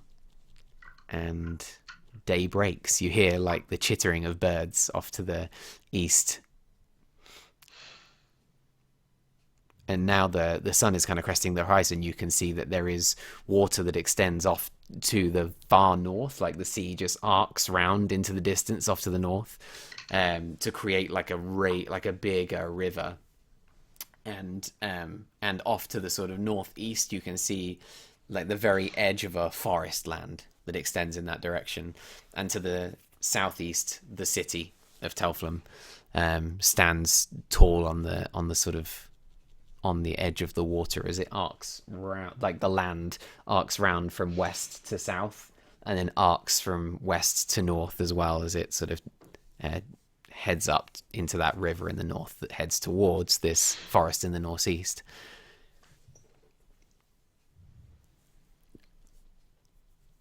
What do you want to do, friends? So we're long rested? You are long rested. Ureth looks haggard though still. And I don't think he got much sleep. He's taken a point of exhaustion. Yeah, I'm just still sitting at the beach.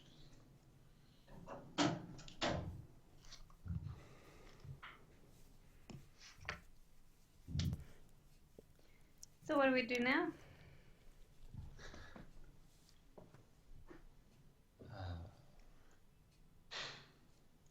I don't know. I guess Waterdeep? Yeah, I guess we should head back. I did come here for Tyr after all, so Wow.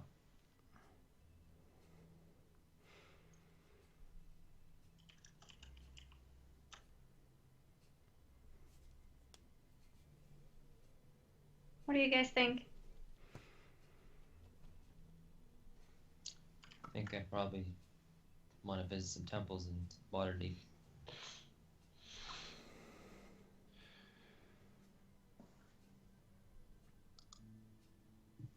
Is Ureth with us, or is he down on the beach? He's down on the beach, but he's within earshot.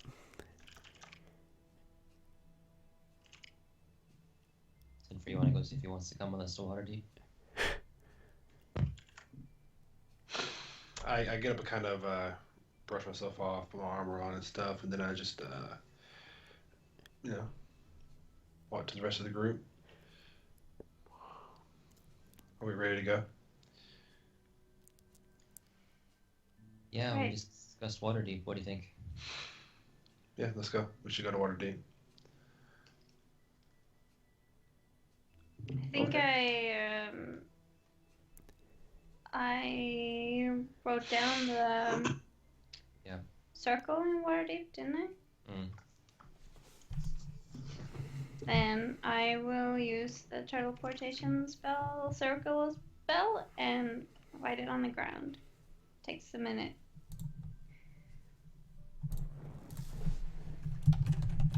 Okay. Is that what you're going to do now? Yes. Okay. So you spend a minute carving out the runes, the teleportation circle around, sort of out of the wet sand, if you like, on the beach. What is everyone else doing? Are they going to just watch it happen? Yeah, I'm gonna stand next to Lenneth while she does it. Can I study the gauntlet?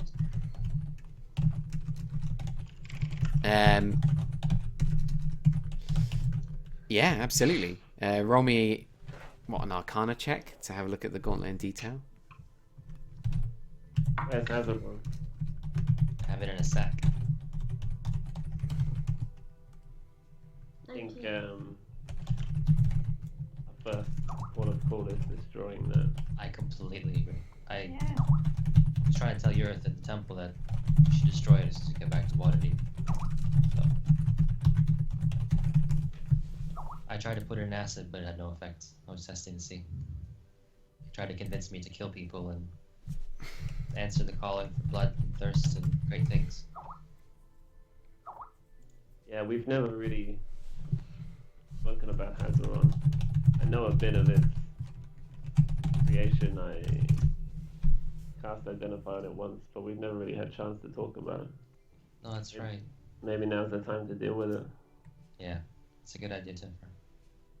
You need to pay a visit to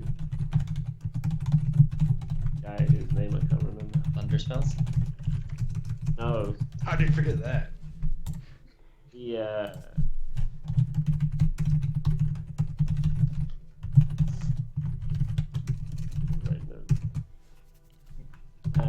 the evil got guy notes for with the days. steel. Greyheart. Yeah. How do you forget that guy? Yeah, I know. Like Because- I knew it was the character's name as well, and I couldn't remember. Sylvestris, yeah. Oh, because of the forges. He made Azeroth. No.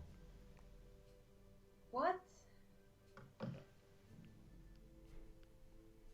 if he made Hazaron, that's He threw something into Hazaron. Maybe a vampire, maybe a vampire lord. He's part of the council, right? Yeah, he's really, really bad. Well, perhaps we should talk to the Lady Waterdeep about it. I mean, I think he is in the small council. Feel like maybe she needs it too much. yeah. She said so that she needs the steel. Yeah, I spoke to her about it before, but I think their need for him is too great to see him for what he is. But perhaps there's someone in the Greyheart family that could take up the mantle if we removed him. Surely he had sons. Well, Ah, too soon. The burn. Well, we came here in hopes of finding more information on the Dragon Court as well. So maybe some news has arisen from what they're doing. yeah, it's possible.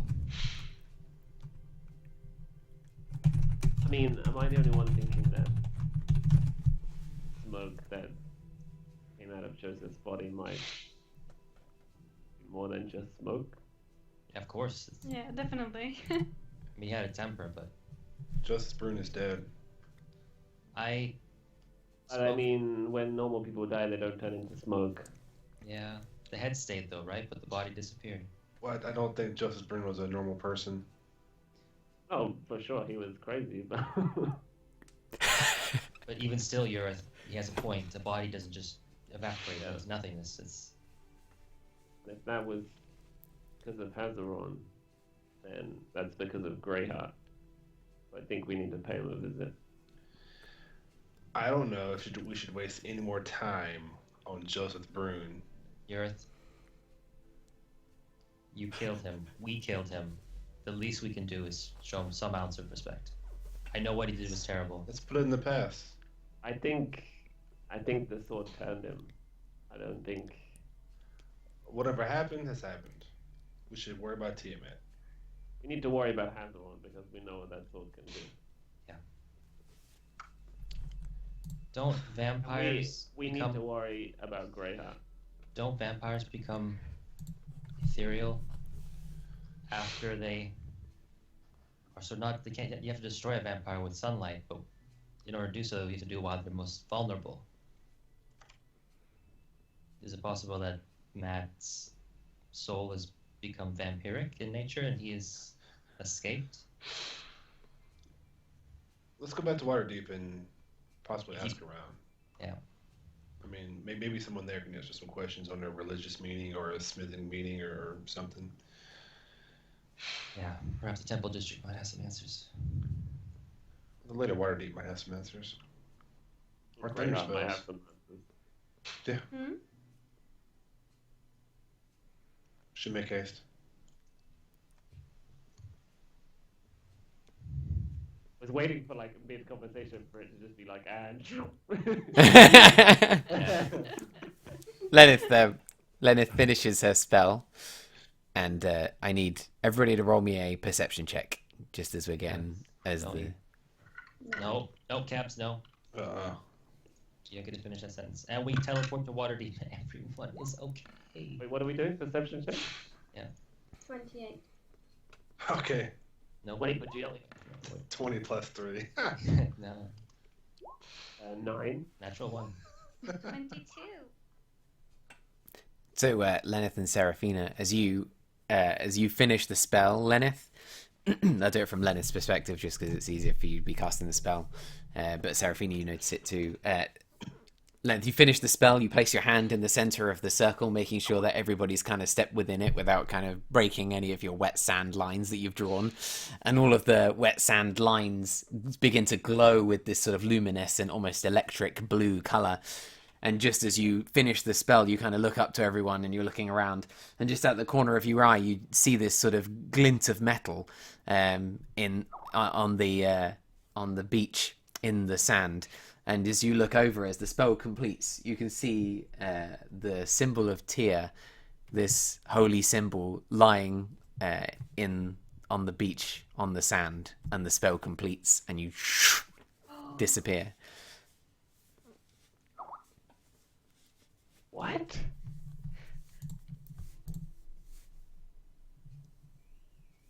What was that? So have we teleported now? Or we...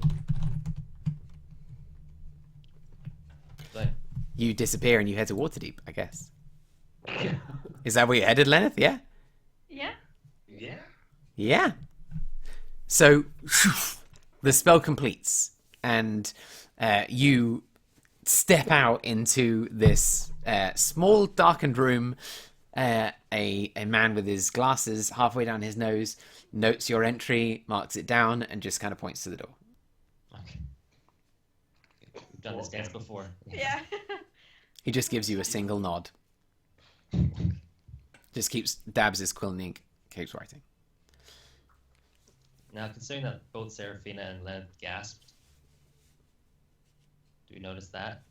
Yeah, you see that What? that something has happened. You know? I look at Yura. What's going on? I'm Yeah, confused. You're a Is dude. The symbol.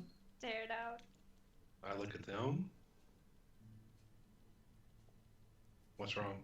Tyr, what? Have you got your What? symbol?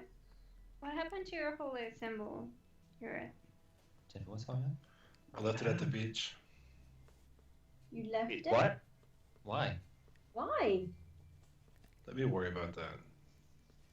We traveled halfway across the world to find out what the dragon called and hopefully rescue Tyr, and you just left your symbol on the beach, Teflon? Let me worry about the Eurus. Let me worry about that. Should go talk to the Lady of Waterdeep. Yeah. Let's do that. So we're gonna tell the Lady of Waterdeep. Everything that happened. Why? For what end? Maybe not. Maybe not everything that happened? Oh, we can ask her more maybe about the Hazaron. We Aren't know you who to worried? talk to about Hazaron. Oh, isn't Lord Greyheart here somewhere maybe? Let's go see him. Okay. We know where Lord Greyheart stays?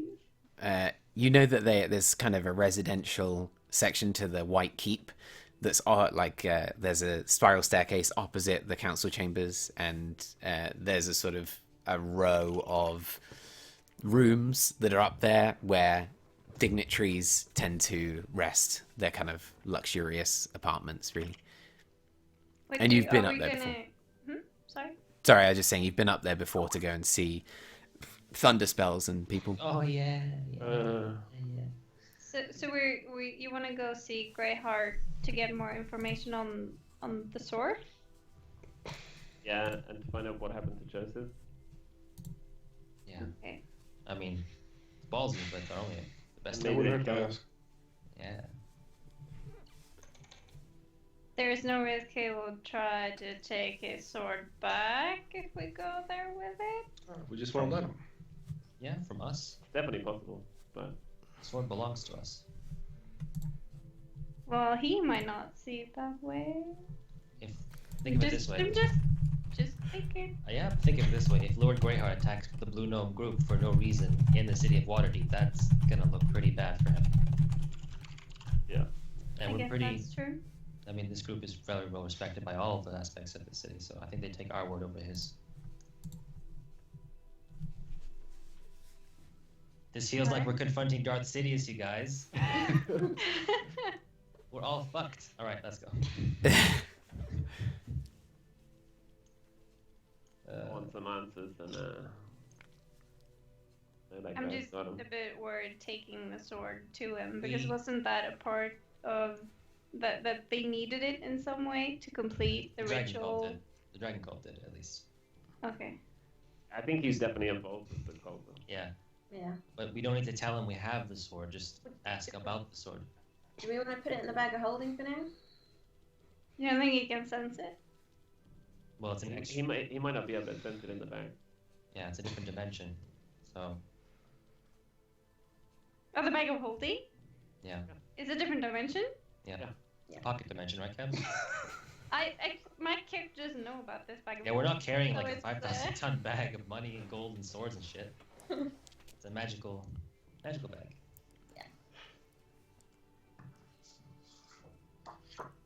It's currently got a chair in it, so. But the sword is sentient. Does that matter? I What don't does think that so. mean? It has a soul, and perhaps it can speak, it can talk, it has a soul. Or We put some personality. evil things in there. I mean, maybe we shouldn't have thrown it in there. I mean, we never put something that has a soul in it before. I'm just wondering if that has any implications. We put the phylactery in there, didn't we? Oh, Hey, no, didn't no. the lich in there? Yeah. Yeah, okay. We shouldn't keep throwing those things on. Just. A passing dignitary you don't recognize just kind of turns to you and like just is really like what? Just overhearing the conversation as they pass, and they're like, "Oh God, Yeah. sorry," as he just almost walks into a guard and carries on. Practicing for a play. And scene. Pirouette. Told you, don't tell me. 9. So we head to the housing, the residential district, right? So it's in the White Keep. You've stepped out of this kind of teleportation nexus room, the receiving part, which is a single room that exits out onto this large corridor that leads all the way down from front to back of the White Keep. It's huge. And right at the back is the formal receiving room where the Lady of Waterdeep receives dignitaries. But the council chambers that you've been in and out of, this large, kind of luxurious room, but it's like a very large meeting room with a huge desk in the middle, large table, is sort of as you're looking out of the building. It's on the left, in the middle, halfway down the corridor, and on the right is is a spiral staircase inside a door, and there are guards on the outside, and up that spiral staircase are corridors of kind of rooms and apartments that people stay in when they are visiting, particularly dignitaries and royalty, and that tends to be where they stay, and that's been where people like everyone, Rest, like all of those people have stayed. Thunderspells and Dagol Neverember and Thurl Moresco. Thurl Moroska, all of them have stayed up there. And you've met Thunderspells up there before. Yeah.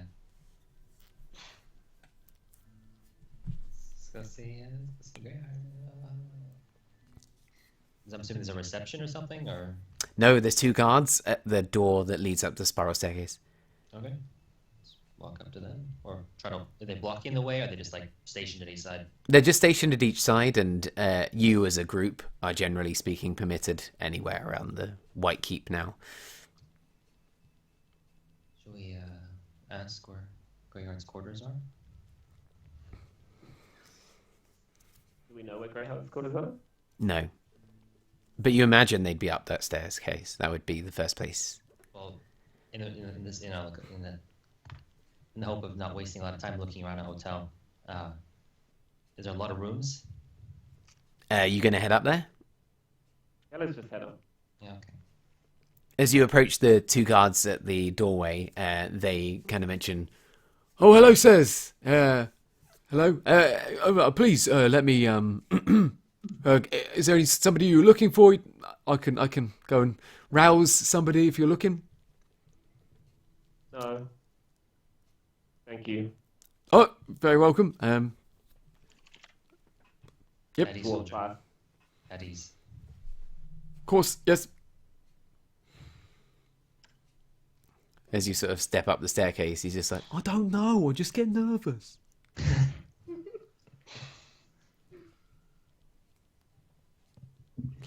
Step up the spiral staircase and into a long, much narrower corridor. There are guards stationed outside a lot of the doors that you can see. As you look all the way down, you can see the corridor has guards stationed at either side.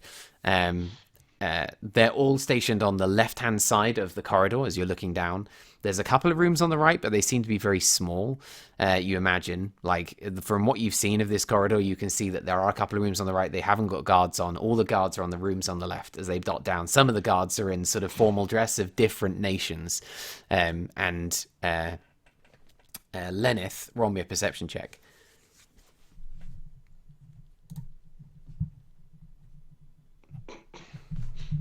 Should get our own quarters up here.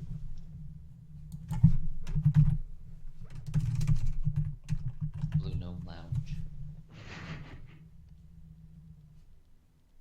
BGL. Yeah.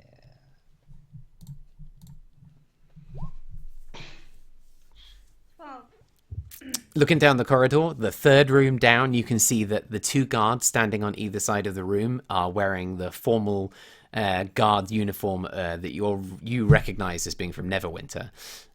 Others of you can see that there is one that's very local, that's Waterdeep's guards. The next one is Waterdeep again. Then you don't necessarily recognize the dress, but Lenneth can see that the next one is the guards of Neverwinter. And then there's a few more sets of guards beyond that are of different nature. There's a pair of elves next to one that's like 5 doors down. Do any of the guards' sigils bear a heart or a grey banner?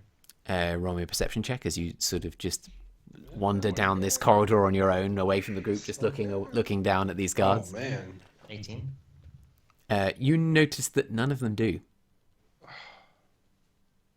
I thought the sigil of House Greyheart was a heart in a grey field. Or a grey heart. Do you say that out loud? Yeah, I am saying that out to the group. I don't recall what it is. You see one of the guards of Waterdeep is like, he just kind of looks to you, looks back, looks to you, looks back. He's like, I'm sorry, you want to say something? I'm sorry, sir. I didn't mean to interrupt you there. Just wanted to let you know that if you're looking for Lord Greyheart, I'm afraid he's not here. Where is he?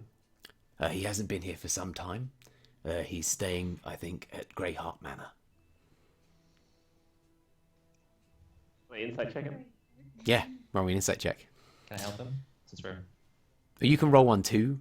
Okay. Tennifer, where's that located at? That's a 9. Greyheart Manor? 12. I have no idea. Greyheart Manor, sir, it's not far. Just a few days' ride. Northeast, as far as I'm aware. Never been there myself, but I hear it's very nice. But we do have gold runs, that wagons that head there. One left just a couple of days ago, actually, heading to Greyheart Manor, which is the only reason I know that he's not here, and that's where the gold goes. I know where it is because of that. And where's his room here? Where does he stay here? We generally don't have rooms that are specifically set aside for specific people unless they're here for long periods of time, like Mr. Thunderspell. He doesn't like people calling him Thunderspell, so I can never remember his name. Thunderspells, anyway. And now the elves, they've moved in long term, so they've got themselves a room that's going to be permanently theirs. King Melandrak, he's in that one. And, well, actually, it's a whole apartment, actually. It's sprawling, it's lovely. But anyway, no, Lord Greyheart doesn't have one that's his. He's never here very long. Stays here, just comes for the major council meetings, and sometimes comes to see the lady herself. Likes to go and have like a bit of a one-to-one chat with her every so often, but otherwise he doesn't really come in. Kind of stays at Greyheart Manor. Likes to oversee the work. Yeah, so the next council meeting is in, well, it's just in a few days, actually. Yeah, they're... You're saying, so Lord Greyheart, when he stays here, he just stays, what, at the inn? Oh no, he stays here, but it's not a room that's reserved for him. He just stays in. Find a room for him. Okay. Yeah, he just stays in an apartment. You sure there isn't a special place, The preferred room. you like a secret little room just for him? Slipping 10 gold pieces. He takes the 10 gold pieces and The soldier next to him, like he looks at him with a really stern look, and he looks to you, and he's like smiling. He looks back to him, and he's like really, like his face just shrinks. He looks back to you, and he smiles again. He's like looks back, his face shrinks, and he's like, he rolls his eyes, hands him 5 gold pieces, and he's like, "That's better." Is that? Yeah, there is a room. Listen, not many people know this, right? But I don't even know if we should talk here. Listen, and he just kind of pulls you close and just look. He does have a room that he uses, but you know, it's not for formal purposes. You know, it's for leisure activities. You know, just you know, some of the dignitaries, they have like religious things they need to do. You know, like private spaces that they need to pray in, that kind of things. We like to make sure that we look after him. But Lord Greyheart, right, he's got, like, I don't know what he does in there, but I've heard some strange noises coming out of there. I tell you, I do not want to be on guard duty when he's in there. Do you know, is there a rotating shift plan for who takes these rooms, or do you know who might be guarding the room? Have you got back in? Oh, I don't know who'd be guarding it now. I mean, I could check. It's these are like the main rooms, and sorry. Euros, I can't hear him. What is he saying? You're wait. Does he know? We're finding out. Calm down. If you follow it all the way round, like the rooms go all the way round. It's like this floor goes Point that way. all the way around the big hall goes all the way around. So if you go round all the other way, all the other side, and if you just go to the last room on the right, it's a very small room. It's kind of what those rooms are used for, but that's the one he tends to go to. It's sort of most secluded. Is there a ledger that keeps track of the schedules for guarding that room? Yeah. Where do you keep the ledger? It'll be in the guards' quarters. There's the captain of the guard has a room here on the bottom floor. It's like 3rd door, like near where the ladies' chambers are. If you head off to the right that way, there's a set of small rooms in there. One of them's a staging area for the guards' equipment and stuff. And the next one is like an office space for the captain of the guard, and all the rotors and everything are worked out in there. Okay, but there is a ledger that keeps track of the guarding rotation schedule. Yeah, I mean, if you ask the captain could tell you exactly what it was, but you might have to go with a bit more money, and please don't, don't embarrass me. Shh, it's okay. Shh, we know. You said. Well, this is a dead end. That's He didn't know? No, he didn't know. He was pointing this way. Yeah, he doesn't know. He's guessing. I'm sorry that I could not help you, sirs. Carry on, soldier. Someone's got to be the guard. Neros, that was a long conversation for he doesn't know. Yeah, I know Earth. We'll explain later when you. All right, let's leave. Yeah, don't worry about it. Should we go ask Thunderspells and maybe? Is there an alcove or like a tiny corner we could just have a private conversation in this digs, Cabs? The small rooms on the right, one of them, the door is ajar, and it looks like a private prayer space. Open the door. Is that next to or do we have to pass by the guards from Neverwinter to get there? No, it's relatively close. This one's just like just good. opposite the rooms you're in. Should we have a private conversation here, guys? Sure, good idea.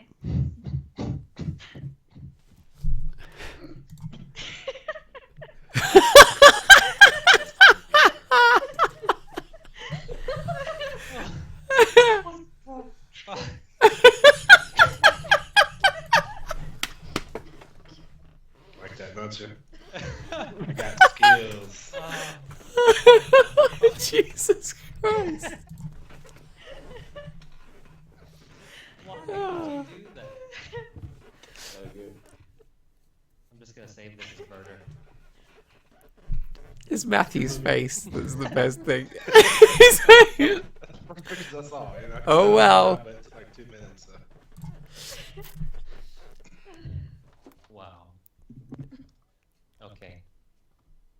So as you enter into this room, it's a small prayer room. There's a rug over the stone floor.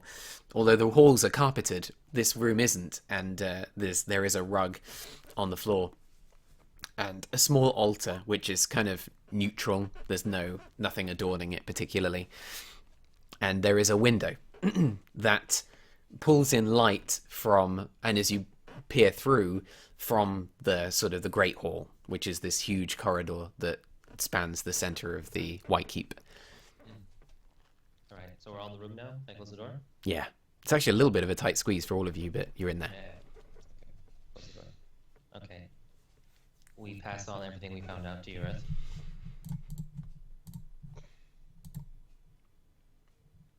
So, should we go to Greyheart Manor or intercept him perhaps on the way here?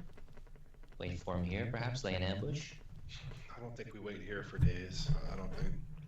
I want to check out that room in case there's anything Yeah. in there. How Well, that- how far is it like from here, that room where he uses? It's quite a way. You'd have to circumnavigate the whole of the White Keep to get there. Like a straight line, like as the crow flies. How far? If you were to straighten out those few bends, you'd be talking about 500 meters, maybe. Oh. Well, that we'll have to do just to make sure we don't miss anything. Yeah. I mean, I'm not fond of waiting here either, but we could lay ambush. I You could, have to circle the corridor with yeah. pass by everything and stuff. Every day that goes by, I mean, there's Tiamat. We can't just wait too long. We just use many days in Teflon and essentially accomplish nothing. Haven't we got a couple of months? That's Yeah, what we do you have said? Yeah, we do have a couple months. Okay. Just go to the manor. Go to the manor? So Jennifer wants to go to the manor. Who wants to go to the manor? I I agree. think, yeah. Alright. I think whilst we're here, we try to sneak in that room and find out Yeah. any information we can. Should we be stealthy about it so we send Seraphina and maybe one other person? I could just like change into something small and just go sneak in. Yeah. Yeah, okay, yeah. You want to go alone or? Yeah, it should be alright. Okay. Well, you want us to wait here? Sure. Or I can catch up with you. You want to go do something? What do you guys want to do? I guess we can wait either here or outside. I'll wait here. I'll be outside. I'll wait inside the room as well. So while you're in that room with the window onto the sort of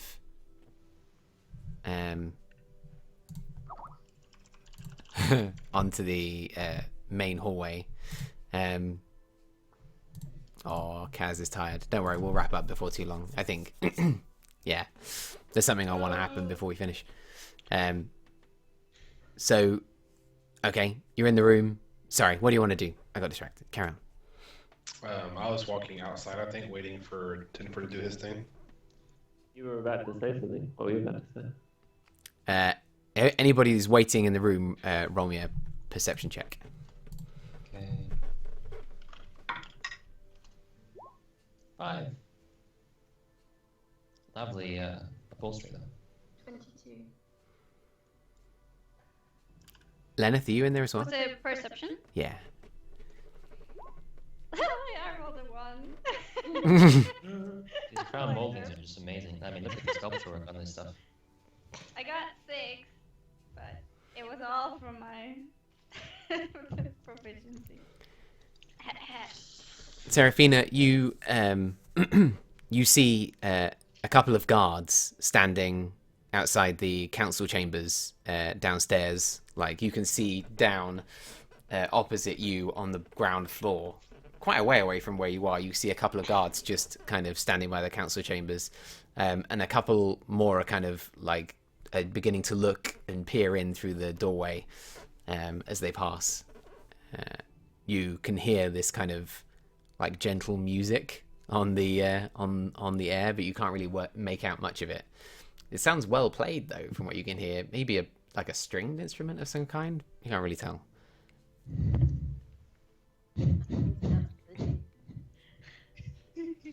It's only Seraphina hears this. Yeah. stringed Yeah, melody. Lenneth doesn't even hear that. Doesn't even notice people left the room. She's like, "Oh, where'd they go?" We should check that out later. Check what out? There's some really great music down there. I think So- maybe we could do with a bit of downtime. Go check it out. I don't hear anything. Take my word for it. It's pretty good. I walk outside. So Ureth and Timpha, where are you going? I think Tipper's going to that room. I'm going outside this place just to get some fresh air. Yeah, Alright. I'm gonna change shape into a spider. Oh shit! Spider. I'm just gonna like climb up the walls and up onto the roof and scuttle my way along to the room. Okay. All right, so you scramble across the ceiling. Yeah. Okay. How big are you? Small. I'm like a real small spider. Like a spindly little guy. Yeah. One Like a money spider. It's gonna take you like close to an hour to walk 500 meters as a tiny spider. Ah! You sprint spider style, like ah! You move like this. An hour later. Okay, Seraphina, what did you say you heard? Music. Okay, well, I'm guessing Tinfer will be a while.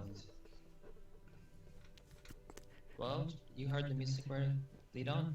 Beethoven? Do you not want to wait for Timber just in case? Yeah, but now you piqued my interest. Okay. I lead the group down. As we get closer, do I hear the music? Does Lenneth hear the music?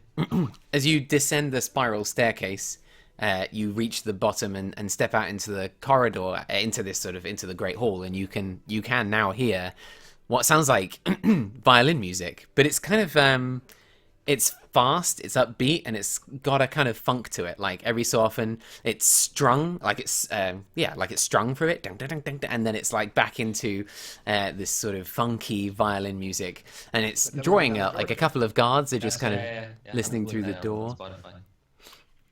Yellow went down, Jordan. Need some stuff to play. Charging.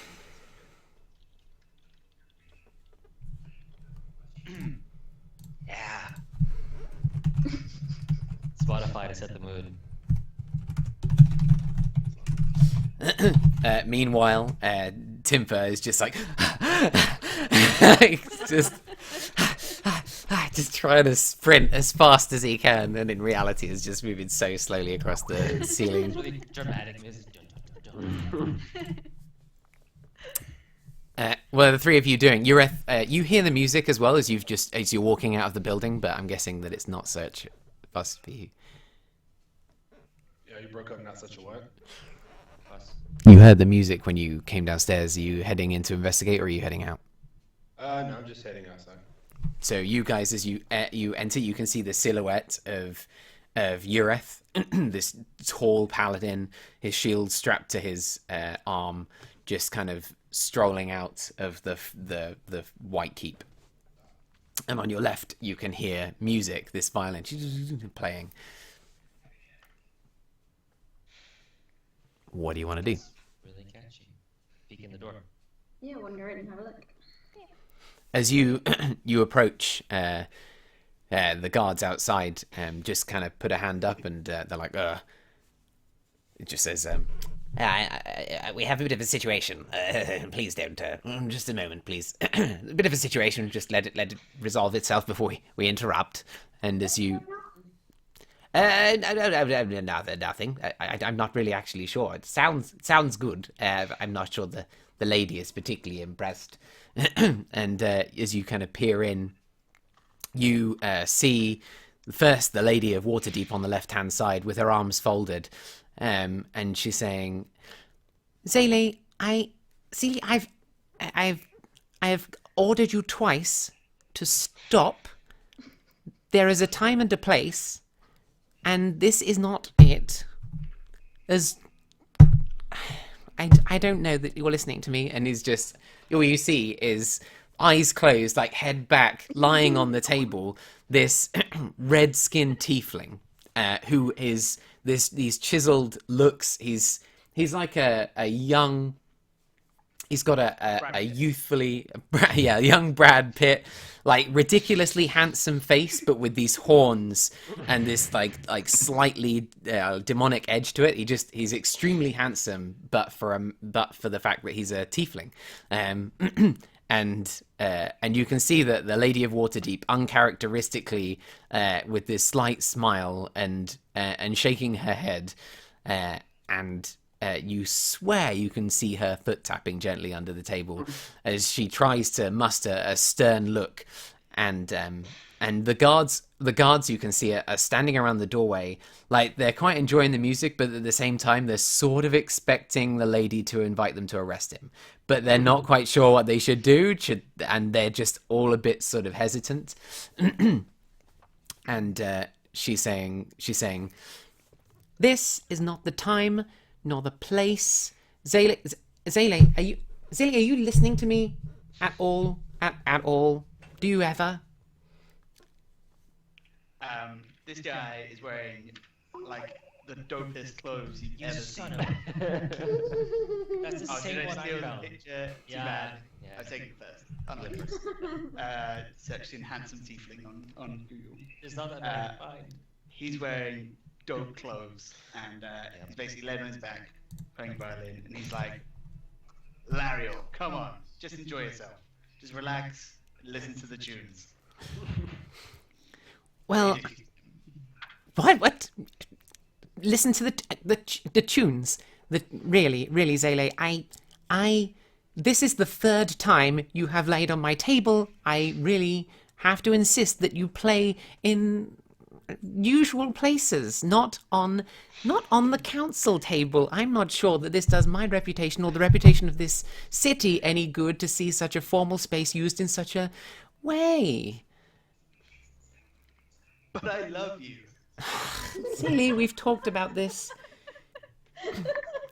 You are very charming, Zeely.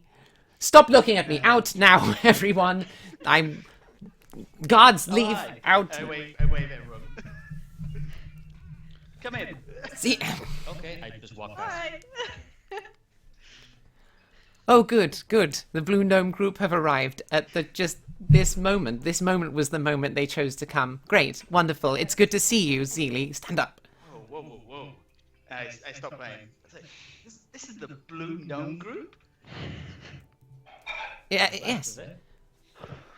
It is the Blue Gnome group. Yes. Wow. Allow me to That's amazing. introduce Tinfa Smallbarrow. He's known to be quite the mage. He's an he there? aspiring high wizard. He's not there, but okay. I mean, I know of him. Oh, I couldn't see him. Is he not there? He's not with us currently, but he will be along shortly. Oh, I always anticipate he'll be there. All right. Well, then I must introduce Urith Storm. I don't see him. Joseph Brew. Where is everyone? What has happened to you? He's in the courtyard, I think. Oh. Getting some fresh air. Well, then, allow me to introduce the very esteemed... I'm sorry, terribly sorry, I've forgotten your name. Have we met? Oh. We've met once before. Is that right? Lenith. Is that correct? That's correct. Good. I never forget a face. And Neros Tafini, I'm sure you two are going to get on incredibly well. And, of course, there is Seraphina Tippletop. Sup? I'm Zeely Almosi, and yeah, that's right. Zeely Almosi, and it's great to meet you guys. And I kind of pull back my jacket and put the little bow in like its own little holster. Sling the violin, jump back on the table, and I look at Seraphina, I look at Leonard, and I give them both like a little wink, and then like gun fingers and little love hearts pop out both my fingers. And I want to answer. These are my hello guns. to meet you, ladies. Nice to meet you. Nice to meet you as well, Beasley. So how's the old dragon cult thing going? You guys sorted that out yet? It's a work in progress. Definitely. Just came back from Teflon. Not a lot of time left though. Ariel here was telling me that kind of running out of time on that end of the world stuff. Oh really, my lady? We're running out of time. Suddenly months turn into days, is it? Zeely is a tiefling. His perception of time is rather different to that of a human. For him, a month is but a second, and for me, a few moments can last like a goddamn hour. Normally I get lynched pretty quickly, so life expectancy pretty short. Fair enough. Don't see many tieflings around. Where are you from? Here, there, and everywhere, my friend. That's the same But answer I give when I'm hiding something. actually Kalashan. Oh, wow. That sounds exotic. I'm afraid I don't know where that is. It's like that way. Yeah. I'm familiar with that way. So I guess you guys are like here to like make a report, to your boss. Yeah. Sort of. We kind of more or less heard the music in the hallway. Or Let me sort have of, it. I'm ready. My lady, is it okay? Oh, Clear? I mean, you vouch for him? sure. Zeely can be trusted. He's a scoundrel at heart, but he's a good man, honestly, and genuinely the only person I can't seem to get arrested, regardless of how many times I ask people to arrest him. So I've given up trying, and he's here now, standing on the council table. Would you get down, please? Sorry about that. Okay. I Yes. think I walk in around this time, by the way, just nonchalantly. Urith. Urith. A sound and sober voice amidst the throng of lunacy. It is good to see you. Not recently. It's good to see you too.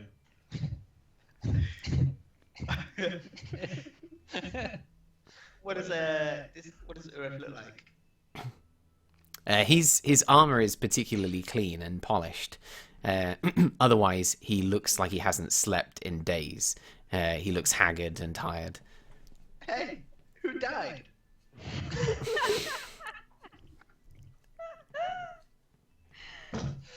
What's up with Give this that man guy? inspiration. Yours doesn't laugh, by the way. Cabs, you said that you could give inspiration die to your comrades, right? Can I give Zeely my inspiration die? Yes. Because Okay. you earned one a while ago, didn't you? Yeah, I still Yeah. have it. I give Yeah. it to Zeely. Thanks, bud. I'll give you 3 back every short rest. Who are you? Oh, I'm Zeely. I'm a friend of Lady Wardy. Friend. It's nice to Yes, meet you. friend. You're Gives him a Stormtrooper. wink. So, you're gonna. Report. Yep. Yeah, we're gonna report. So do you... Gareth, you want to do it? Tell it truthfully now.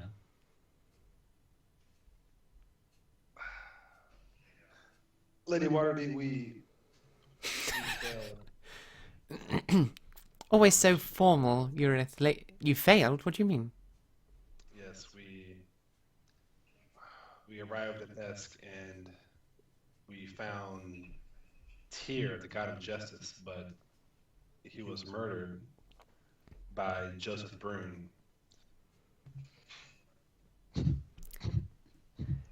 He always was a law unto himself, that man. Yes. I put an end to Joseph Brune's life. I killed him myself. I open my jacket, get my little bow out, get the violin out, start playing like a really quiet but really sad song. I smile. And it walks the line between like sensitive and ironic, just so that people are like, Carry on. And go on, Urith. Is there any news of the dragon cultist? There is. When you left, you were headed to find the castle. What happened? We haven't found it yet. What Urith means to say, Oh, the castle. That was so long ago. I Really? almost forgot about that. We actually went to the castle.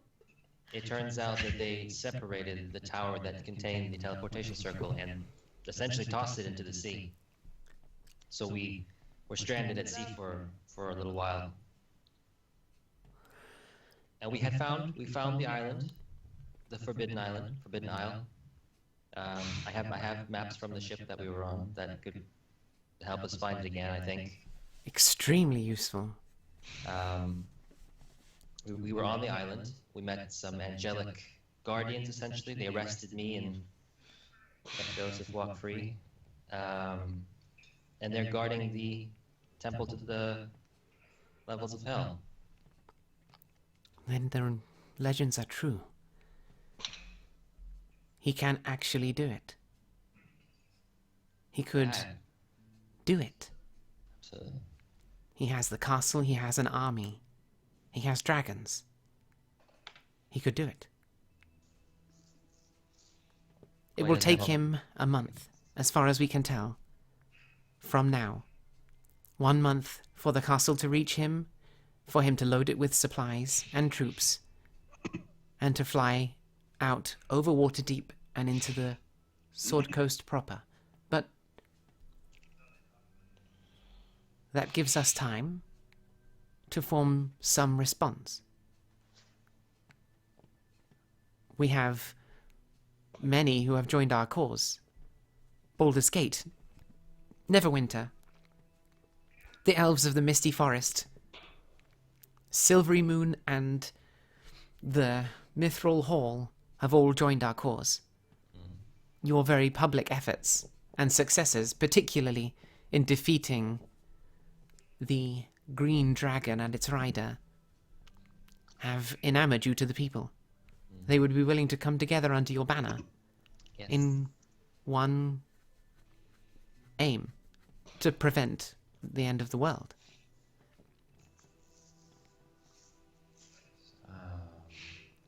But we don't know where to fight. We know where they're gathering forces at Zonthal's tower. But they have a grand force. We could meet them in the open field, but they have dragons. And our troops may not be able to survive a dragon assault and a grand army. They have the castle, and we have a defensive position in the island. Or at least around the seas surrounding it. They would have to land. Yeah. We could form... perhaps you would like to join us for the next War Council. It is in 3 days, here. We will come together and, with everybody involved, and try to find some kind of plan. And everybody would listen carefully to you. They're a little bit wary of listening to me. I think politically it causes unrest. They see me as becoming a little bit too influential. Yeah. Because you're a babe. She just looks at Zulu. That being so, I think it would be best if the Blue Gnome group have some kind of plan. Yes. We have a great... Sorry, go ahead. I apologize, my lady. Please continue. I didn't mean to interrupt. Oh, how our relationship has changed. Once upon a time, I would have cut you down. But this group has offered hope in a time of otherwise enormous crisis. And I don't know, you hold some kind of place in my mind that I reserve for few others. You're welcome to speak openly with me. How is our supply of gray steel? Is that still being delivered to Waterdeep? Yes, and no, it could not have come sooner. It is incredibly useful. The arrowheads alone that we're providing to the elves of the Misty Forest will allow them to be much more efficient in combat. Perhaps they could even pierce Dragonhide, these arrowheads. Something that's very difficult to do usually. And Lord Greyheart, he's been here actively. No, not since I last saw you. Although he shall return for the council meeting, I'm sure. Who else will be here for the council meeting? Not me. Your formality and respect is appreciated, Lenneth. There will be Lord... Where shall we start, really? There will be King Melandrak of the Misty Forest. The king has been upset recently, but he has retained a firm grip and is leading his people well, along with his son. And they will both be in attendance. We will see the Lords of the Mithril Hall. They will be here. We will have... I'm gonna have to look at my notes. I was so trying to do it from memory. It's like, fuck, it's not gonna happen. Sorry. Thank you. Thank you.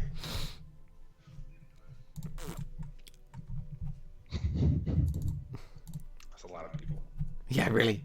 Nearly there. There we go. We will have, of course, Ambassador Conrad Braunanville, the King of Mithril Hall. He will be here. He's been happier to be here since your successors, and he will be providing troops, dwarves from the Mithril Hall to help in our efforts. Though again, not entirely sure what we will be doing. But hopefully after this council meeting we will have some leadership, some sense of what to do. Tern will be here. Thunderspells, as you like to call him. He is hoping to send war wizards, though he would like to have a little bit more confidence that we're going to be successful first. They'll be happy to join us, but only if there's some success. If we were to fail and the war wizards fall, then Silvery Moon would be left defenseless against the dragons. If they cannot help us, then at least they can protect themselves. If they cannot save the world, at least they will be protected. That is what Tern is facing. Sir Istaval from the Purple Dragon Knights of Cormyr, he will be here. Lord Greyheart will be representing Greyheart Manor. Lord Neverember, Lord Protector of Neverwinter, and myself. Oh, of course, Marshal Ulder Ravengard of Baldur's Gate, and if Savra can bring him back, Thurl Maroska, though they have been gone for some days and we have not heard from them. But it would take some days for them to reach their target, so we have not expected to hear from them quite yet. And then if she can retrieve him, Ontharr Froom will be here too. Thank you very much. Is there anybody else you think we should invite? Does Lord Greyheart have a son? I believe he has more than one. Okay. But I've never met his family. He keeps the only person who tends to join him here is a manservant who's a strange and nervous man. I've only met him a few times, and he is a man of few words and stutterings and slippings up and things like that. Do you know his name? I do not. Okay. Huh.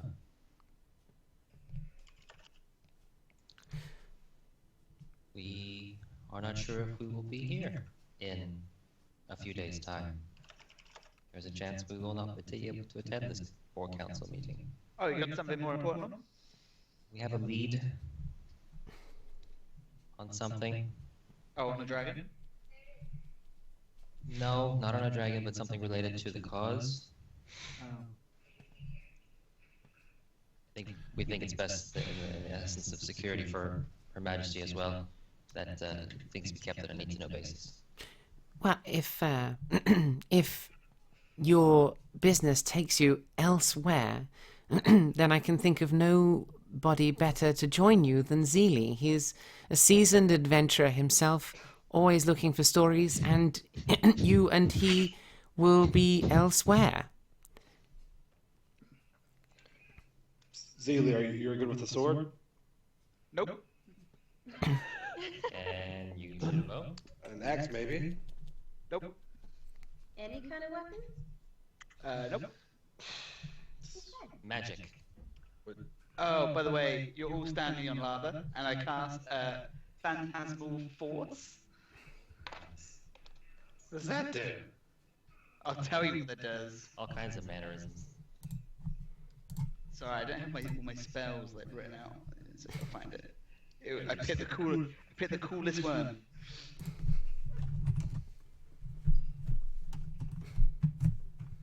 Phantasmal Killer? No, Phantasmal Force. That's Oh, sorry, only cast it on one person. Sorry, so let's cast it on Neros.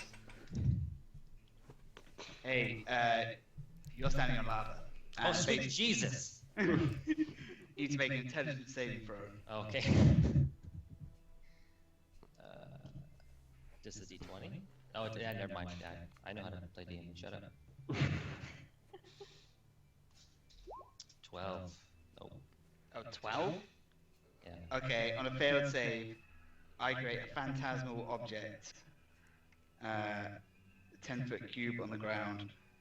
It includes sound, temperature, and other. So basically, it appears like you're standing on lava, and I think it's really hot. So you take 1d6 psychic damage. Your feet start burning. Okay, we'll do the damage first then. Do your 1d6, and then I'll react accordingly. I gotta know if this hurts enough for me to freak out or to go, what the hell?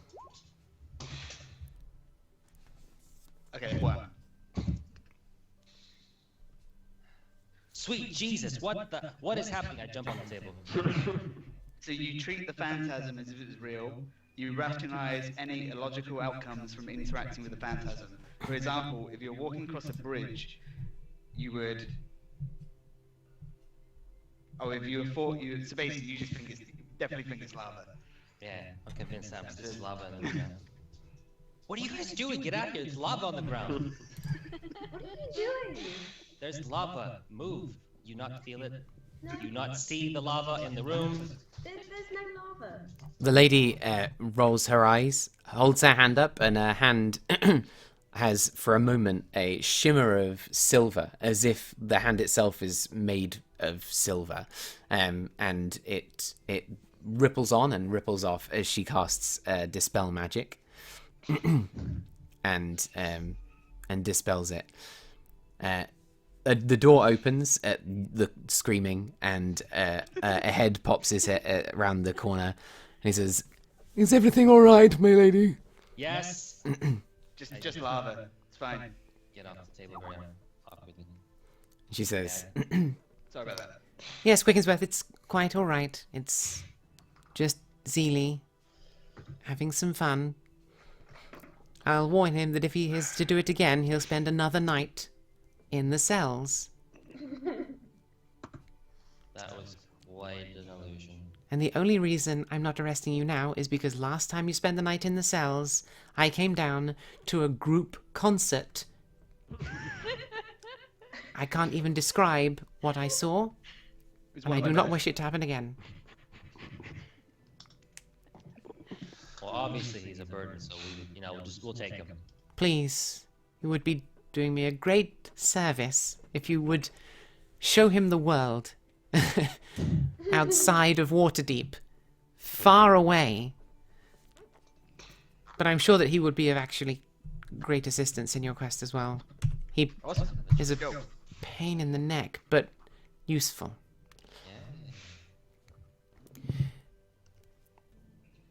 If you can return for the council meeting, it would be of great assistance. We do need some plan. In your absence, we will create one without you. Of course. My lady, do the council members have a method of travel to get here quicker from their respective kingdoms? Like Misty Forest, Greyheart Manor, do they have perhaps teleportation circles that help them traverse this more quickly? The Nexus here, people teleport into the Nexus all the time. I know, I was wondering if perhaps if Greyheart Manor, or if there's some sort of connection from here to Greyheart Manor, or Misty Forest, or whatnot. To our closest allies, Baldur's Gate, to Neverwinter, we have exchanged access to teleportation circles for easy travel. But to private places like Greyheart Manor, it's not polite to ask. Only the closest of friends are offered that information. Understandable, my lady. Just in the essence of being able to check on our respective dignitaries should the need arise. If I were to ask, I'm sure that Lord Greyheart would give it. But asking and putting him in that position is impolite. Of course not, my lady. Please. Don't burden yourself.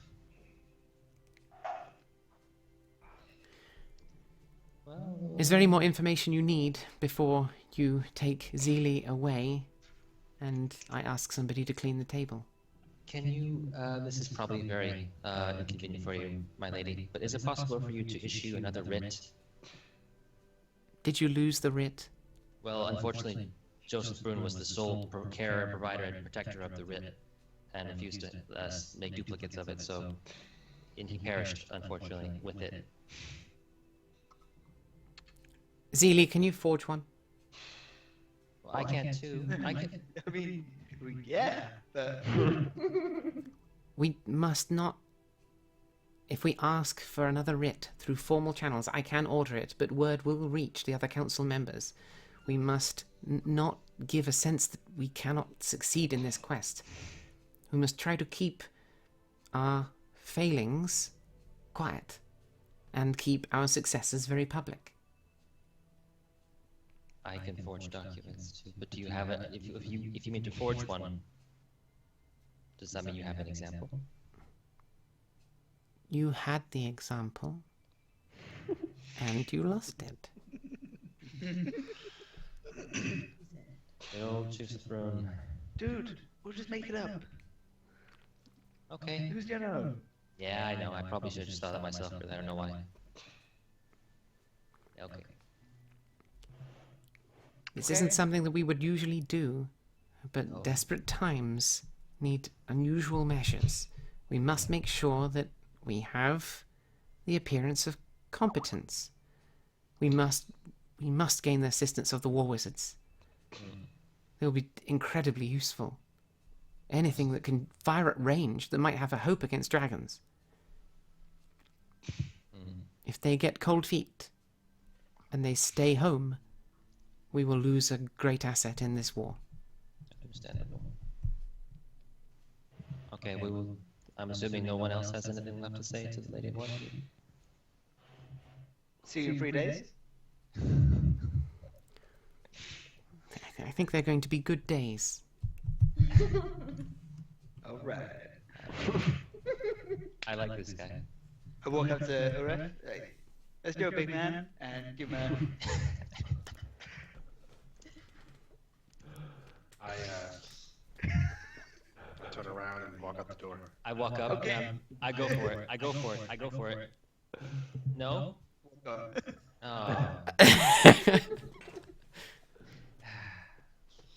All right. Right. Let's do this. You open the door and a few guards kind of stumble. They all had their ears pressed to it, and now they're just kind of, they try and go about their business, putting their pikes up, trying to look normal. Where's Timber? Should he be back by now? I mean, I know he's short, but he can't be that slow. Meanwhile, Timfer is across the ceiling. 25% on the way.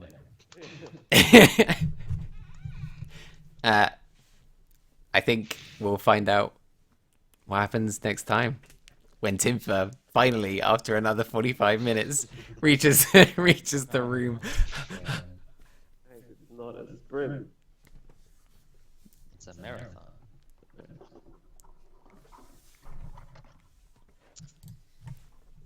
Load it, load it, load it, load it. GG. That was an episode. Yeah, well, that was an episode. Quite something. Oh, God. How many games of Dota is Bill gonna throw now?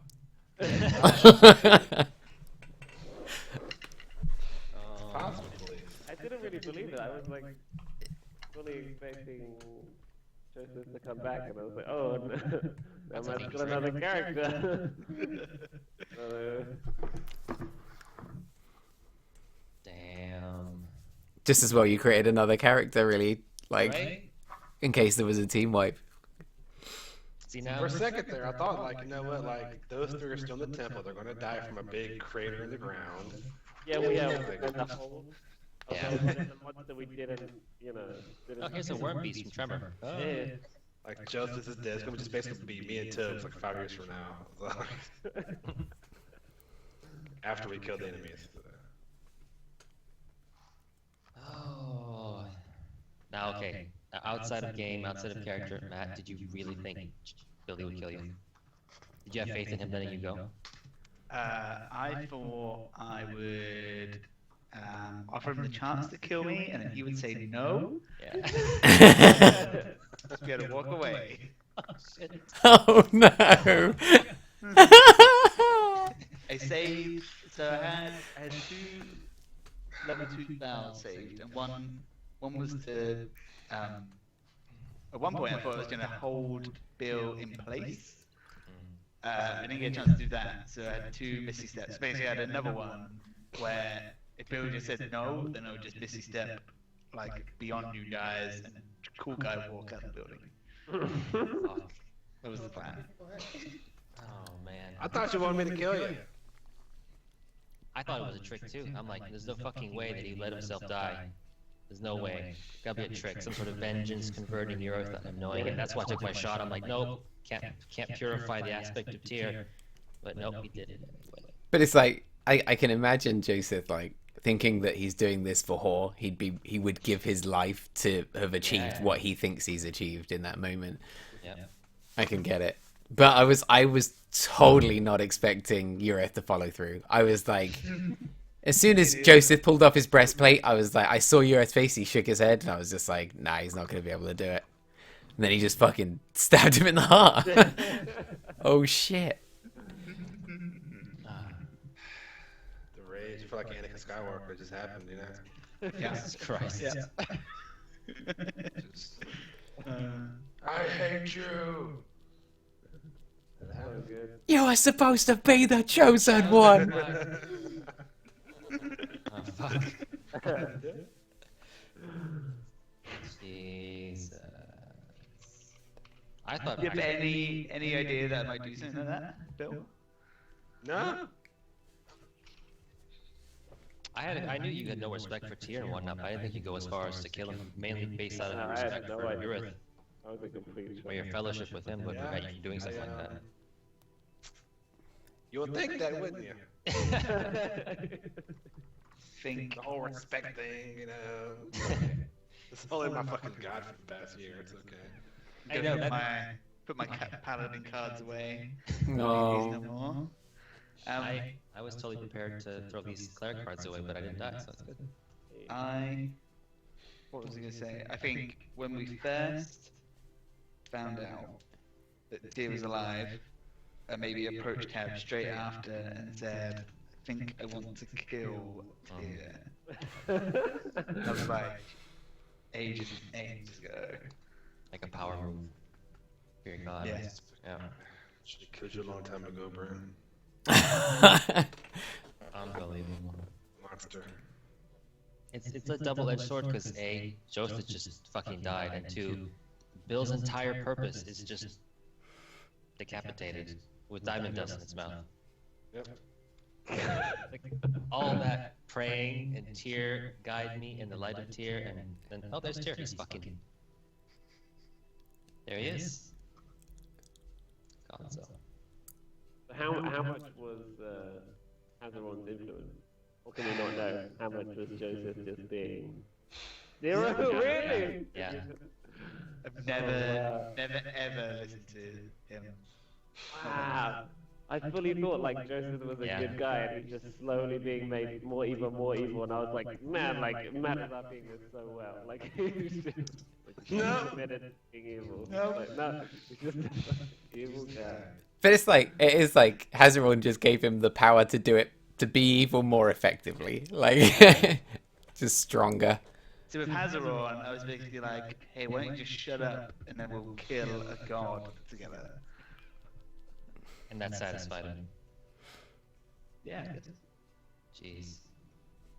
Now I'm playing off the fact that, oh, he probably was corrupted by the sword. That's justification for why I took a shot at him, but that's not really why I took a shot at him. I took a shot at him because I don't like it. Do you like how I caught the bullet? Yeah, that was actually cool. That was good. That was good.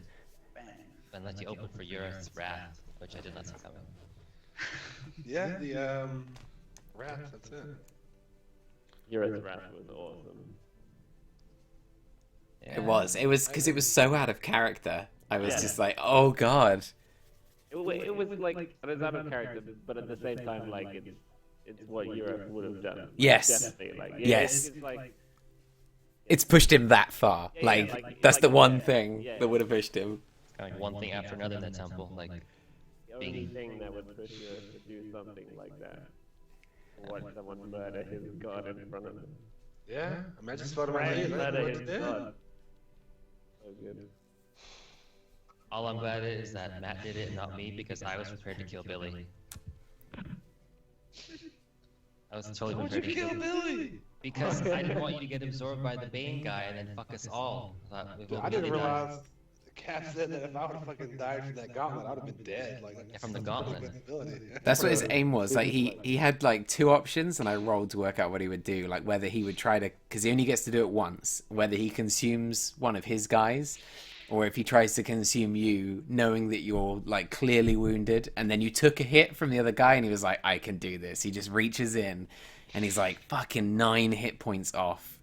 If he'd have just What would rolled happen that if he damage. would have absorbed me or whatever? So that it's what the gauntlet does. It would have added your max HP to him as temporary hit points. Whoa. And Ureth is like just dead. And Ureth is dead.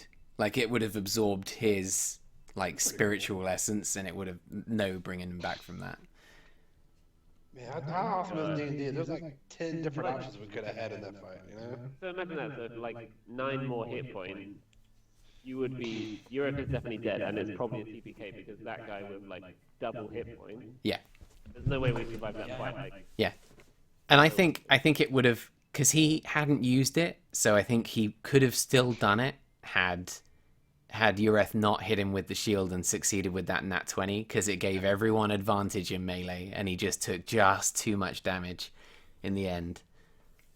And he might have still been able to come back and just consume somebody and TPK your ass. But yeah, I knew it was because of that ability. I was certain it was going to be the first few rolls that decided the whole fight, because if he'd have succeeded on that roll against Ureth, you lose your tank and he gets temporary hit points that are so crazy that it may be that the fight never ends. And he's quite strong anyway. It's crazy because like I thought that something like that could happen. I thought Tyr could do something that we could save Tyr. I thought Matthew would do a dumb, crazy Matthew thing. Like I never thought Joseph would do that. yeah. No. Yeah, it didn't even cross my mind. Hey, Oh, with D&D, right? when you're like, I'm sorry, I'm like, oh, here we go. Fucking. Yeah. At least I said sorry. Yeah. I was, True to I, character. I was actually speechless. I was just okay. Yeah, I think anyone would be. One effort you put into worshiping Tyr and just Joseph just fucking stab, decapitate. Then I was resurrected and do all that. Like I had a chance, but I think I missed the roll by like 1 or 2. Yeah. There was I'm glad I said the roll before you did it, because it's like there's no fudging. It's just like if you roll high now, you succeed. Because anything above a 15 for that level of difficulty would have been a success. You needed like Yeah. 2 successes and a failure, and you ended up with 1 success and 2 failures. There was a very brief second where I was like, what if I kill myself in exchange for bringing Tyr back? But then I thought against it. Whoa. Mm. Whoa. I'd have argued that you couldn't have brought him back. Because he's decapitated, yeah. Bill sent me the same Fine. message. I'd just say because of Hazaron as well. Oh shit! I didn't even think about Hazaron's ability. I was waiting for you guys to go through the whole thing and then be like, well, if he's dead, he's on 0. If you revivify, he'll heal to 1. But he can't heal, so Yeah, it's true. he's dead. I was googling like revivify, like beheaded people, and then like someone on Reddit was like, it's kind of like I think animate dead or whatever it is, where like you can't do it. You can bring it back to life, but just be headless, and it'd be kind of awkward. That's just level 2 Tyr, you know. Doesn't have the eyes, doesn't need the head. The The wound. head. The beheaded one. Oh man, what a game. I'm fucking still upset about Tyr. Yeah. Yeah, I think we're gonna hear about that for a while. We all are, Bill. We all are. Are we really? That I Got revenge. I think I'm gonna be haunted by that moment where Joseph is on the end of Ureth's sword and he's just like, pull yourself together and save the world, and he dies. I'm just like, oh god, it's horrible. It's such a perfect moment and it's heartbreaking. Oh. Uh-huh. Jesus Christ. So did we level up?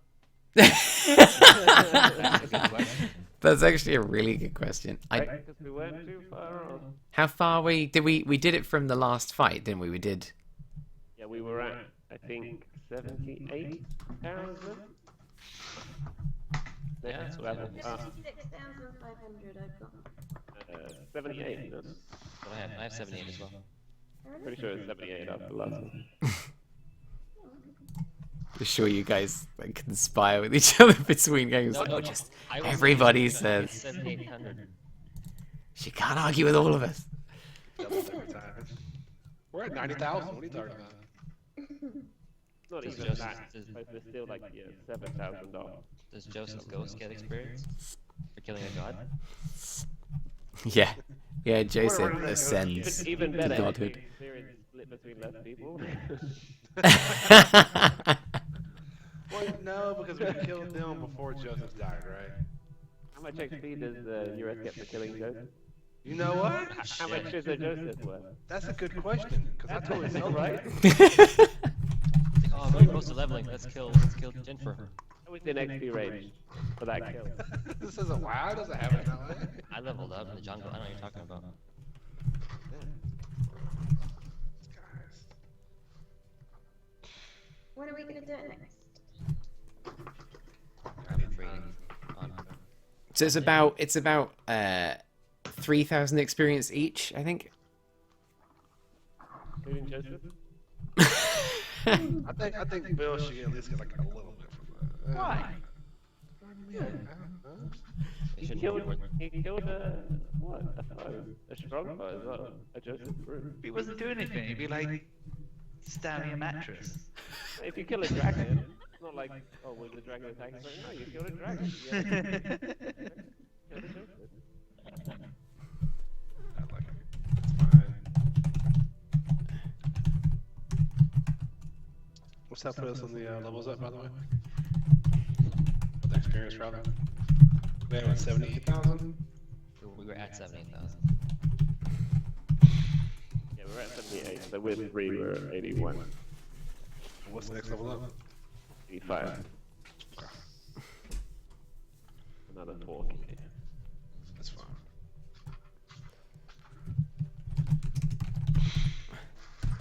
Okay, I gotta go eat. Does that put us to 11 or? No? No, not quite. I think you're about 2,000 each off or something like that. Maybe 4. Anything for the city guard? No. Okay.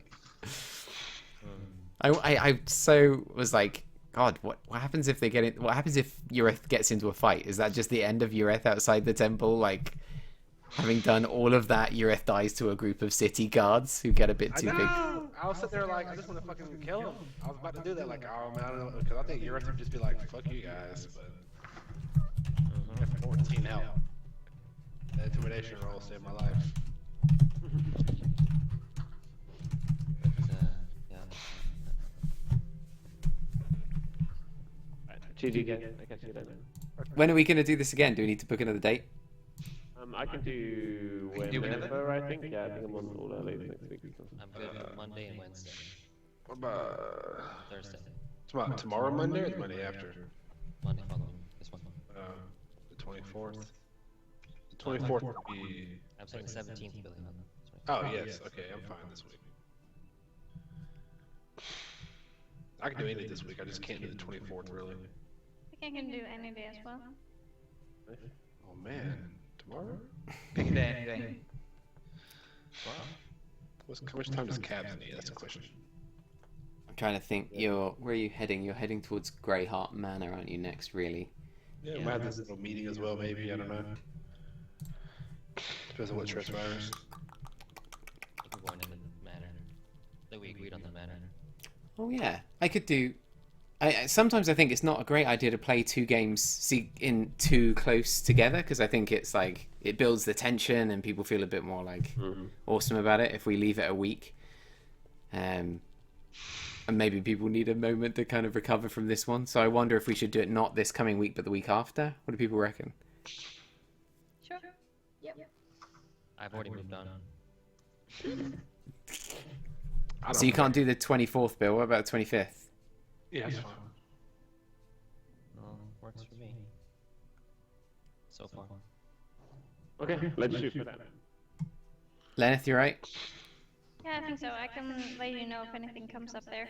Yeah, we can move it. That week's perfect. Yeah, I would. Otherwise, I would love to do it this Wednesday, and there's a bit of me that's like, yeah, let's do it fucking Wednesday. Fuck it, let's go.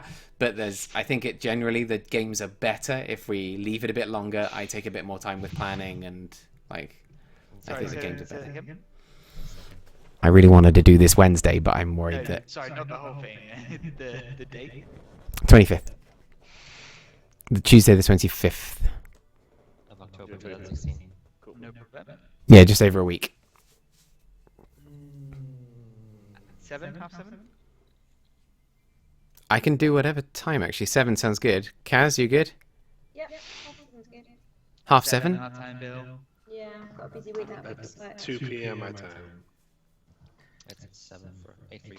So Kaz, half 7 did you say? Yeah, I've got a really busy week that week, so if we could do it at half 7 rather than 7. Yeah. Okay. More time for chicken. Alright then. Half 7, 25th. Thanks, guys. Yeah, no worries. I'm gonna go and drink myself into a stupor. Oh my god. I'm gonna go find myself. Oh, I have to admit, I'm glad I'm not on the receiving end of that this time. It's okay. Yeah. Lost Bill.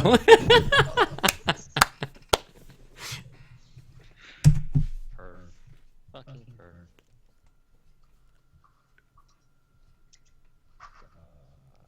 God. What a game, what a life.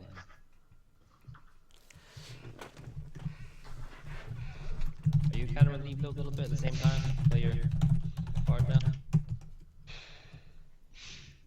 Hey? Like, Matt, you Smudge. Oh, me? yeah, like, you can't feel too bad about it. Imagine you had an idea for this character for a while. Yeah. I knew. Bye guys. See you later. I knew Night, Bye. if I attacked here, there wouldn't be any coming back from it. Yeah. So I knew that was the point. But obviously, I thought maybe episodes and episodes ago this was gonna happen. So yeah, I guess waiting a little while. Yeah, you were like, fuck it, what happens, what happens. I only made it yesterday. but I've had the idea for a little while. Yeah, I mentioned